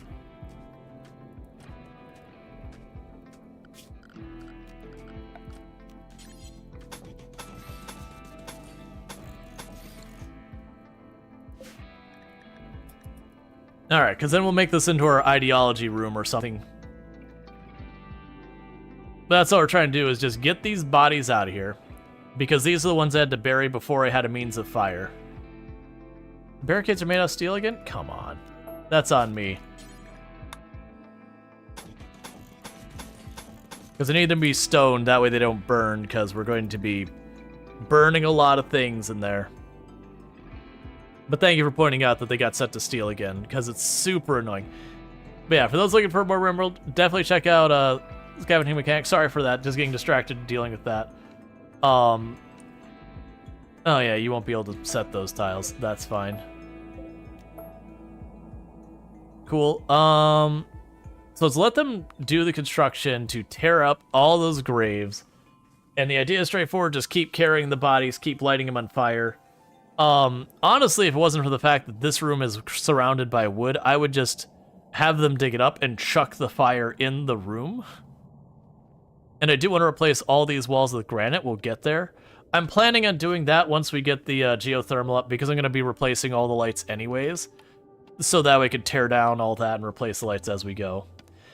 We haven't been going out of our way to trigger the anomaly events. You'll notice I don't even have my ritual circle set up. They'll happen on their own. You're almost falling asleep, good Aaron. Alright, Cerise the Mage, you have a good one. Thank you again for tuning in. You sleep well and all that good stuff.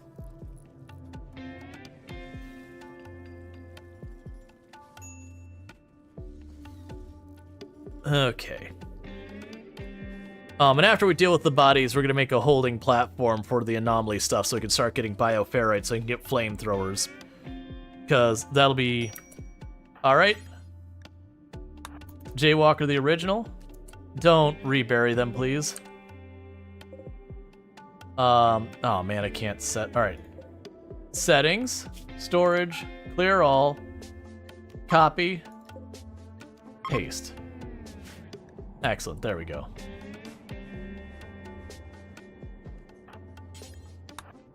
Haul that. Haul that.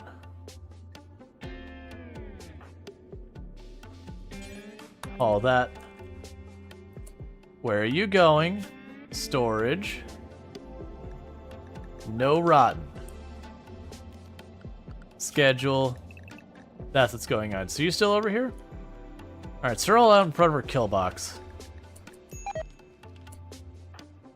That's exactly what I figured was going to happen the moment they walked over there. So you're doing that.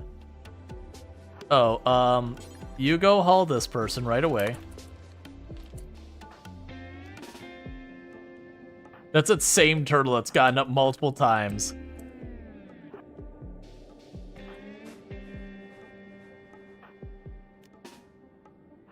So you go there.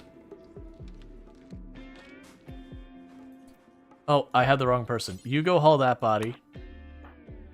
You go haul this body. You go haul this body. And you stop for a moment. You go do something else for a minute. You join the others. Just I need a moment where you're not adding more bodies to the pile.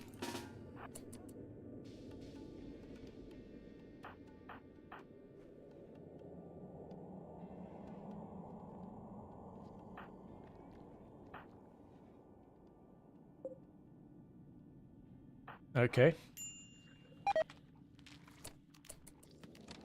Don't eat right there. I'm about to start some fires.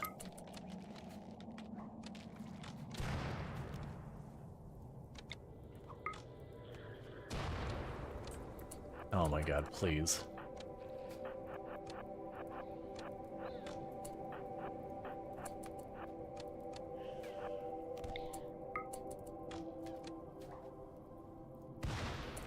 Alright, so that one's dealt with. Don't fire at will.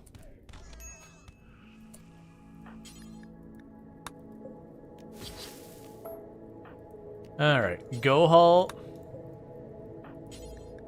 the body.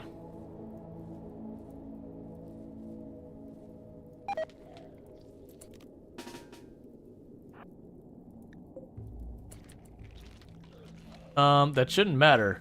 It is actively on fire.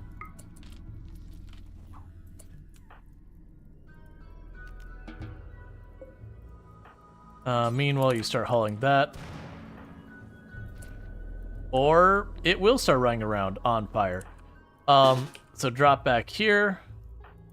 Don't fire at will. Just back off.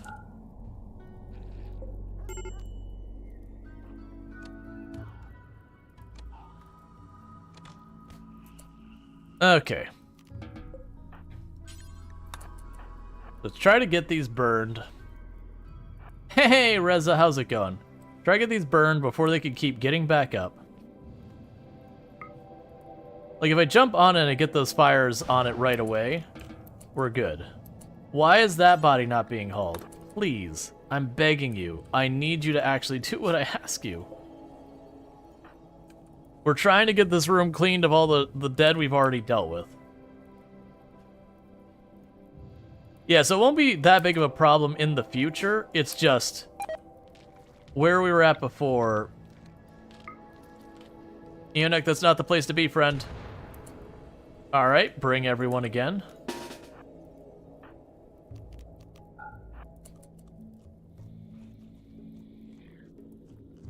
It's fine, we're working on it.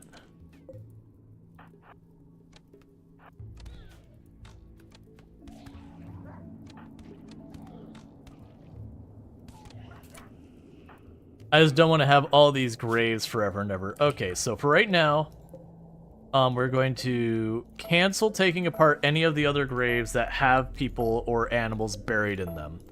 We'll clear all that. We'll get these dealt with. Honestly, it's probably better they just replace the walls and deal with it then. This is not proving to be effective. You go haul that. And then you go burn this body.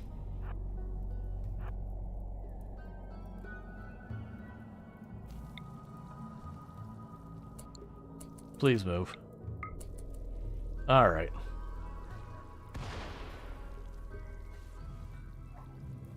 That's the reason I want stuff like the flamethrowers and all that, so I could just hit them right from the get-go. Oh, please, come on, you're surrounding it with fire without hitting it. Lardine. Friend. Buddy. Pal. Finally.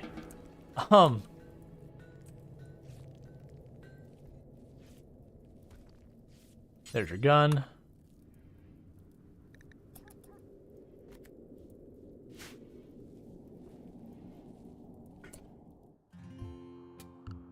Schedule home zone again. Get back in there. We still got shamblers out there. Alright, that was an unmitigated disaster, so that's cool. In the meantime, we're gonna probably shrink this zone down a little bit.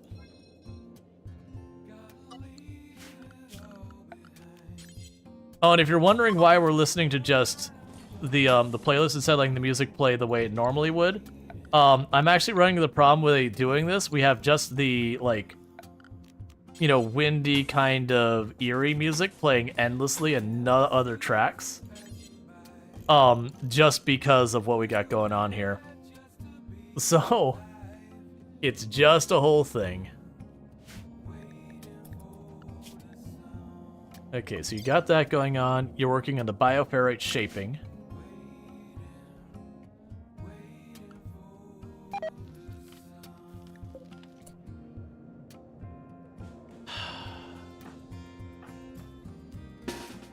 thought we had already burned the body.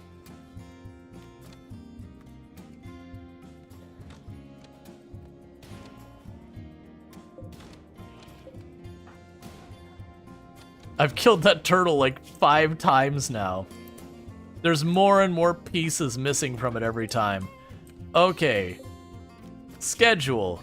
Unrestrict. Haul the turtle immediately. Lardine. Go grab the Molotovs. Let's deal with this turtle real fast.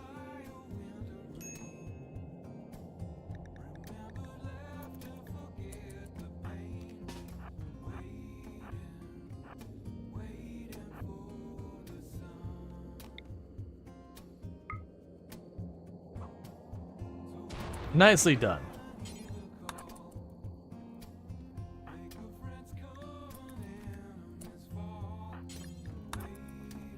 Okay. So that'll be another corpse dealt with.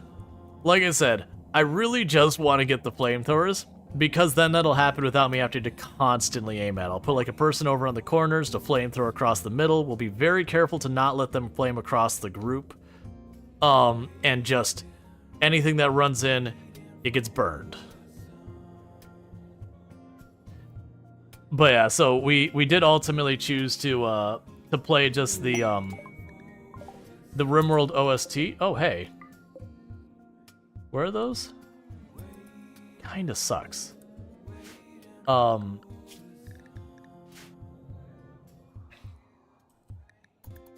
shouldn't have too much longer before you collapse, right? One more day.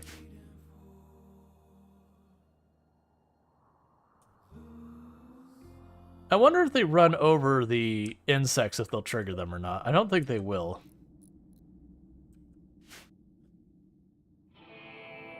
Okay, so we're basically just waiting for research to get farther along and the other stuff.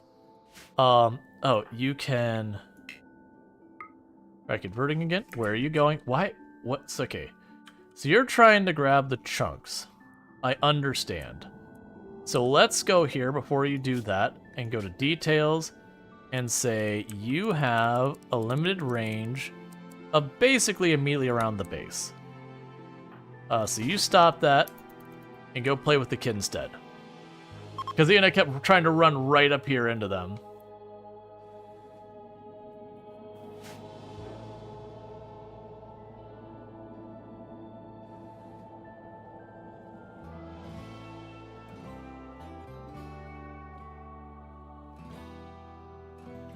Okay. Because, like, honestly, if it would have gone and just fought him right away, we probably could have handled the Shamblers alright. It's just there's no real big reason to do it. Like, if I got him, I might get a little bit of Bioferrite, but until I have... Like, if I get this set up, then I would actually want a Shambler.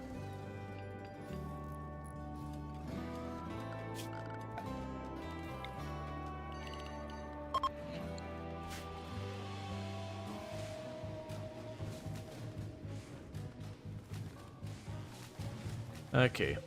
They're building the whole thing out of granite because that's the strongest material I've got right now. There's no uranium that we could find in the map. So we're making do.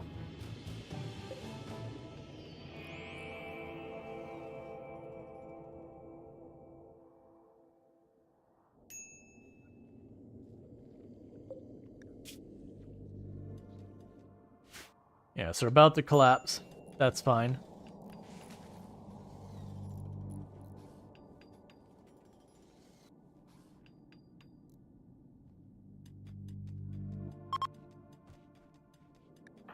And how old are you? 1. Alright, so we're still working on this. That's fine. Oh, if they... Well, here's a curiosity. So what's probably going to happen with them is when their timer runs out, they're going to collapse and die and remain a corpse. So if they don't walk off the map, they're going to die, get back up. Okay, they did just walk off the map. Never mind. My whole thing was like, if they collapse, they'll get back up, and then they'll just be on my map again. And they'll no longer walk off the side because they'll be a new entity. I didn't think about that. So in the future, the Shamblers, I probably just want to kill them and be over with it. Alright. Let me just hit that real fast. Okay. So we're in a good spot right now. So what's going to end up happening for those who are new to the channel, this is around the time I wrap up. So rather than wait till like the next big raid or whatever happens and then like, you know, drag on half an hour or whatever. We are getting to be about that point, but I do stream every single day, but Thursdays from 5 p.m. EST till about, sorry, that's not true, 7 p.m. EST. It used to be 5 p.m. EST. 7 p.m. EST till 4 a.m. EST, which is around now. But I do play a variety of games. If you have enjoyed tonight's content and you aren't already following the channel, don't forget to drop the follow. That way you can find your way back here in the future. If you're watching on YouTube and TikTok, the stream will be ending abruptly because there's no such thing as raiding over there. But for those of us here over Twitch, we're going to go ahead and hit the ending stream screen and go see who we can find to drop a raid on. But regardless, thank you so much for tuning in. But yeah, so don't forget to like, subscribe, follow, whatever's appropriate on your respective platforms. I don't care what platform you watch on. You know, just do the things. So go ahead and get all that. But yeah, we did start today with some Planet Crafter.